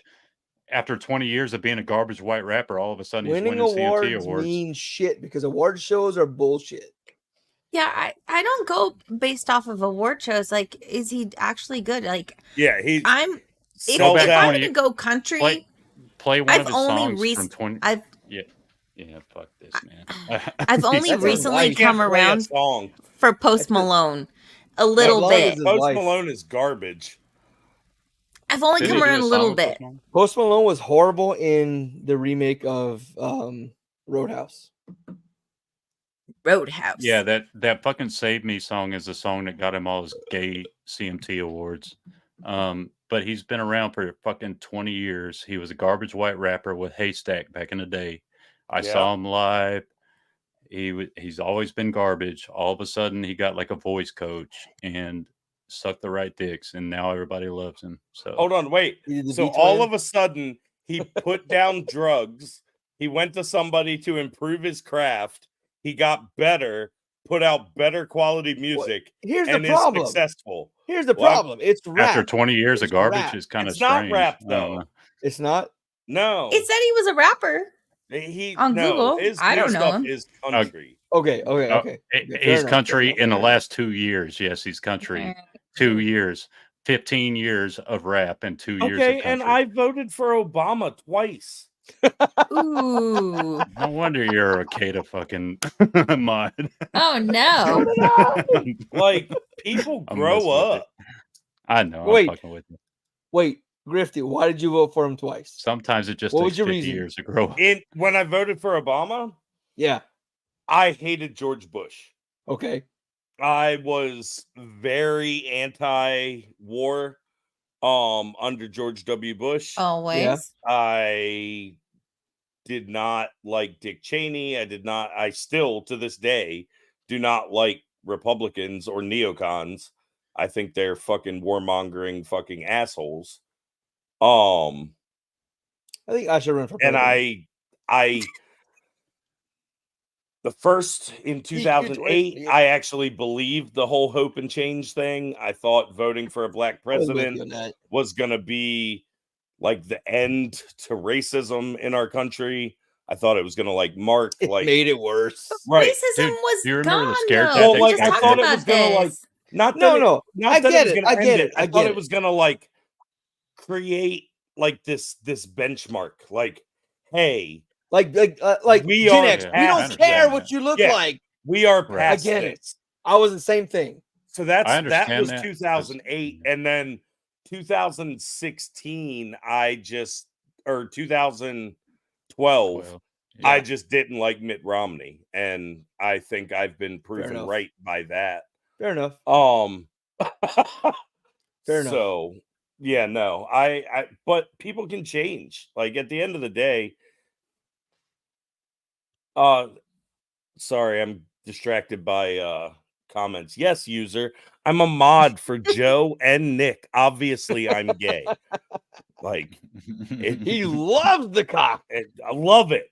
All did you not? We see? already saw. We already did The this. V twin. The V twin. Yeah, like we Yeah. went over this. No, Fucking but retards. I understand love you the guys. All the way gay, but my friend, he loves the cock. Loves the cock. buddy. Yes, Post Malone uses autotune big I time. mean, what rapper Yeah. does it? But I remember I'm lucky because I don't have any blood on my hands. I've never voted. I voted so- one time. Hold on. I would argue, Jess, you're gonna have flashbacks here of this whole argument, but I would argue that by not voting, you have all the blood on your hands. How? Every president has caused blood, so how would I have blood? Not have blood, or So yeah, so blood okay, on my okay. hands. I will Would you vote counter to you, change it? Grifty. I will counter you. Total counter. Abstaining is okay. It sounds like your comment there is akin to if you're not anti-racist, you're racist. So abstaining from voting is akin to That's apples and Lamborghinis. so There's never. I Give grew it to up. the I grew independent. up. Vote independent. Yeah, but what if you don't like them either? Then Just vote for the the Green sake Party. of them being different, vote Yeah, for them anyway. Vote for Write Jill yourself in. Stein. Write Oh, yourself Jill in. Stein will save us. No. No, I mean, I'm being like, argumentative. I have no. No, I'm no, just no. trying to I be get argumentative. you. No, I got you, man. I'm just being totally stupid. got you. Totally got you. You're stupid. It's great. No, I grew up. You dork. Gen X just I- destroying the fucking machine. So I grew up extremely religious to the point that you don't get involved in worldly things. You do not participate in things. You abide by the rules until it infringes on your religious beliefs. So you pay your taxes, you do whatever, but you don't Give unto participate. Caesar. Exactly. Right. So in that was always a thing. It was like my perspective was everything's fucked all the time, and it is. Right. Agreed. Two sides, same coin. Everything is fucked. Everyone's wrong. No one's gonna get it right. Under the way it is, especially. So I grew up under, yeah, you exist, you comply, you do the things, you pay your taxes, and you're a good upstanding citizen. But you also don't participate in the political structure. You don't get involved in the voting because, first of all, your higher power is all end all be all, right? All this other bullshit doesn't matter. So you don't participate because it's bullshit. So that was my thing for a long time, just because that's how I grew up. And I'm just like, well, politically, personally, voting doesn't really do a whole lot for yourself because the powers that be are going to do what they're going to do. That was always regardless. my thought too. Yeah. It's always going to be, it's kind of like this. When I get, okay, sounds like a tangent, but it's not. When I give my kid the choice between what shirt do you want to wear today, it's the illusion of choice. I'm already choosing. She gets to pick what I've already chosen for her. And then she gets to feel good about herself for having a choice in what she gets to wear. Copy pasta to politics. You get to pretend that you have a choice when in actuality, you're still playing into right. the overall overarching game. There's no actual choice. Yeah. There's no real choice. It's perceived choice. Up until 2016. That was true. No, but Trump broke that. okay. Kind of. No, But- Trump It broke broke that. it to the point in that ultimately Clinton was it supposed to doesn't win. change anything. Okay, so okay, But Grifty. it's still the same horseshit. Yeah. Grif- Hold on. Grifty. Hold on 1 second. When I say Trump broke that, I don't mean he beat Clinton. I mean he beat Jeb Bush. Oh, I he was mean, an he outlier. beat He Mark was not Rubio. supposed to be. He was not supposed to be in the position that he was in. I will wholeheartedly agree Yeah. with you on that. He is a hardcore 1990s Democrat. Yep. And he said he would, if he ever ran as president, he would run as a Republican because Republicans are stupid. Yep. He did say that. Also, Do any of us why? disagree? why is Trump Oh, yeah. still I mean, I defending the agree. vaccine at this point when he is the quote unquote father of the vaccine, Project Warp Speed, all that other bullshit? Yep. I don't That I money don't like started with him. that. I don't like that. I don't hate Trump, but I try to be objective in my perception of Trump. I'm not MAGA. I'm not anybody. I Right. This would prefer we had a whole other system in place, but of the lesser of evils, I think Trump is one, entertaining, and right, two, right. the lesser of evils. Fine, go for Right. it. You know what I But like? My money what in do my you like? pocket. You like My money in my beignets. pocket. But I like Oh, Yeah, I ate. beignets. Beignets and Oh, beignets that's- and money in your pocket. That's my wife's shit. She fucking went to New Orleans when she was younger, and beignets are her thing. She like, Dude, Yeah. I made she's it for like- breakfast this morning. there you go. No, but yeah. so I'll be the first one to admit I like 2016 Trump much more than I like 2024 Trump. Sure. And I didn't vote in that election. I voted in 2020. I registered to vote for the first time ever because I was living in the Bay Area and I was getting so much shit fed down my throat from the libtards. I'm like, you know, it would be funny if he actually won again.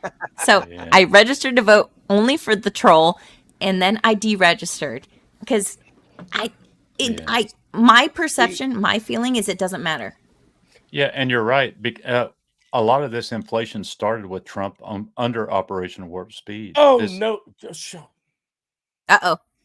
No, how did he was printing money just not as Was fast as he? they are, but was he? Did he? Did he That's- write those bills? no, yeah, his cabinet did. No, is that? Did you watch Schoolhouse Rock? What are we doing here? Because the cabinet doesn't Darnell. write bills.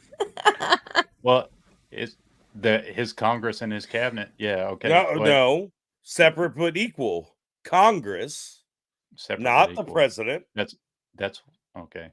Congress wrote the bills, and what the fuck He's would have selling- happened? What the fuck would have happened if Trump would have vetoed that bill? You know what he allowed to get through that really pissed me off was getting rid of the flavored vape pods that got me off. Yeah, that's cigarettes. bullshit. Man. Yeah, I mean, that's fucking stupid. Trump, again, is a 1990s Democrat.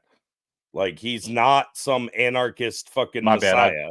I deflected. He's there not a because I didn't have an Republican. argument. Yeah, he's not. He's not conservative. He's not some Right. anarchist or even libertarian anarchist. Like, he's No, I not know. ideal. But Look, like, I like Trump. he He's proved- funny. Yeah. here's the thing: you can't Entertaining for sure. after Yeah. 2016, you can't say voting doesn't matter. After 2020, I can. That's also a fair comeback. Well, I mean, Like, I will give you that. 2020 I will give you that. proved. Oh a whole shit! bunch. YouTube says we can say this now. can say it Obviously, now. that fucking election was stolen. Obviously. Well, Fucking. what do you think's going to happen Obviously. from here on out? I don't mean, know. Come on, I don't know. We're screwed, buddy. I But mean, look, Come on. Here's the thing: until people are ready to come party and throw some tea in a harbor with me, because Yeah. I'll step the fuck up, then the best we can do is vote. I said it the other day. I'll say it again. What we need Say is it another again. revolution. I'll never vote for the lesser of two evils. You're on a watch Sorry. list now. Bring You it. already Hey, were. welcome to the party. I don't fucking care. Gen X. You know, what? Hey, more people yeah. need to be on the watch list so that the watch list can be watching Oh, the people. Oh, I didn't tell you I'm already on a watch list. Oh. Oh, And I Zucchini. I don't know how I got on it. I don't know if it's because I got VA benefits or what, but yeah, apparently I'm on a watch list. I don't even Man. get online. Before just- like this last 6 months, I was never online, so I don't know how I got on it. So whatever. We're all on the watch list. Yeah. No, John said we're all on the watch list. You can watch me. True. Watch me. Oh no. Oh, Dark no. Side Phil over here. I make some funny faces. Jess, Dark Side Darnell. give me the screen. Camera real was on quick. the whole time. Give you the screen real quick. No, my Yeah, nose. like, oh God. Like I'm sharing Oh, my no, screen. Grifty. No, not. Oh, I thought you meant like see my face. My nose. Fuck. I whiskey in my nose. I No, did I'm it sharing- wrong. like I'm it. sorry. sharing my I don't like screen. it. Look at you. You are scared sharing your story. I God just damn want it. everybody to see this. Like, I'm That Like, looks like an insurrection to me. No, it's fine. I took that picture. Let's just be clear. Oh no shit. Oh no. Yes, legit. I took that picture. Why aren't you in prison? So, obviously, I'm willing to put my ass on the line. Like, if people Apparently. want to really about your fix things, I'm right there with them. So, But to expect that would really fix anything when they're not going to allow. no, I mean, this I- showed, if anything, that showed that they're going to put up walls and barriers to keep I you from agree. going into their church. I agree. That day taught me a whole lot, and any little bit of like respect I had for authority went away that day, Right. because know I go ahead. You know who's really good about covering this is Jess. Do you know Radix? Radix Yeah. Baron? MSNBC. Yeah. Yeah, Radix Ferrum. She's really good Yeah, at covering all this. She did. She had a lot of the FBI. She did a lot of good work on the Gretchen Whitmer case. Yes, the Yeah. Gretchen Whitmer case. The coup No, or whatever. Radix is dope. Good people. Yeah, she's been on with Vices when I've been on at least a couple of times. Oh, Yeah, I haven't watched she's Vices good. in a while. Yeah. I'm Yeah, gonna be she's on great. Fuck It Friday next week. Nice. My claim to fame, the Fuck It Fridays. Yeah. Jeff's cool people. His Jeff's fucking good. mods. His mods suck. Why? I don't know. You're a Rakeda mod, so they might actually be great. And, No. Well, let's put it Why do this way. Jeff's mods suck? Because I've been banned from his channel 3 times. Oh, it just makes me want to go watch him more. Because damn you. boy. God damn. That escalated Shots quickly. fired. I'm fucking with you, man. Because they have some stupid rule where you like cannot criticize What's up with my hair? It's a guests. mess. like at all. You cannot criticize his guests. And Oh, they're pretty hardcore about that. yeah, and I'm pretty hardcore about I mean, I'm I have gonna say what the fuck I think. Well, I have a wrench on Jeff's channel, but I don't do any moddy stuff, so I don't. But I have seen that they've been pretty. There's a You want difference mommy's between phone? having a wrench. There's a difference between having a wrench and actually modding the chat. I have a wrench on quite a few people's channels. I have a but bunch the of only wrenches in my garage. yeah. I've got a bunch hidden all over the place that I can't ever find. Particularly those 10mm ones. Oh, dude, I bought a whole set of those at Tractor Supply. Harbor Freight has a whole fucking set of 10mm sockets. Right. It's in fucking 1/4-inch drive, Yes. 28-inch drive, Yes. deep well, shallow well, 12 point, 6 point. I bought 2. Yep.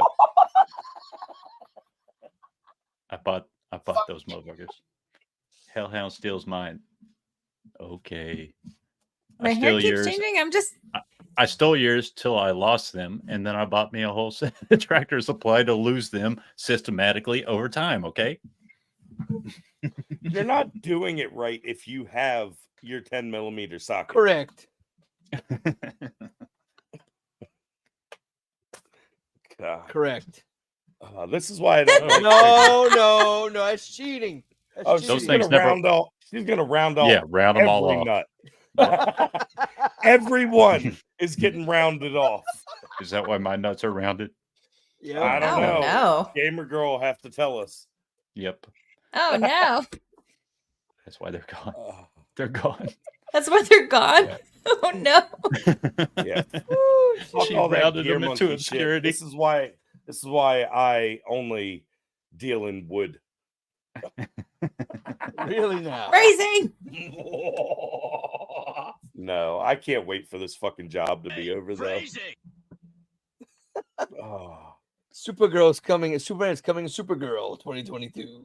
Phrasing. 10, 12, 14 are important for working on Hondas. Yes. Device. Wait, oh yeah, why are you they're still in the working? device somewhere. Why are you working on a Honda? You just drive those till the wheels fall off. And then you Yeah. steal another one. Exactly. Because he's black. No, right? those are Kias, Jess. Kia. No, Honda Korean, not Civics. China. Honda Civics back in the day. Most stolen vehicles in the Well, late look 90s. Look it up right Oh now. my God. 'cause the top 3 are Kias. Kia, Hyundai. We're not allowed to insure them because Yes, really? Yeah, people no, steal apparently you can literally start a Kia with a screwdriver. Yeah. Like the Toyota Camrys of old, Yeah. which Old I had cars you a can start a 1989. screwdriver. and it's the Flathead. car's My Head. first fault. car. It's the Flathead, car's fault baby. they get stolen. Thank you. Flathead and a hammer. Seriously, you could put anything in my Toyota Camry, my Oh, 1989 ooh, that Toyota almost Camry. went I'm glad you somewhere. finished that. I'm glad you finished that one. I had a 1989 Toyota Camry. You could pretty much stick anything into the. God damn it! I have to Crazy. pee. I have to pee. Shut up. I'm glad you finished that. Oh, that's so fantastic. This is what Put happens. anything in my. This is what happens like- 4 hours into a stream. Oh, I got to do some drunk debating with you, Grifty. I'm Hey, late for a anytime, game right man. now. Look, here's the deal. I love this shit. I live for it. I Yeah. fucking troll on Twitter all day long when I'm not working. I love the fucking internet. Like this is like what I live for. I dive right into the drama. I don't give a shit. Because at the end of the day, it doesn't matter. When I hit Right. this little leave studio button Real and life I go kicks back in. to real life, I'm Right. gonna go sleep next to my wife that I love. My Right. fucking kids are in the room next to me. I'm gonna get None up in of the it morning. matters. I'm gonna get up in the morning and I'm gonna go to my job where I'm my own fucking boss, and Right. none of this shit fucking matters. Exactly. Yeah. So I fucking live for it. This is Yeah. this is my sports ever Look, since those entitled it's bitches it started right. kneeling on the sideline. Like I- this been a- is my I sport. was forced to shut down all social media. Well, specific social media because of my position. I was ordered to remove it. And since then, I've been very vocal and very just outgoing about it because Dude, I'd have sued the shit out of them. I'm in Louisiana. You can't. Louisiana uses the Napoleonic law system. Every other state Yeah, has adopted a fucking new garbage. system. The system we use has it. I can't. It's like Roman law or some shit. Yeah, Where it's old 200-year-old law. I'm pretty Yeah. sure you still ratified the Constitution that says First Amendment Doesn't matter. is a thing. no. Doesn't matter. Not Louisiana. Hey, the cool thing is that you can get like what's it called? Damn, what are the secretaries that'll sign everything? What are they called? The Women? basically notaries. Notaries will fucking they have notary. You can get notaries to pretty much do anything a lawyer would do for way cheaper. Wait, Yeah. in Louisiana. what state? Louisiana. Louisiana. We use Oh, I'm a the notary public in California. We can't we do that use- shit. No. The Napoleonic law system here, every other state in America uses a modern system. That's why everywhere is counties and we're parishes.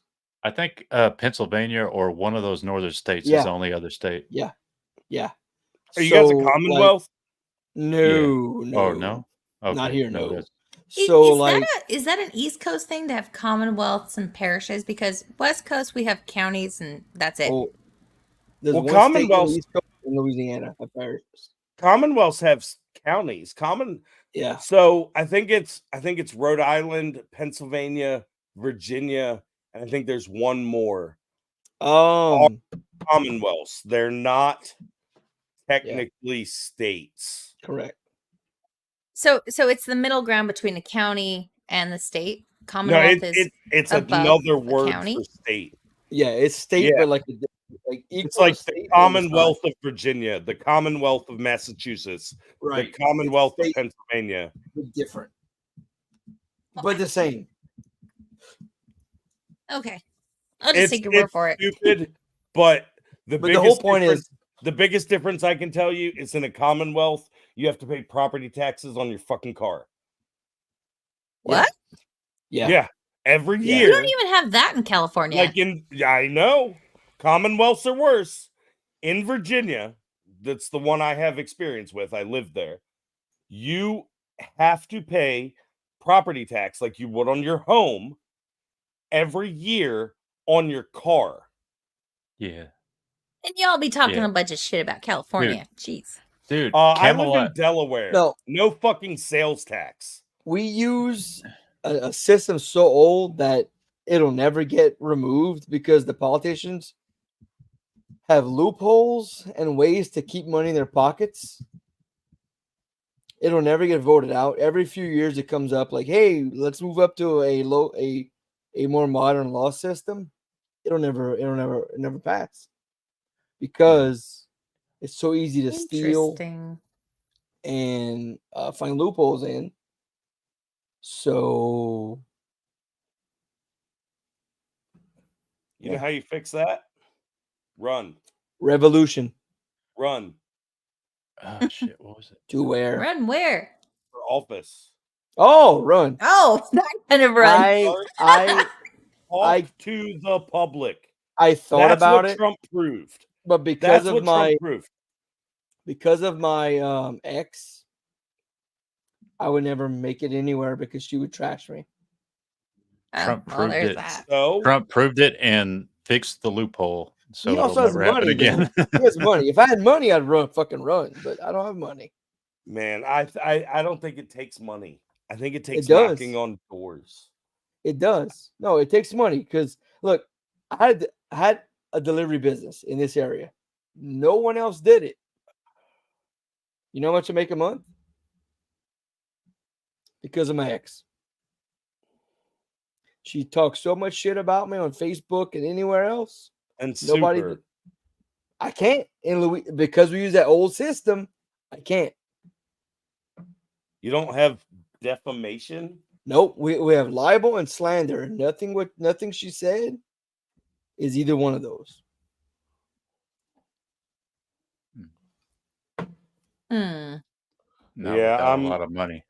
Yeah, I'm. This seems funny to me.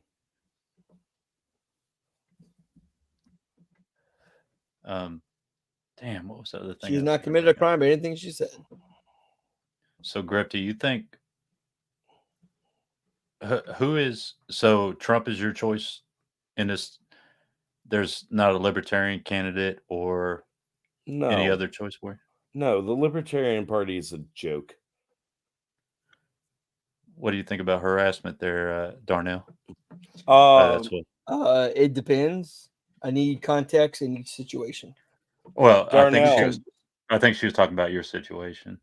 Darnell. Oh, it's not because it's technically true. But That just makes out of sense? context, yeah. Correct. Like the things she says, like I started a business to make money, to pay child support, to do what I need to do. Well, she Dude. talks so much shit about me. I have no income, so I can't do child support, which is putting me in a hole, which means everything she says is true. The child support system's so broken as well. You throw a man in We prison have or 50 in 50 jail. and I got to pay her. Right. Well, you throw a man in jail. How is he supposed to pay the child support before going right back to jail? That's one of the pluses of Louisiana. If you're in jail for 6 months, I think, if I remember correctly, child support is forever.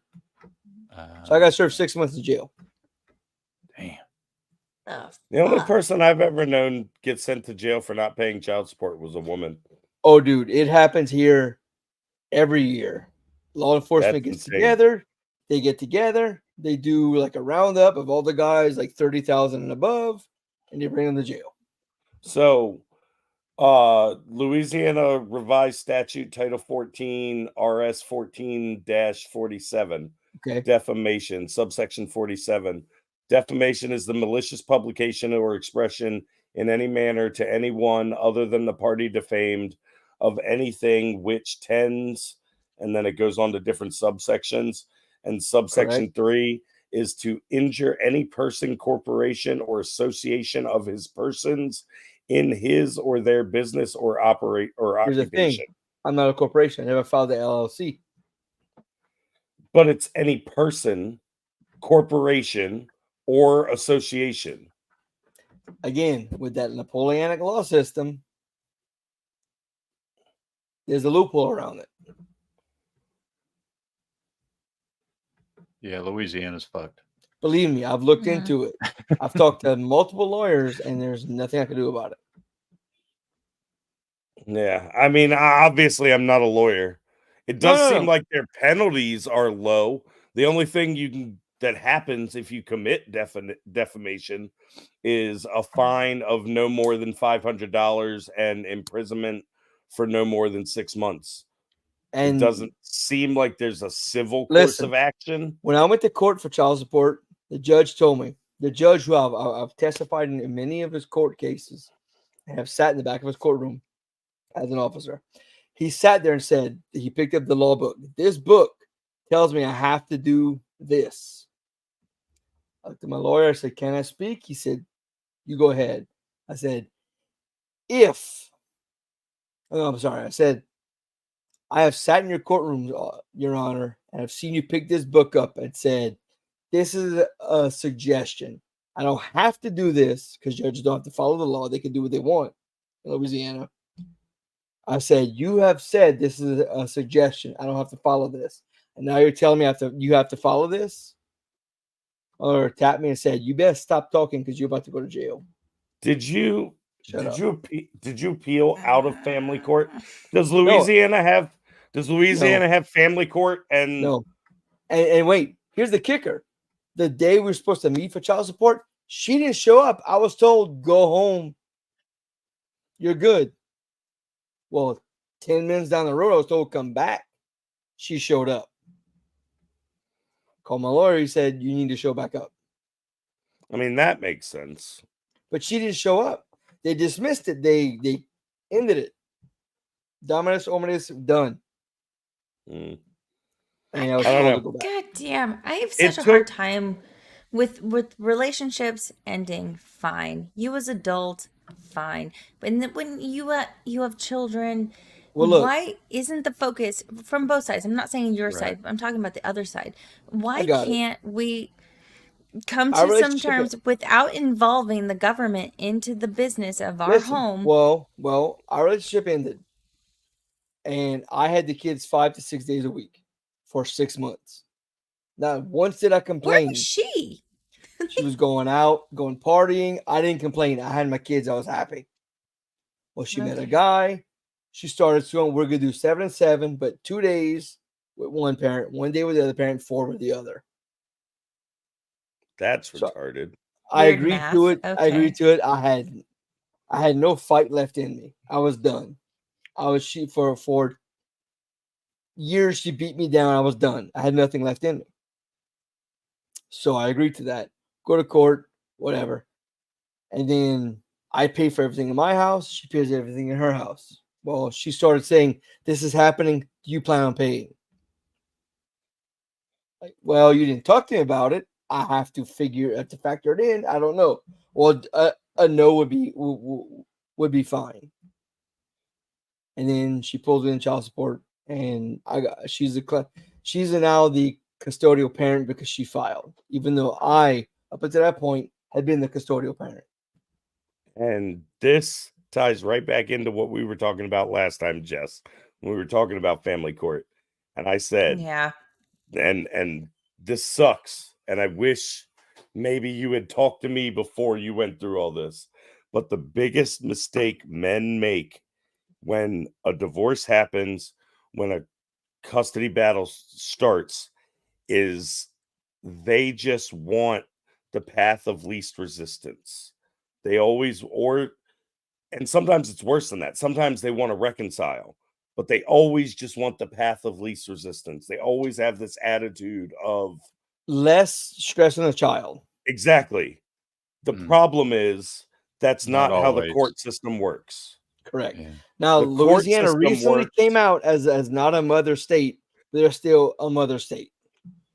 They're a petitioner state, No, they're a as, mother state. as most states are. I was told had I petitioned, she still would have won. Okay, maybe 'Cause I I had a steady job. She didn't. maybe I am a product of what's been fed to me by societal norms or And whatever. every job she had made triple what I made, but she still got to work child support. But Damn. I tend to see, and this may be what's been fed to me, right? I'm totally open to that. A lot of fathers are not as interested as Grifty or you. So the system has been based off of how common it is for it to be an uninterested father situation because, to be fair, I was in To be HR fair. To be fair, thank you. I was in HR capacity at a company in Berkeley, and there were 25 employees.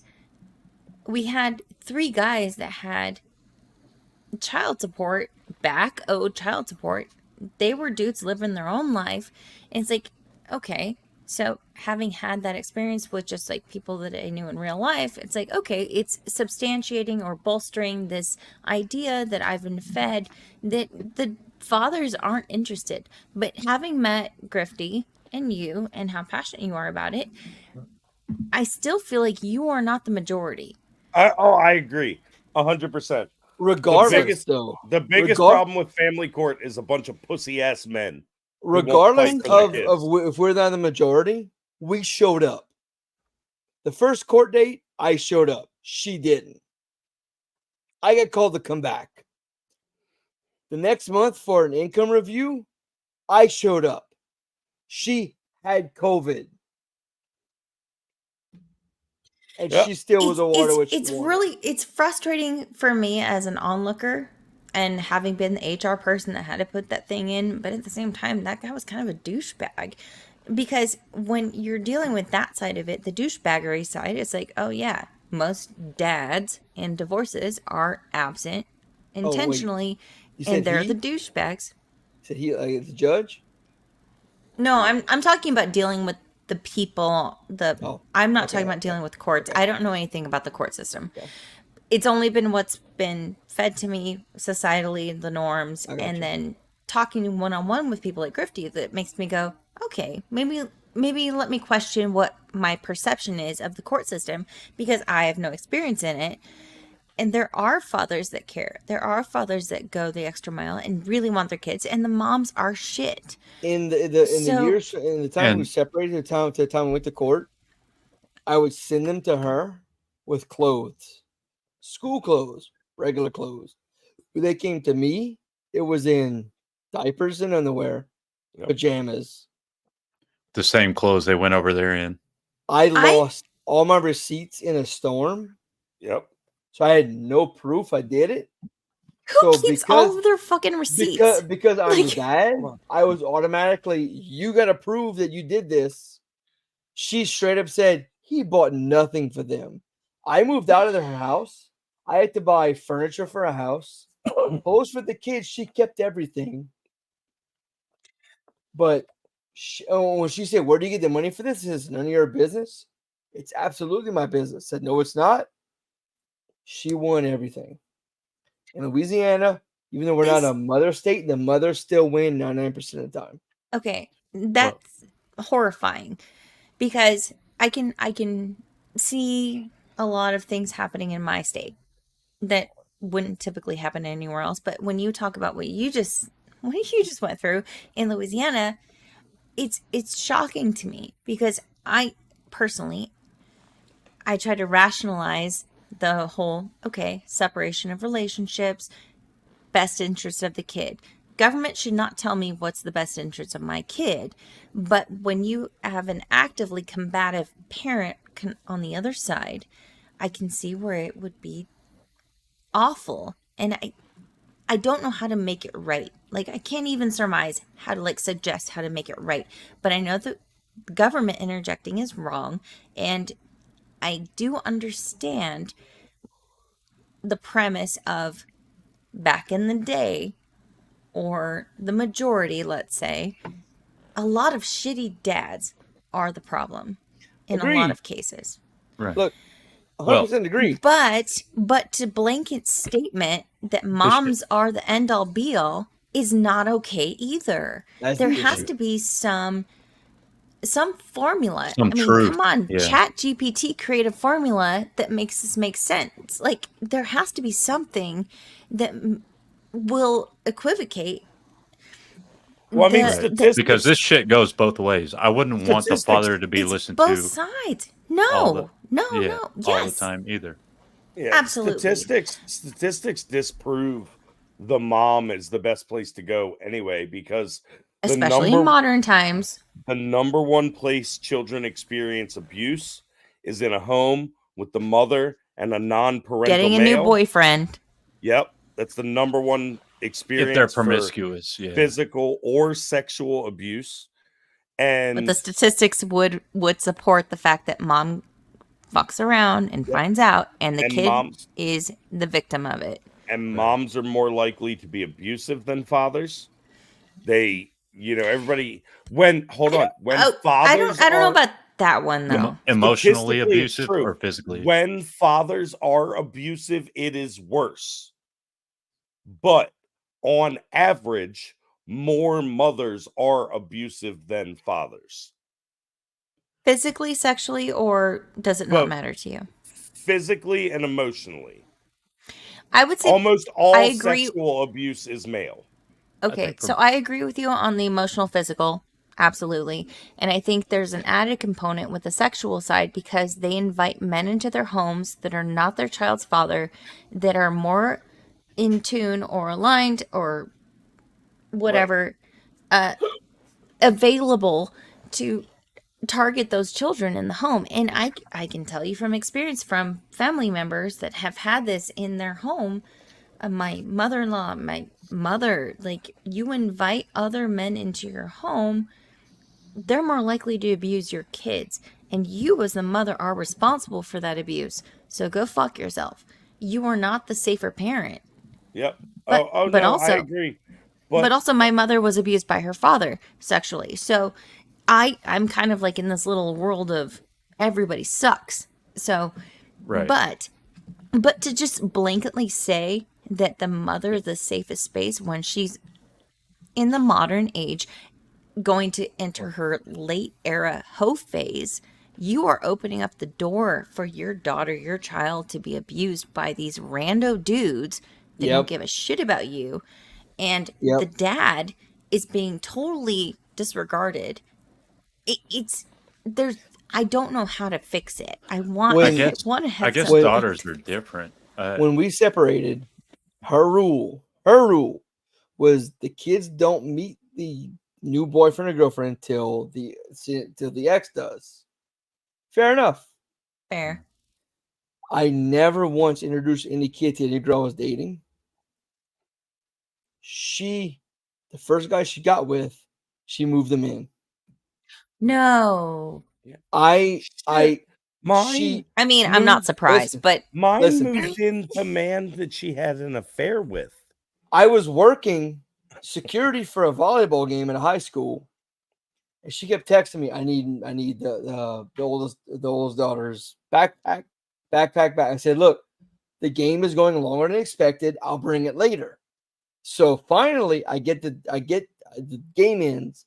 I go to her house. I walk in. I say, here's her backpack.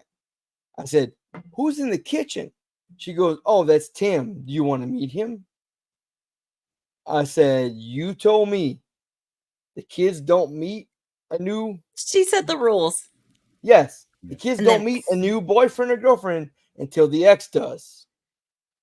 She goes, what, do you want to meet him? I said, So you told me, and I repeated myself, and I walked out the door.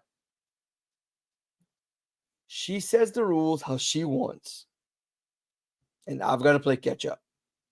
So it's always Rules been. for thee and not for me. Correct. But She's done whatever she wanted, whenever she wanted. And Now, granted, she was molested when she was 11, and it kind of like changed her mentality. But that doesn't make But it okay. should- invite the shouldn't same thing you- in. Okay. Shouldn't you be more concerned and more protective over your own children? And that is something that always pissed me off about my mom, who was abused Yes, by her dad agreed. and abused by her family members. And then she subjected us as kids to go meet our grandfather because the family wanted to make sure everything was okay. So you play along with the family. It's like, I would never let my daughter go around my dad if my dad did the things that her dad did to her, like for the sake of keeping the peace. No, go fuck yourself 10 times till Sunday. No, we're not doing that. Like, I would have a more heightened awareness and more guarded nature about myself for any other man in my daughter's That's how life. she is. But at the same time, she sits there and says, if I accept this guy, then he should accept this guy. No, Now, No. now wait. it's That's not a one-party manipulation, niggas. system as a Now parent. wait. Hold on. Police reports are public record. Anybody can get a police report on anybody at any time, right? So I went and got police reports on her. She threatened to kill herself when they broke up. Convenient. Correct. I've got the report. And another time when it happened, talked to 3 lawyers. I was told there's nothing you can do about it because she's a mom. so, and this Okay. is this is where I get real passionate, and I just got yelled at for being too loud. So I'm gonna try to not get. You're too too hyped. passionate, Grifty. Yeah, no, I get really passionate about this, and I don't mean to offend anybody. It isn't personal, but I have to say what I think. It's the round table. I think How the problem dare you. is too many How men dare have you. been convinced that you have no hope. And it's not true. It's not true. There is hope. Now, am I saying, Darnell, that you could go right now and win this battle? Probably not, if I'm being No. honest. It's No. too late. It's too late. Yep. It has to be won from the beginning. The problem is too many men are afraid to shift from the affectionate stance towards the mother of their children to the adversarial stance. And that's a problem because the women don't have a fucking problem with it. The minute they're done with you, they are fucking done with you. They don't give a shit. They will hurt you. They will take your kids from you. They don't fucking care. So the minute it's obvious that the relationship is over, and I am eternally grateful to specifically people like Steven Crowder and Stefan Molyneux and people who, before I went through my divorce, had informed me of how the family court system was and the way I was able to be victorious. And I told Jess this when we were talking one-on-one, is I knew what I was up against going into it. I filed for custody, not my fucking wife. I went and filed the paperwork, which is so abnormal that when we showed up to court for the first time, the bailiff tried to sit me on the respondent side of the courtroom. And the judge had to correct the bailiff and say, no, dad is the petitioner. Because it's so uncommon that the men will go and file for custody of their own children. And then I forget who I heard this from, but it was the best advice I ever got. I bought a desk calendar, like one of those big ones, and it sat on my kitchen table, And every day, every time I talked to her, I wrote it down. Every time I bought something for the kids, I wrote it down. I fucked Every up and didn't do that. And I'm not trying to rub. Documentation. I'm not No, trying no, to no. rub. Look, I'm Okay. not. Okay. Not just in this situation. Any job you have, get a fucking journal. Write down Yeah. every fucking thing you've done every goddamn day, because it will save your ass every time. And listen, as a cop, Because I should know that, right? Even if you don't have the receipts, if you can show a calendar for the last 3 years, the Chronological the documentation. judge is at least going to go, It I don't matters. think he made this up. Like it No. doesn't make Agreed. sense to make up that. And Agreed. that's the key. So I fucked that up. this I just and she I'm killed not she trying to, killed who was the person. and that's what And when we happened. separated, I just had no energy for anything. Dude, I'm right there with you. Like I should have done it. The only reason I'm here today is because of my oldest. And I mean that in the most real sense of the word. Like his voice saved me when I was at my lowest point. Like through a door screaming daddy is the only reason I'm still breathing. That being said, that moment where I heard his voice was also the moment where I decided nothing would get in my way. And I cut those strings, all those heartstrings as a man that you feel of, this is the mother of my child. I don't want to take her through this. I don't want to do It was this. never about that with me. I could fucking care less about her. Well, that's good. That's good. But I think more men Problem need. is, in our community, her dad is a prominent figure, and so is she. That hurts. So I'm already, even though I was a cop, I'm climbing. No, and I can 100% respect that. I still, to this day, if we had money and she had a That's what lawyer, it boils down to. and she had a lawyer and I had a lawyer, I'm not sure I would have won. But because we didn't have money and it was just me versus her, I wanted it more. And I proved it. And it wasn't an easy process. I went through family court and lost every time. I had to appeal it out of the family court system to the circuit court, where it was just a normal criminal judge who was hearing the case, who could see through the bullshit of, oh, she's the mother. And that's where I won. But when I won, I fucking won. Louisiana, man. And obviously every Louisiana. state's different. And I can accept that. In the deeper south you go, it gets harder. But I did this in Virginia.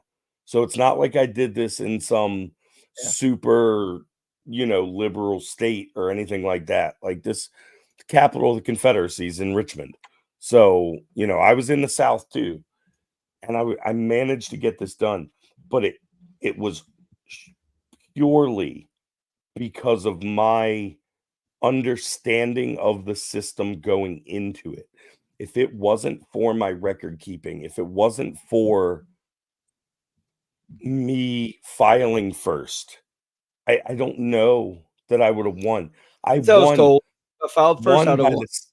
I won by the skin of my teeth, and I did everything I could. So one fuck up, and I might have lost. So I'm not saying the system's even. I'm not saying it's perfect. But I think we need to stop putting this message out there to men that they can't win. Because if that's the message, then they don't try. If you're convinced you can't win, then you don't try. You're scared to go to that courthouse, and you try to do everything one-on-one between the two parents, and the knives always come out that way. Look, Grifty, I watched a guy making $300,000 a year or plus go to court. He had to give his ex one of his 2 houses, one of his cars, and 180 grand in child support. 100 child support, 80 in spousal support. A quarter year later, she destroyed the house, destroyed the car. Judge ordered him to give her one of his other houses, another car.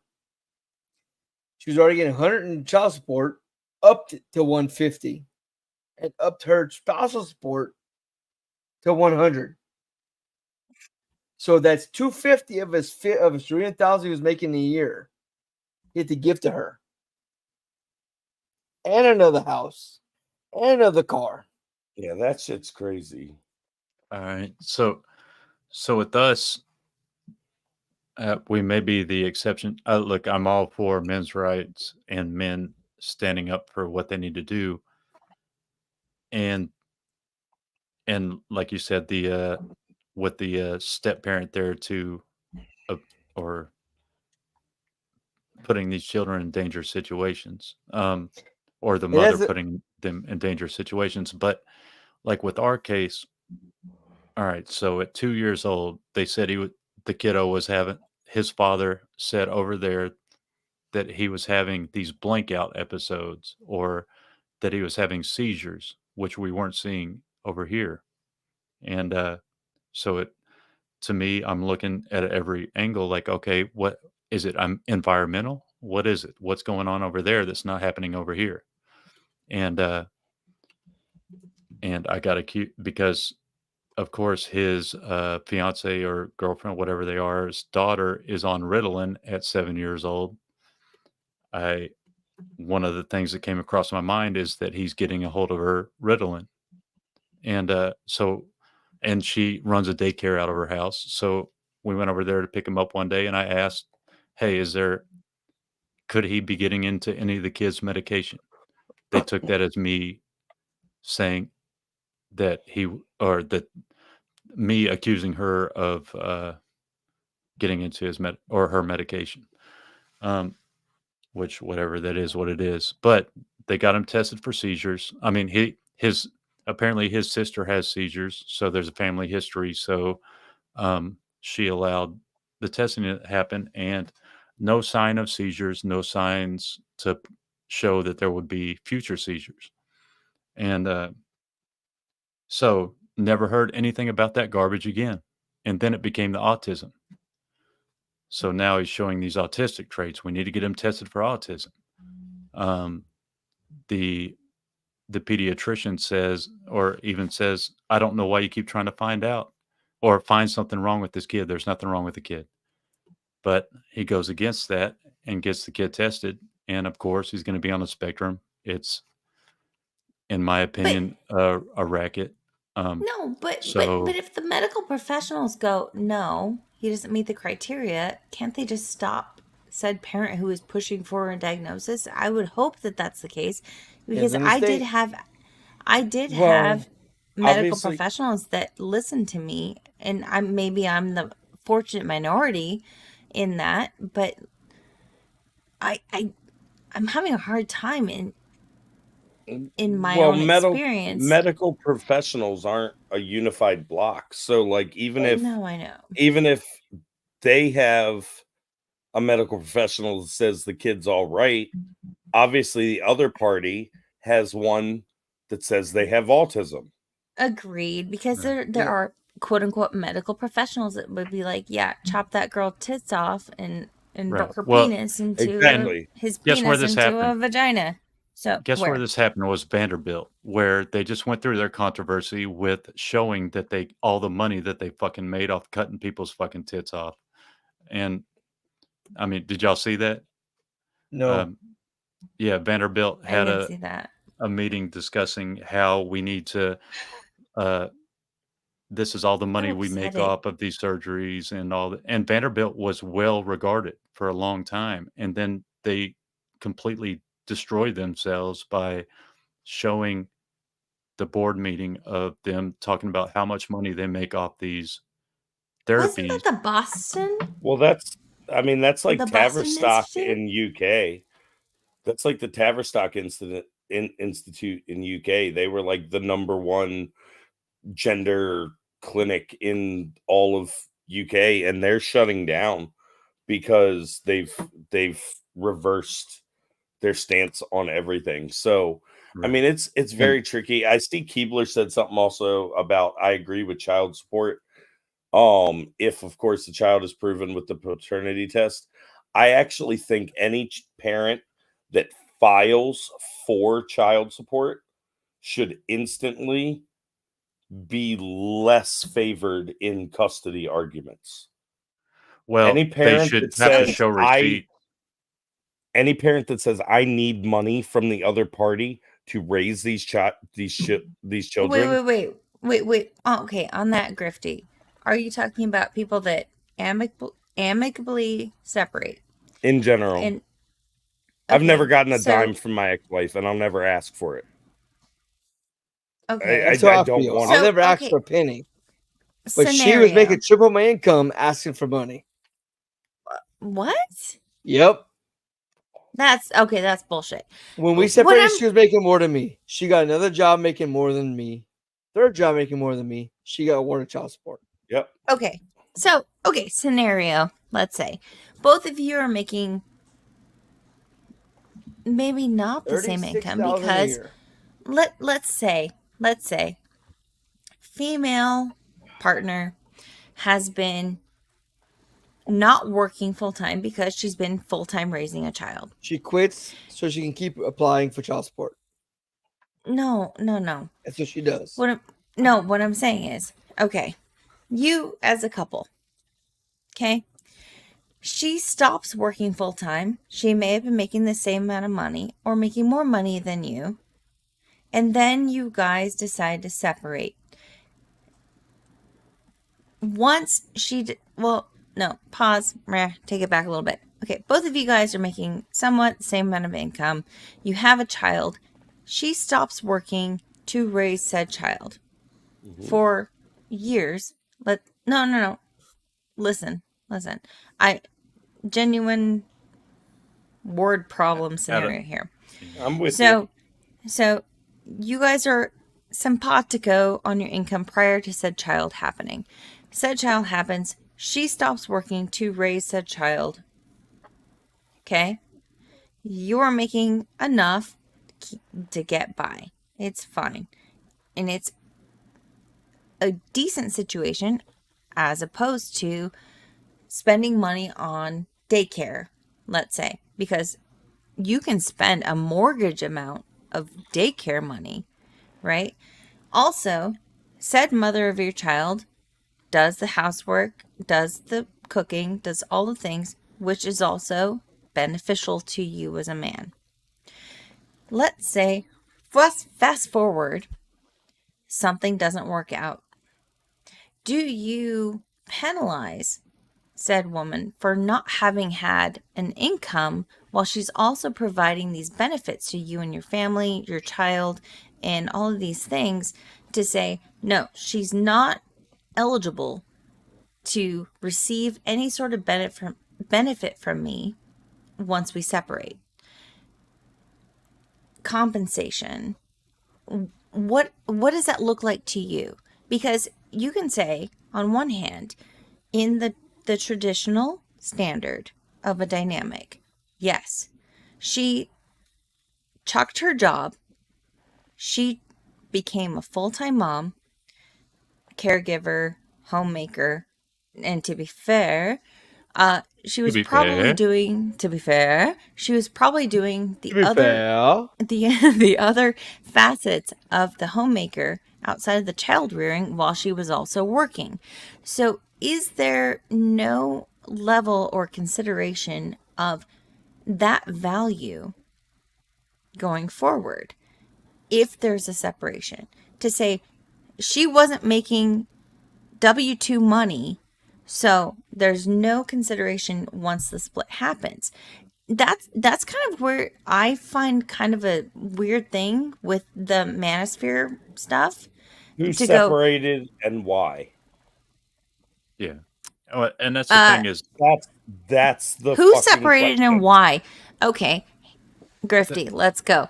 Okay, the manosphere bullshit, and I only call it bullshit when it's only applied blanketly and go, Bringing one you're a person. man.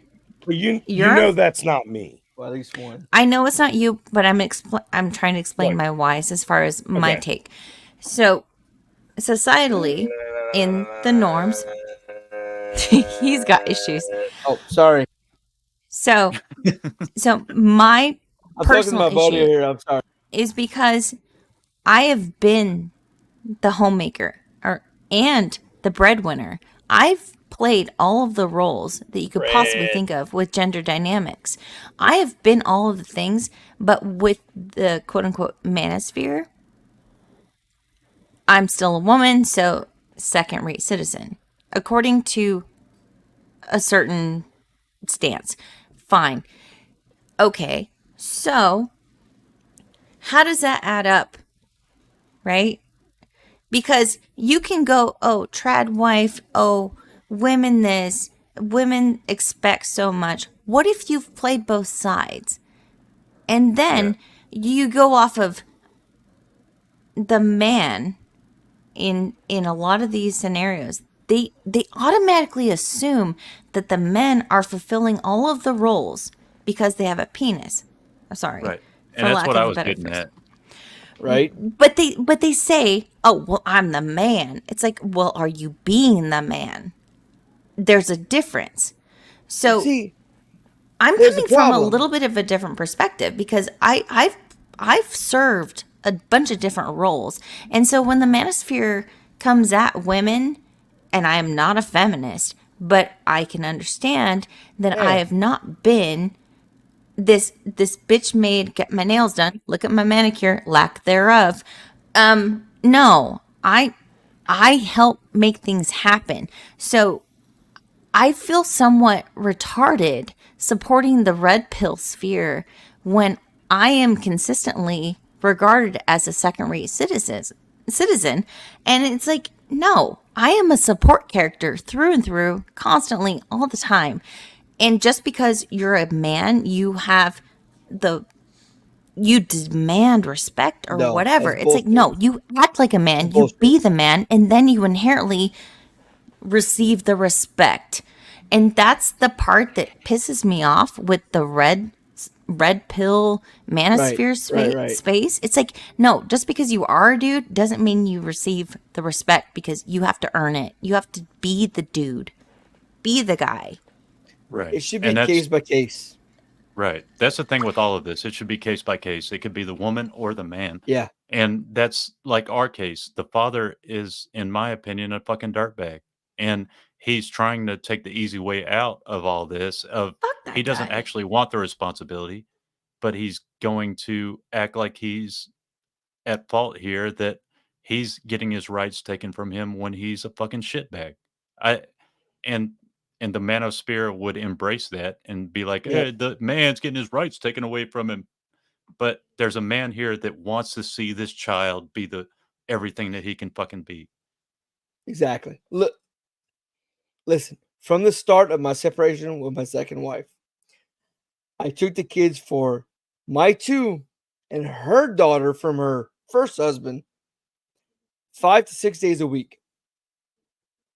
Sometimes 7.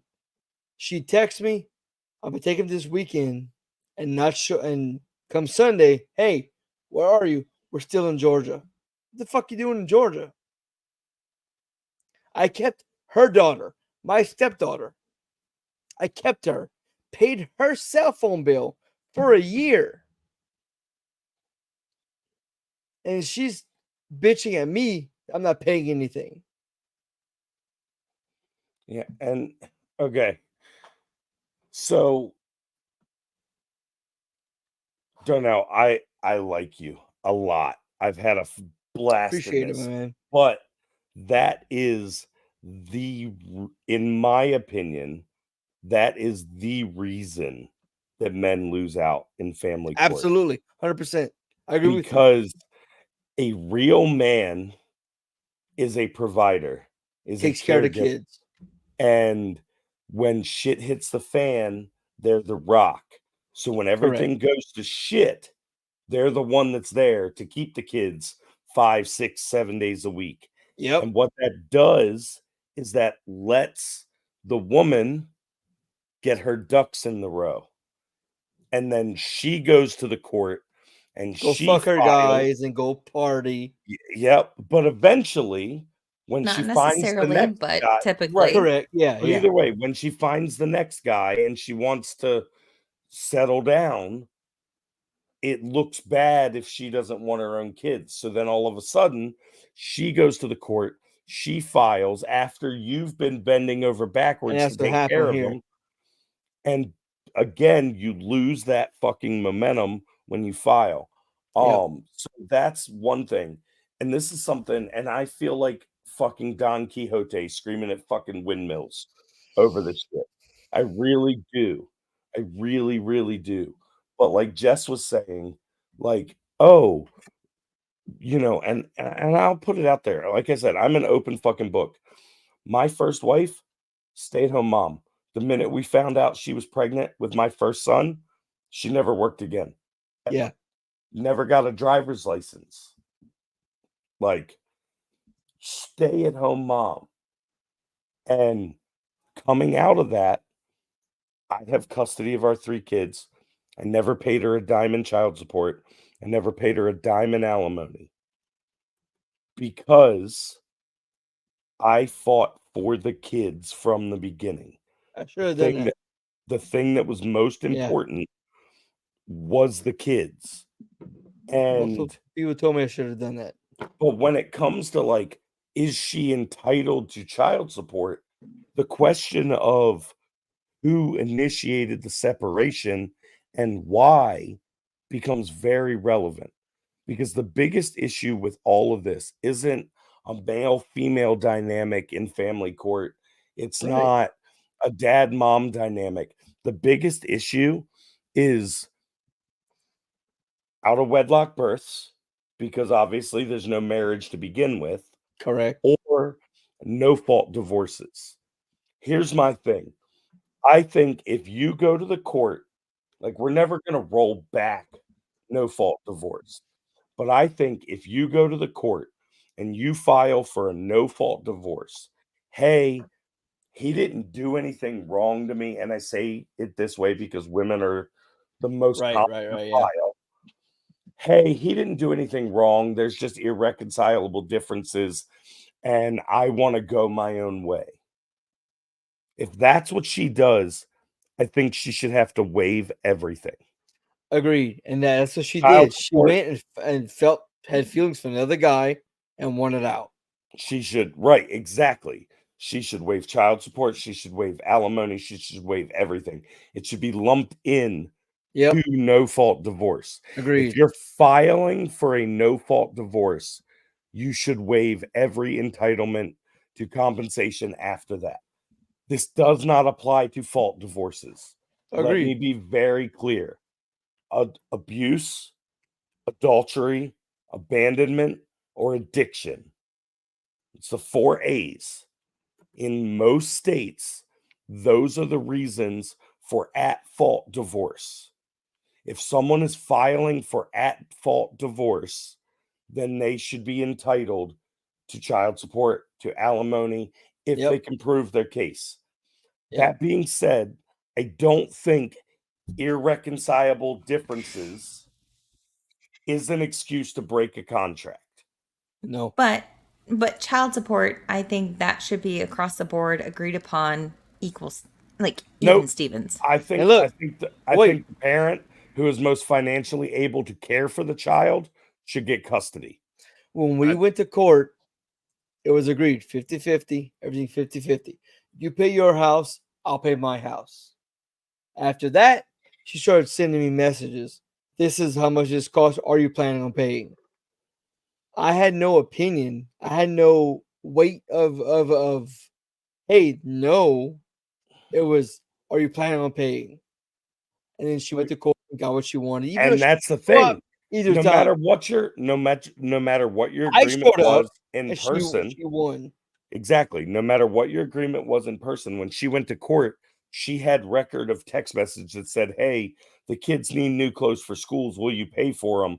Answer from you is And I no. would tell her, no. I never said no. I said, I bought this. I continue to buy clothes for them. you don't need clothes because I have it all. I send them to you with clothes. You pick them up from school. Yeah, with but she's uniforms. not going to print out all Send those them to text me messages. with pajamas or Yeah, diapers. but she's not I going to know. print all of that evidence out. I know. That's the I know thing. she won't. That's where record keeping comes into play. She had a binder showing all the stuff she paid for. But she didn't show What's up. that? I left. I I mean, did I that. Come understand. back I mean, because she I admit- did that. I understand with the dismissed court system, the you case. have to do that, but just like sane people, like that's not your immediate go-to of like, I have to do X, Y, They Z. dismissed the case. I had to come back for it. No, And then the day of the income review, she had COVID. I showed up. And she still wanted all. It just it really comes down to like if you're a stay-at-home mom and you meet, I can't talk outside of my realm of knowledge. Right, I'm going right. to use my personal experience Right. here. I worked 70 hours a week. I provided for my family Yeah. of 5. She was a stay-at-home mom. She wasn't great at her stay-at-home mom, quote Right. unquote, House responsibilities. was filthy. Exactly. Nothing was cooked. I- I did everything. Yeah. Exactly. Same I'm here. right there with you. Wow, this is totally foreign to me, but I'm But absorbing. when it came down to it, I got shoot up for playing games at 9 o'clock at night. I because it was caught stupid. her having an affair, and I still wanted to fix it. I still did not agree with divorce. The minute I knew we were going through it was we had an agreement that we had come up to. Sounds very similar to you. We're going to do 50-50 custody. I got a house a block away from hers. We were doing the damn thing. I had to buy all new furniture. I had to buy all new dishes. This put me behind. So like everything you went through, I'm right there with you, bro. Like Right, I right. feel for you. So that's why I said this isn't a personal attack. The problem I know. is I pulled the ripcord faster. Yeah. The first time she broke the agreement that we came to amicably, I went and filed papers. I should have done that. I was told to do that. First time. The minute she broke our agreement, Yeah. I was like, okay, I can't trust this and I can't fall behind the 8 ball because the number one thing that matters is my 3 sons need to be raised by me and not that piece of shit that met my wife at a bus stop and was banging a married woman. Right. That was what mattered. I was told to And- file and I never did because 1, I didn't have the energy. 2, I was working I 6 get it. fucking days a week I and get it. coming home to the kids. I just get never it. could. Like, and I'm not judging you. I understand. I know. I She played on understand. that. My issue is there's too many people, and this is where what Jess was saying about the manosphere and the red pill community. There's too many people out there acting like it's a lost cause, and all they fucking sound like is the fucking Black Lives Matter people saying, "Oh, we're black, so everyone's gonna pick on us," and the Yeah. fucking red pill people are like, "Oh, we're men, so we can't ever win in the court system. It's weighed against us." And it's like, Don't act stop like a this, victim. stop this victimhood mentality bullshit. Be a fucking man, pull your fucking boots up, and do what the fuck it takes for your kids. Sorry, Mhm. and like I wish you and I could have talked when you were going through this. That 'Cause would have maybe helped me it out took- tremendously. Maybe it took Because- someone like me saying this to you to get it. And that's why I screamed. It this shit does. from the It does. Because rooftops. at the time, like I was a happy-go-lucky person when we met. She killed me. I worked 12 to 18 hours a day, came home, did dishes, did clothes, cooked supper, cooked 5 meals because each person ate something separate. Then I try and play games at night, and she'd rip me a new asshole.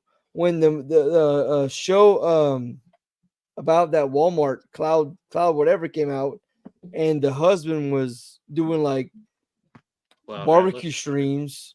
What was that? Cloud Atlas. No. It was a TV show about some like Walmart type place. Oh shit, I don't know. Yeah, I But it don't was know. I like, don't know. but anyway, like the main chick's husband did like a stream of barbecue. I was streaming video games at the time, and she was telling the guy, "Yeah, this is similar. He's doing just like that guy." But like, I was actually making money. But like, I would go to work, come home, clean the house. She'd walk in with the kids. I'd deal with the kids. She'd go to bed, have me spend 2 or 3 hours in bed with her, laying there. She wanted to mess around. I didn't because she wouldn't do anything for me. I would just lay there and then go play. I was a piece of, I was making her life miserable. So we separated, and then I just had nothing left in me. I was done. I get it. That is the problem. Men have this thing is we give a shit until we don't. And once we don't, we can really put off just about everything. Just men? Just men? Yes. No. Mostly No. men. Mostly men. No, it's the Mm-mm. ability. No, it's the ability to lose it all, to just forget. See, if the system went in the other way right now. No, this is don't what I think mean. that's- Grifty. Hold on. I don't think that's sex specific. I've seen No.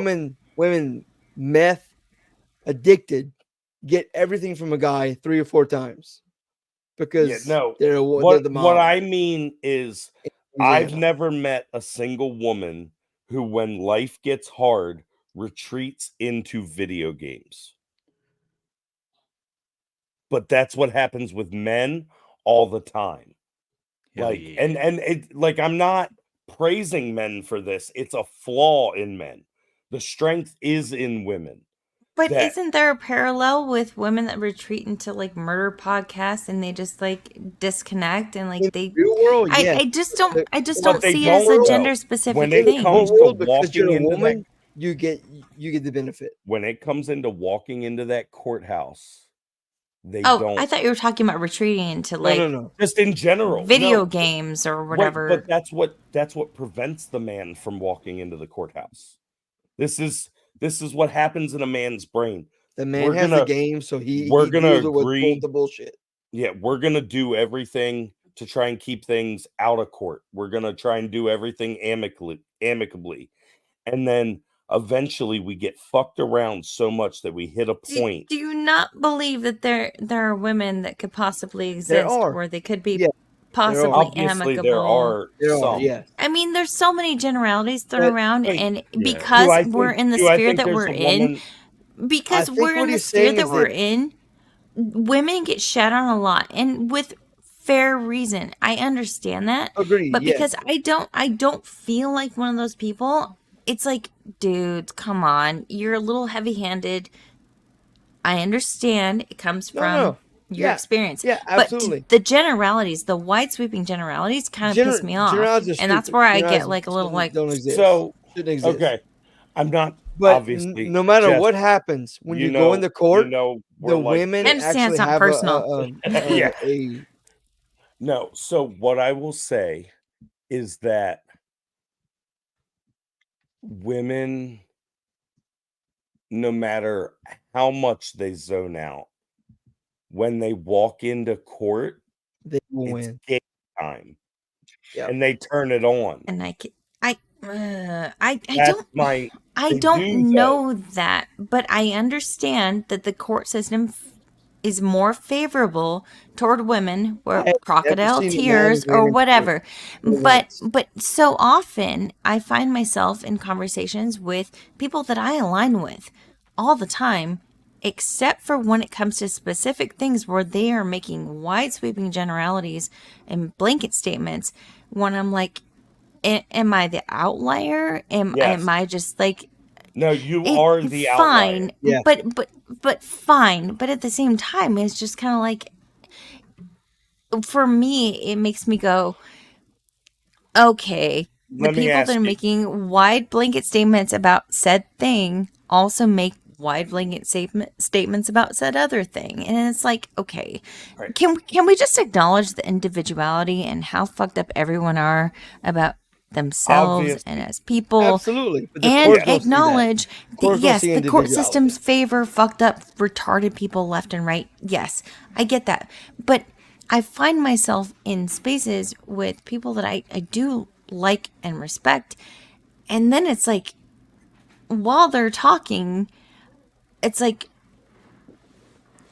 I'm not that. But the blanket statement goes, you're that. It's like, I don't know how to So, like come to let me- terms let with me try- it, like let me try to being flip part it of it, to but help you. Let me try fine. to flip it to help you. Let's go away from women. Let's go to men. I am the outlier. I am the outlier. Yeah. Most men won't do what I did. Right. And that's my problem. That is my problem. Is that my goal, Men can do more to help themselves than they realize I agree. And that's in my the modern goal, era. is to teach men that they don't have to follow this stupid Andrew Tate pearly things. Gross. Like, oh, red pill, fuck women. This is just some fucking Muslim ploy to fucking exploit Western women, is what the whole manosphere is. So fuck that shit. Like, but it's okay to recognize that you are the outlier. Like, we have two people here, Yeah. me and Darnell. And if Darnell knew the things that I'm saying right now, he can look back. He's already done it. Now wait, He will look I back knew it. on his, I had no energy to do it. right. It takes a lot to do. But me as a Okay. sane person, yeah, I have a vagina and a uterus and boobies or You're rare. whatever, so female, fine. I would never have it in the capacity of comprehension to do the things that are described constantly about women this, women that. It's like You're a rare person. that. Are you? No, Here's and the I'm thing, not though. looking for Are you like, sure? oh, you're great, you're rare, Are you whatever. sure? It's just No. like that's crazy. No, you're not. Well, I'll This you is are. this is absolutely crazy. I'll What's push happening? back. I'll push back. I don't necessarily think that there's anything wrong with what women do, because it is in their nature to be maternal, to be mothers. So And obviously, when the men fighting- in their lives don't act like men, they get Agreed. crazy. we're on the same page. We really are. My issue is, I don't think they can turn it off when the man standing across the aisle from them isn't the piece of shit who doesn't care. When he isn't the one who just wants to go live it up and party and have video games. When he is the one who wants to be there for his children, they can't turn that instinct off. Damn it. I wish we could all prioritize the children, get rid of Yeah. our egos, and just act like normal fucking human beings Can and I- not play any sort of victim There's- card. Can I, There's can just- I cunts. make Look, There's Can I make cunts it a on both mission? sides. if I had 3 daughters instead of 3 sons, I wouldn't have fought the way I fought. Would you have fought harder? No, Like, I What? wouldn't have fought at all, because in my Oh. opinion, They need daughters a mother. need a mother. they when need they- fathers. No, That's no, how they no, end no, up no. in strip clubs. Yeah, I would have still been in their life.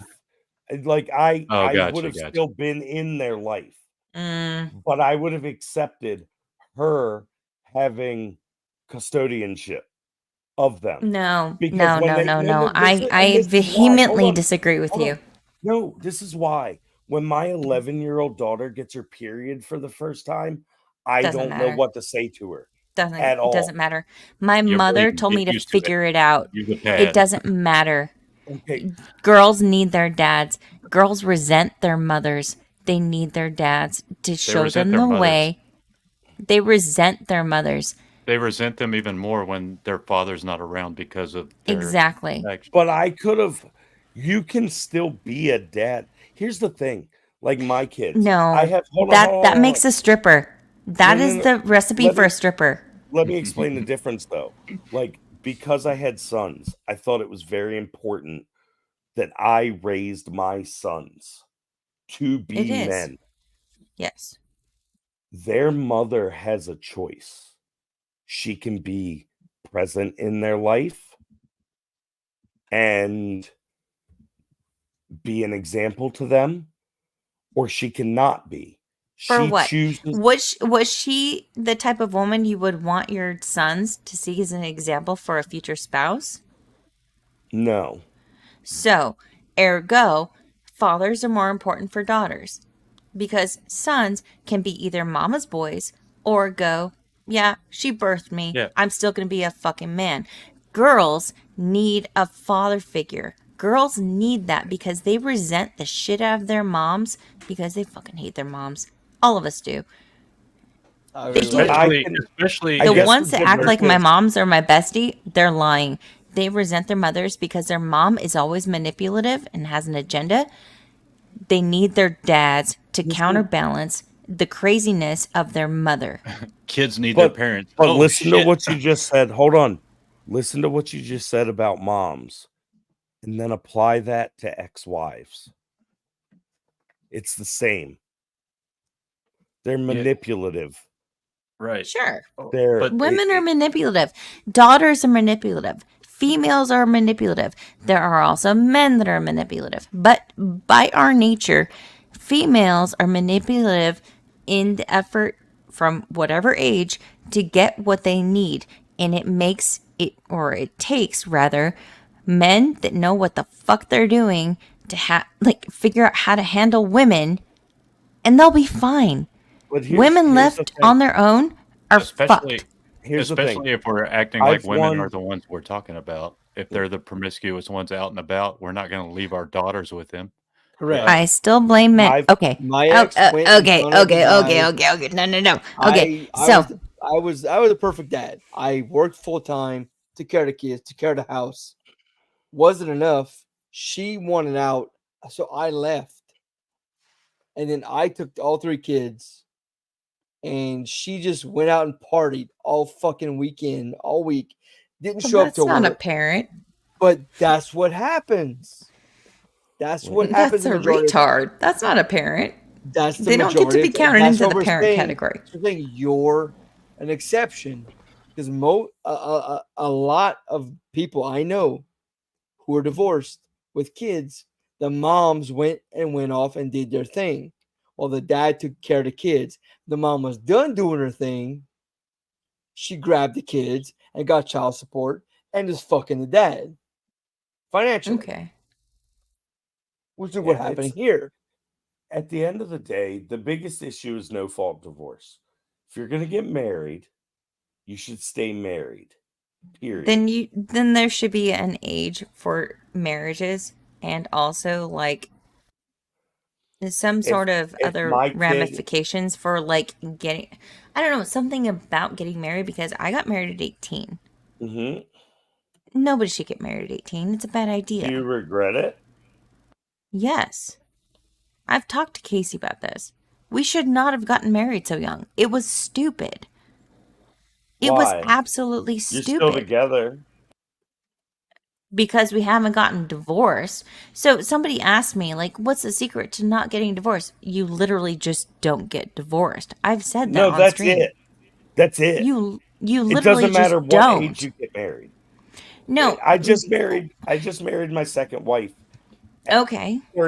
38 years old. 39 She's in a years old. better position to make a decision about what she wants in her life at 38 than somebody at 18. She's 28. Okay. She's in a better position than someone at 18 to get married and decide what she wants. Also with the experience of having children. So getting married sans no sex gives a little perspective on, or lack of perspective, when you get married with the idea of you don't get married because you don't have premarital sex. That is something specific to religious ideals, and that's fine.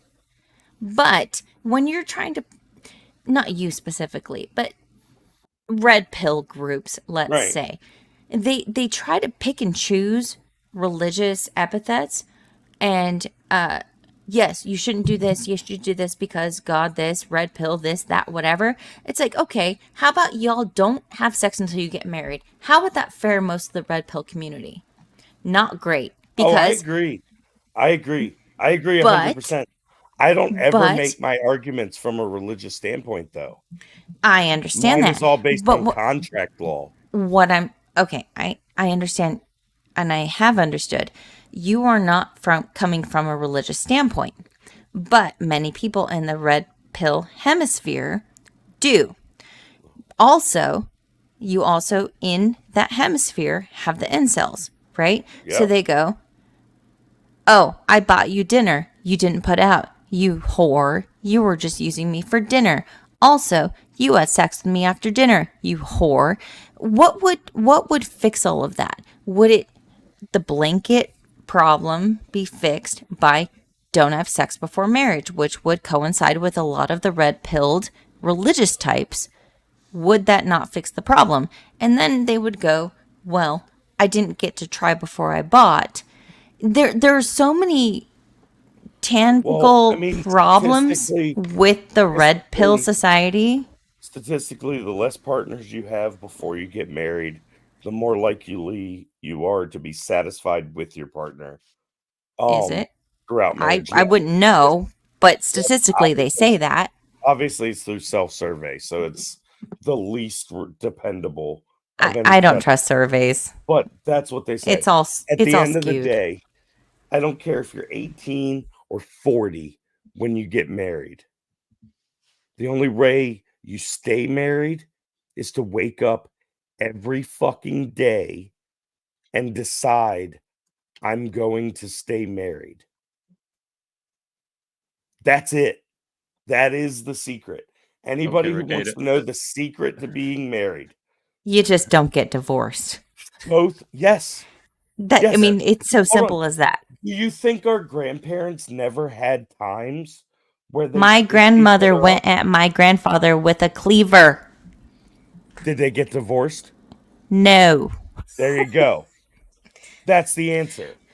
Oh yeah, I'm going after her with a cleaver. Like that, Can, but at the end of the day, I step in for a second? that is. Hold on 1 second.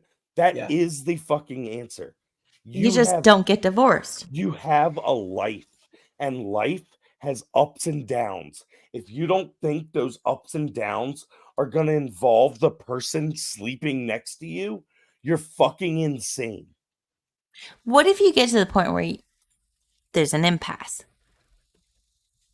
Is he beating you? Oh, you sound like my mother.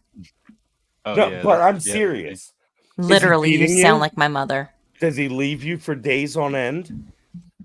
Is he addicted to drugs? So spread your legs wide open and let him go to town because he doesn't beat you. I didn't say that. That is no, that's my Hell mother's yeah. generation. Hold on 1 sec. That's how every woman should handle it. Not just playing. You put your feet away. This isn't that kind of stream. Get out of here. No, sorry. no, Grifty, I'm No, trying to Funny understand. back into this. Yeah, we kind of Thank you. we've gone down a rabbit hole of this, but like there's people on both, there's people Oh, on both no. sides that don't deserve. I mean, I don't court- I the don't court want to should go by discredit facts. I don't want to discredit Grifty's standpoint, but I feel like it's just so much more of a nuanced thing to just blanket statement across the board. And we can say women are fucked up and crazy. Fine, No, they are. Women are what they are. But to be fair, To be fair, thank you. I hold men to a higher regard in managing their women. And if they can't, then they got to deal with the aftermath. And that's fuck all crazy, fine. But I do hold men in a higher regard. I'm not a feminist. But they got to understand they are responsible for managing their relationships. They are the head of the household. And if things go awry, then either the woman is irredeemable, which happens, or they fucked up at some point and then it becomes irredeemable in the relationship. And I am of the mindset growing up that men are the head of the house. And I see so many men playing victim on the internet that it's gross. It's Because Ding, ding, ding, ding, ding, ding. it's so It goes funny both ways. because but all are equally responsible Right, for their right. own roles. I'm not Listen, giving a pass to women. No, yeah, It's we're so funny. The court should Just go by listening facts. to this The problem is the conversation- court's broken. listening to this conversation up until this point, you'd think I'm like the ultimate red pill guy, whatever, blah, blah, blah, blah, blah. Here's the thing. I don't think men should manage their women. I do.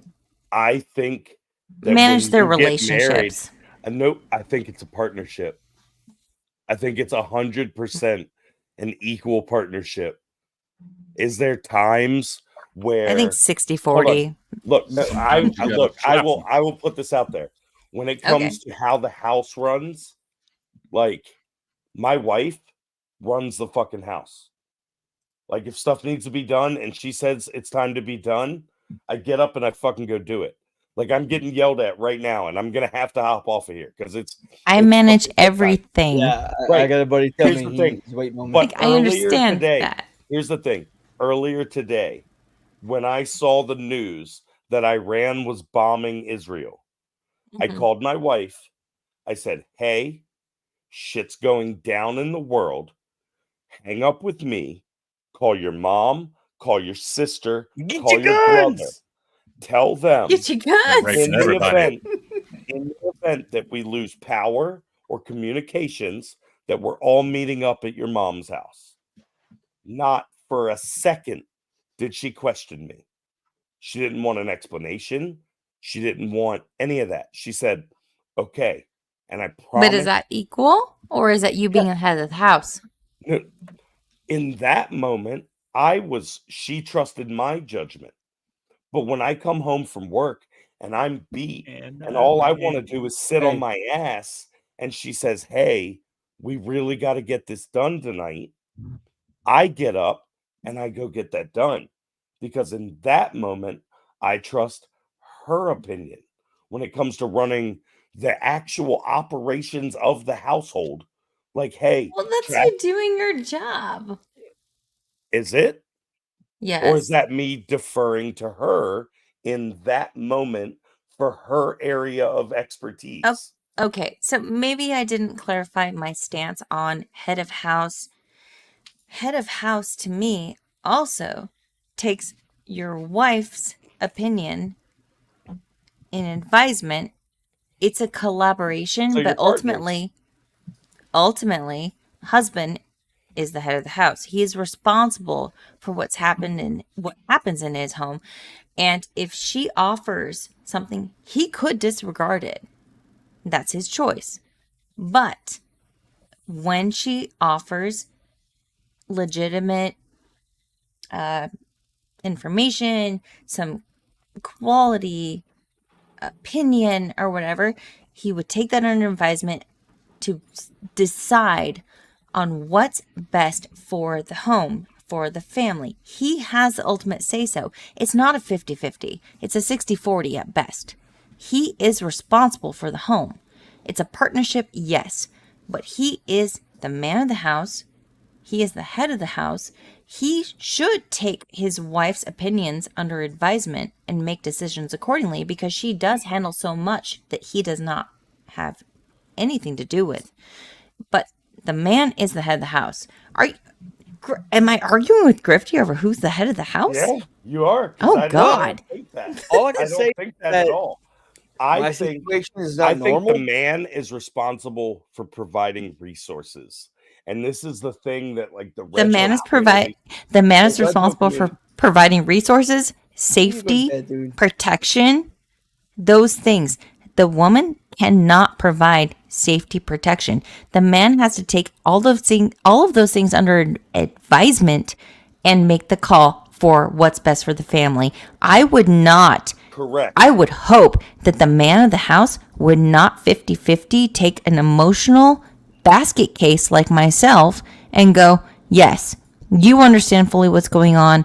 I'm going to take your opinion 100% equally to mine. No, you take it under advisement and you make the fucking call because you're the man of the house. Respect your woman. They're not equal. Sorry. So how I look at I it, provide sperm. That's all. if it comes, if it falls into the Not you, I'm range talking to him. of, if it falls into the range of security or resources or something like that, then yes, I'm going Also, to take if charge. you are But if also it falls into religious, the range, and I think this is the part that's lacking of this Hey, conversation. listen, They're also gotta men go. are also the spiritual head of the house, and I think that is something that is lacking in this conversation because it is absent. It's not a part of the equation. But I feel like ultimately, in most households, it is an important part of the equation because spirituality for most households and people is a huge deal. So if you are the head of the house as far as spirituality goes, also providing and direction, the spirituality portion is a big deal for most people that have that proclivity. But I feel like leaving that out of this conversation is weird. Jess, time out. I gotta go. No, I got a games and wait on it for an hour. yeah, No. I gotta go. I'm right there too. I really okay, gotta fine. Games go. and wait We for it gotta for an go. hour. Let's wrap it up. Fine. Next week. No, I don't wrap it up. I You got my pervert. fourth kid on the way. I definitely don't wrap it up. Well, you don't have to right That's now. no problem. That's what I'm saying. No more.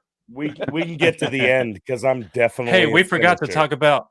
I'm just playing. No. We're done. Okay. We'll end it on this. What's your most quoted line from a movie that you can't get out of your head? Like, Or Well, shit. To be fair, you it's missed- stuck in my damn head right now. thank you. I'm going basketball, or he misses. Give us the line. That's it. Or he misses. Show me the money. God, I really cannot think of Always. anything but to be fair right now. It's fucking me up. Always. Show me It's the a money. problem. It's a a problem. great show, man. But Shorzy is much better. Yeah, Shorzy. Shorzy's great. But I can carry you. So That's what I'm gonna go with. But I can carry you. there you go. I can't carry the room. God damn it. Bye.